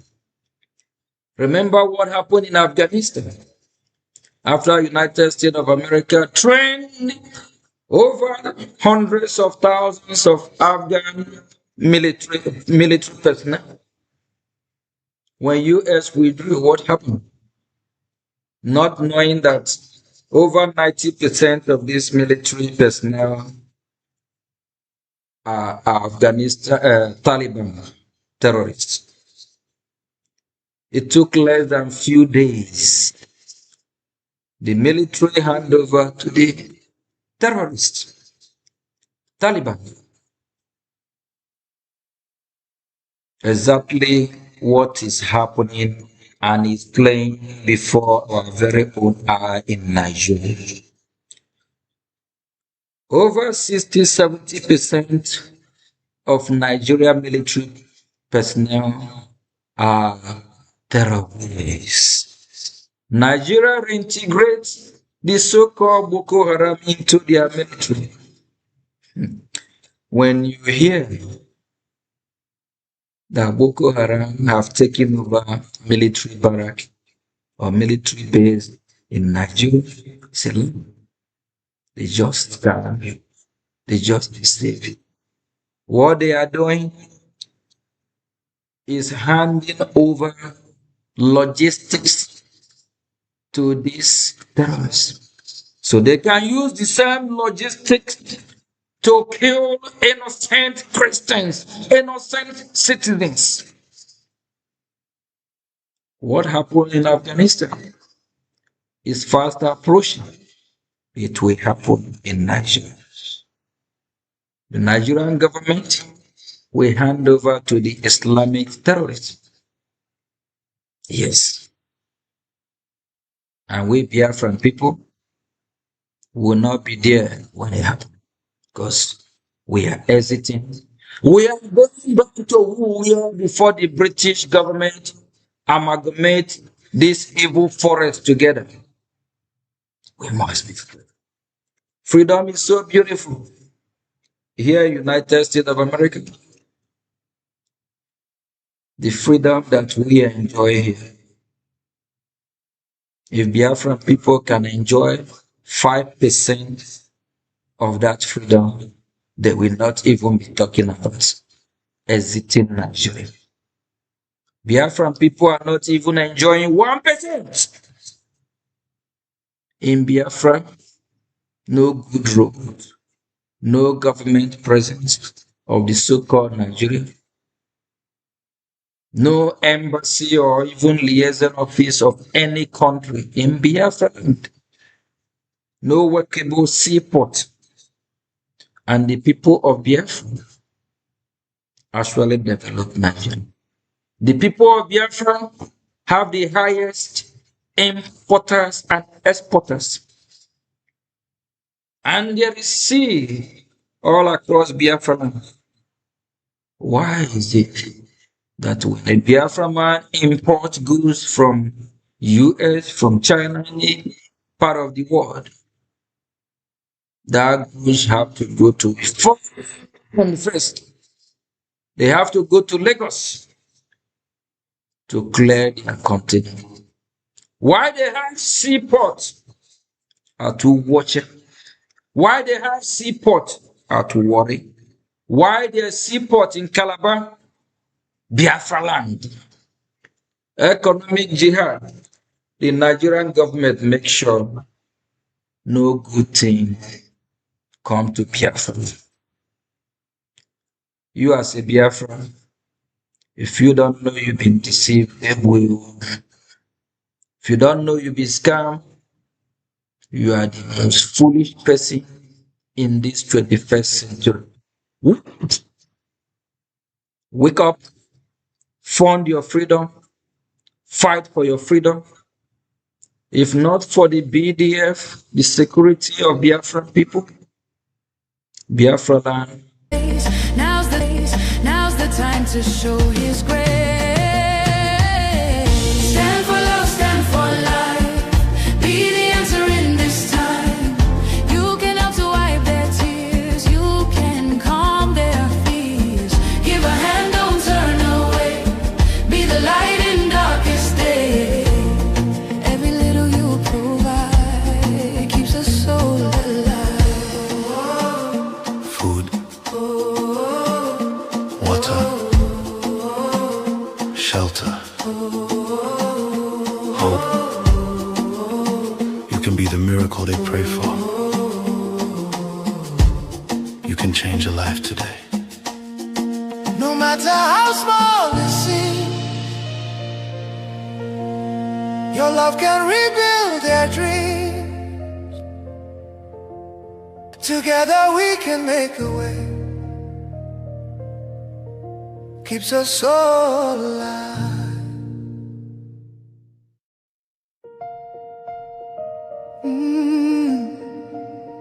Can you hear the cry from the broken land, from the wounded hearts? Nigeria, they bleed, people they cry, tears for the ground. Nobody asks why. Over 7,000 souls don't fall every single day. We still they call.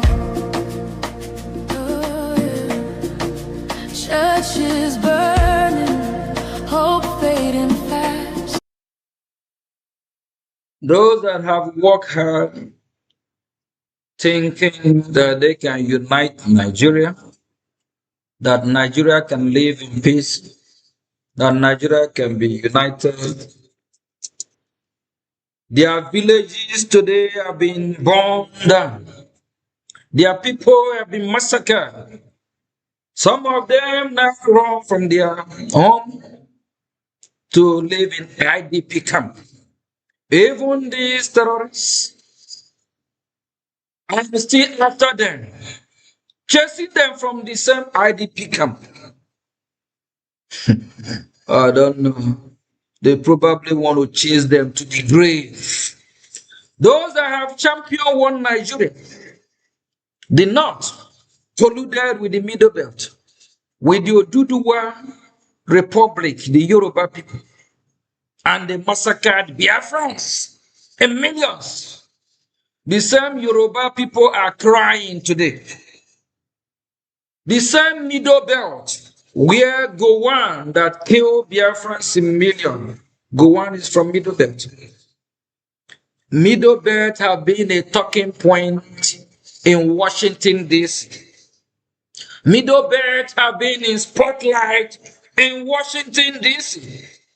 because the killing is too much. This same Middle Belt killed Biafrans in millions.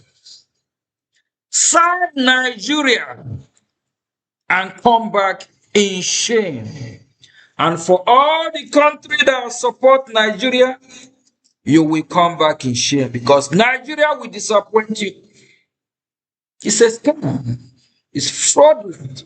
It can never work. If you love the people that live in that region, hate the entity name called Nigeria, love the people, to save the people, let the people go their separate way. Pharaoh, let my people go. Let the people go and worship their God. Those that believe in Allah and Sharia, let them go worship their Allah and have their Sharia. Those that believe in our God and believe in our Lord Jesus Christ, let them go worship their God. Let them go their separate way. You can only live with who wants you to live with him. You can't live with who don't want you. You can only live with who opened his door for you to come in, not who shut his door on you. Live and let live. Live with who you can share the same value system with. If you live with who you don't have the same value system with, you will crash. Two pilots cannot pilot an airplane the same time. It's one after another. When one is probably tired or needs some rest, or I don't know how they do it, maybe they have a shift of 2-3 hours, or depend on the length of the flight. Yes, Nigeria can never be one. Nigeria can never be saved. That's entity. But the people can be saved. You can give the people a second chance by letting them govern themselves. Allow them go their separate way. Allow the Christian country to be. Allow the Biafran people go. Freedom of Biafra will bring stability to the West Sahel, West Africa, also the entire Africa. And we also contribute to global economy. So Biafrans will not be running from Biafra land and disturbing people across Italy, Germany, Rome, or whatever, in the name of asylum, or running from their own land because their land is being terrorized, invaded by these terrorists. And Biafran people are industrial people. The world will benefit a lot from Biafra because they are good people. Yes, they are not terrorists. The world will enjoy Biafran people. That's when you will see the best of Biafra. Biafran people will bring positive to this global community, not negativities. They will bring positive because they will not terrorize this global community. Freedom of Biafra is your freedom, not just my freedom. It's also freedom of humanity. Because Biafra will bring more value to the global community. And freedom of Biafra will also help to checkmate these terrorists coming from Sahel, because we need to change their ideology. They have to stop this terrorism. If they don't want to stop, we have to stop them. Just like during the crusade at Vienna, how they were stopped over 1400 years ago. We need to stop these people. We need to have a boundary where these terrorist groups, they understand themselves, they can go coexist, live with themselves there. And within them, since they don't kill themselves, they can live in peace within them. Yes, that is a welcome development. Then let the Biafran Christians, since they are not going to kill themselves, let them go and worship their God in the name of our Lord Jesus Christ. Then the other terrorist group can go and worship their Allah and practice their wonderful Sharia they love so much. I think it will be a win-win for freedom of Biafra. Don't you think it is a good thing? So this shedding of blood, killing, will stop. So this year we stop. Since 2009, the pain don't last. 50,000, maybe more. Heaven they count every single soul. Children without home tonight, mothers praying through lost no strength to fight. Who go stand for what is right? Stand for love, stand for life. Be the answer in this time. You can have to wipe their tears. You can calm their fears. Give a hand, don't turn away. Be the light in darkest day. Every little you provide keeps a soul alive.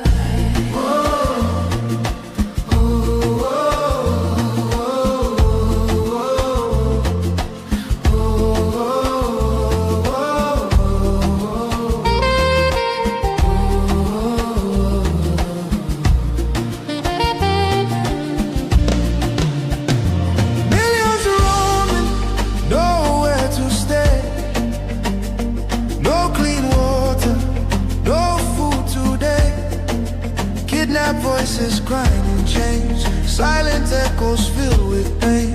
19,000 churches gone, but faith still rising, holding on. In the ashes, hope remains. Love can heal the deepest pains. Shelter broken, dreams erased. Hungry hearts we can embrace. Let compassion take its place. Now's the time to show His grace. Stand for love, stand for life. Be the answer in this time. You can help to wipe their tears. You can calm their fears. Give a hand, don't turn away. Be the light in darkest day. Every little you provide keeps a soul alive. Food, water, shelter, hope. You can be the miracle they pray for. You can change a life today. No matter how small it seems, your love can rebuild their dreams. Together we can make a way. Keeps us all alive.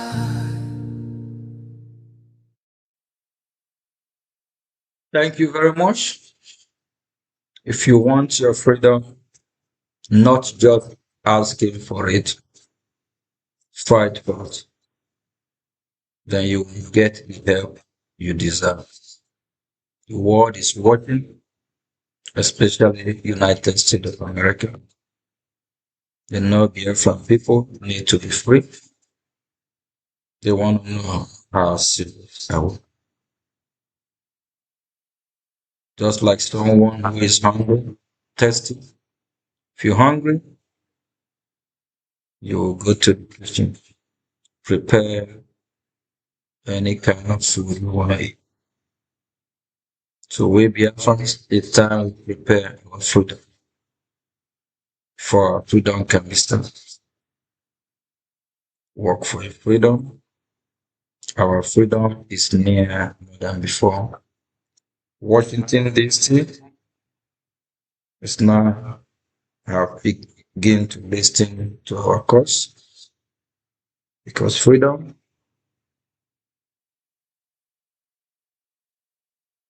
is beautiful.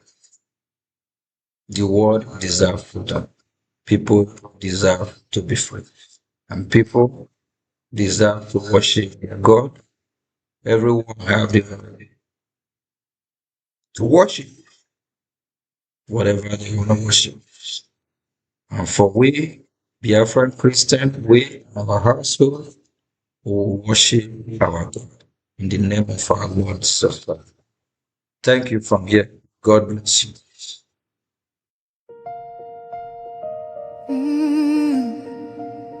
Can you hear the cry from the broken land, from the wounded hearts? Nigeria, they bleed, people they cry, tears for the ground. Nobody asks why. Over 7,000 souls don't fall every single day. we still there call. Churches burning, hope fading fast. Since 2009, the pain don't last. 50,000, maybe more. Heaven they count every single soul. Children without home tonight, mothers praying through the night, fathers lost no strength to fight. Who go stand for what is right? Stand for love, stand for life. Be the answer in this time. You can have to wipe their tears. You can calm their fears. Give a hand, don't turn away. Be the light in darkest day. Every little you provide keeps a soul alive.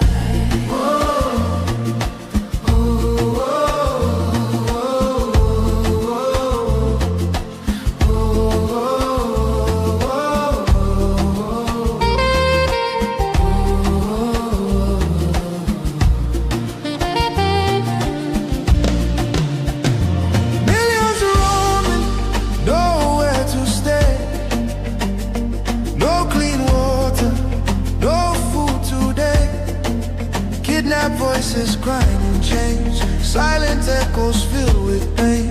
19,000 churches gone, but faith still rising, holding on. In the ashes, hope remains. Love can heal the deepest pains. Shelter broken, dreams erased. Hungry hearts we can embrace. Let compassion take its place. Now's the time to show His grace. Stand for love, stand for life. Be the answer in this time. You can help to wipe their tears. You can calm their fears. Give a hand, don't turn away. Be the light in darkest day. Every little you provide keeps a soul alive. Food, water, shelter, hope. You can be the miracle they pray for. You can change a life today. No matter how small it seems, your love can rebuild their dreams. Together we can make a way. Keeps us all alive.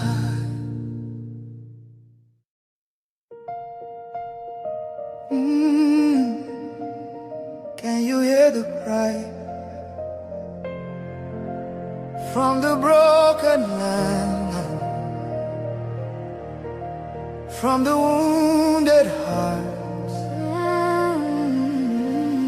Nigeria, they bleed, people they cry, tears for the ground, nobody asks why. Over 7,000 souls don't fall every single day. We still there call. Churches burning, hope fading fast. Since 2009, the pain don't last. 50,000, maybe more. Heaven they count every single soul. Children without home tonight, mothers praying through the night, fathers lost no strength to fight. Who go stand for what is right? Stand for love, stand for life. Be the answer in this time. You can have to wipe their tears. You can calm their fears. Give a hand, don't turn away. Be the light in darkest day. Every little you provide keeps a soul alive.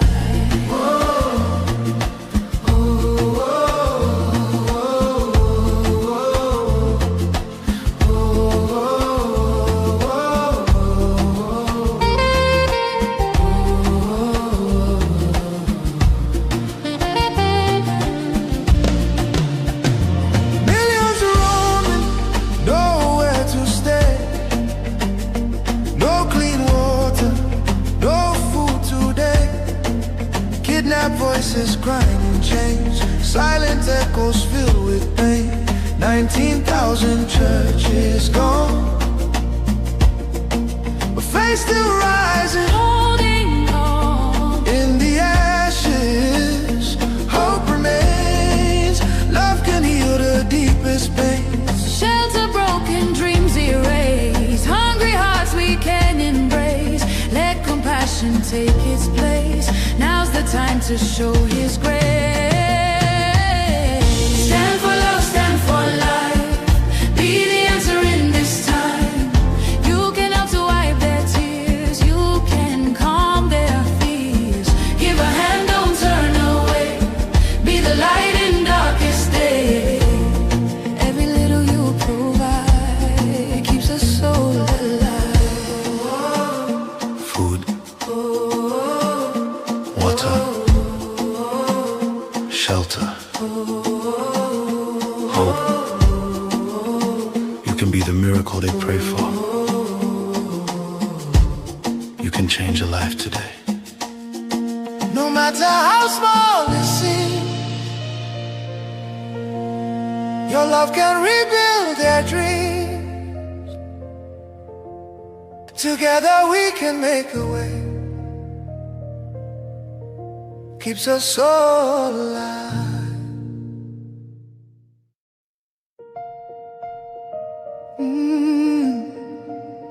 Can you hear the cry from the broken land, from the wounded hearts? Nigeria, they bleed, people they cry, tears for the ground, nobody asks why. Over 7,000 souls don't fall every single day. We still there call. Churches burning, hope fading fast. Since 2009, the pain don't last. 50,000, maybe more. Heaven they count every single soul. Children without home tonight, mothers praying through the night, fathers lost no strength to fight. Who go stand for what is right? Stand for love, stand for life. Be the answer in this time. You can help to wipe their tears. You can calm their fears. Give a hand, don't turn away. Be the light in darkest day.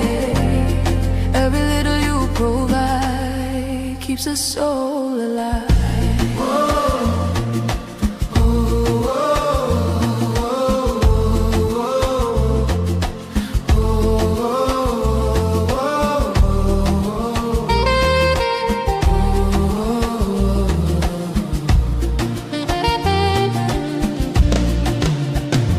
Millions are roaming, nowhere to stay. No clean water, no food today. Kidnapped voices crying in chains, silent echoes filled with pain. 19,000 churches gone, but faith still rising, Holding on. in the ashes. Hope remains. Love can heal the deepest pain. Shelter broken, dreams erased. Hungry hearts we can embrace. Let compassion take its place. Now's the time to show His grace. Stand for love, stand for life. Be the answer in this time. You can help to wipe their tears. You can calm their fears. Give a hand, don't turn away. Be the light in darkest day. Every little you provide keeps a soul alive. Food, water, shelter, hope. You can be the miracle they pray for. You can change a life today. No matter how small it seems.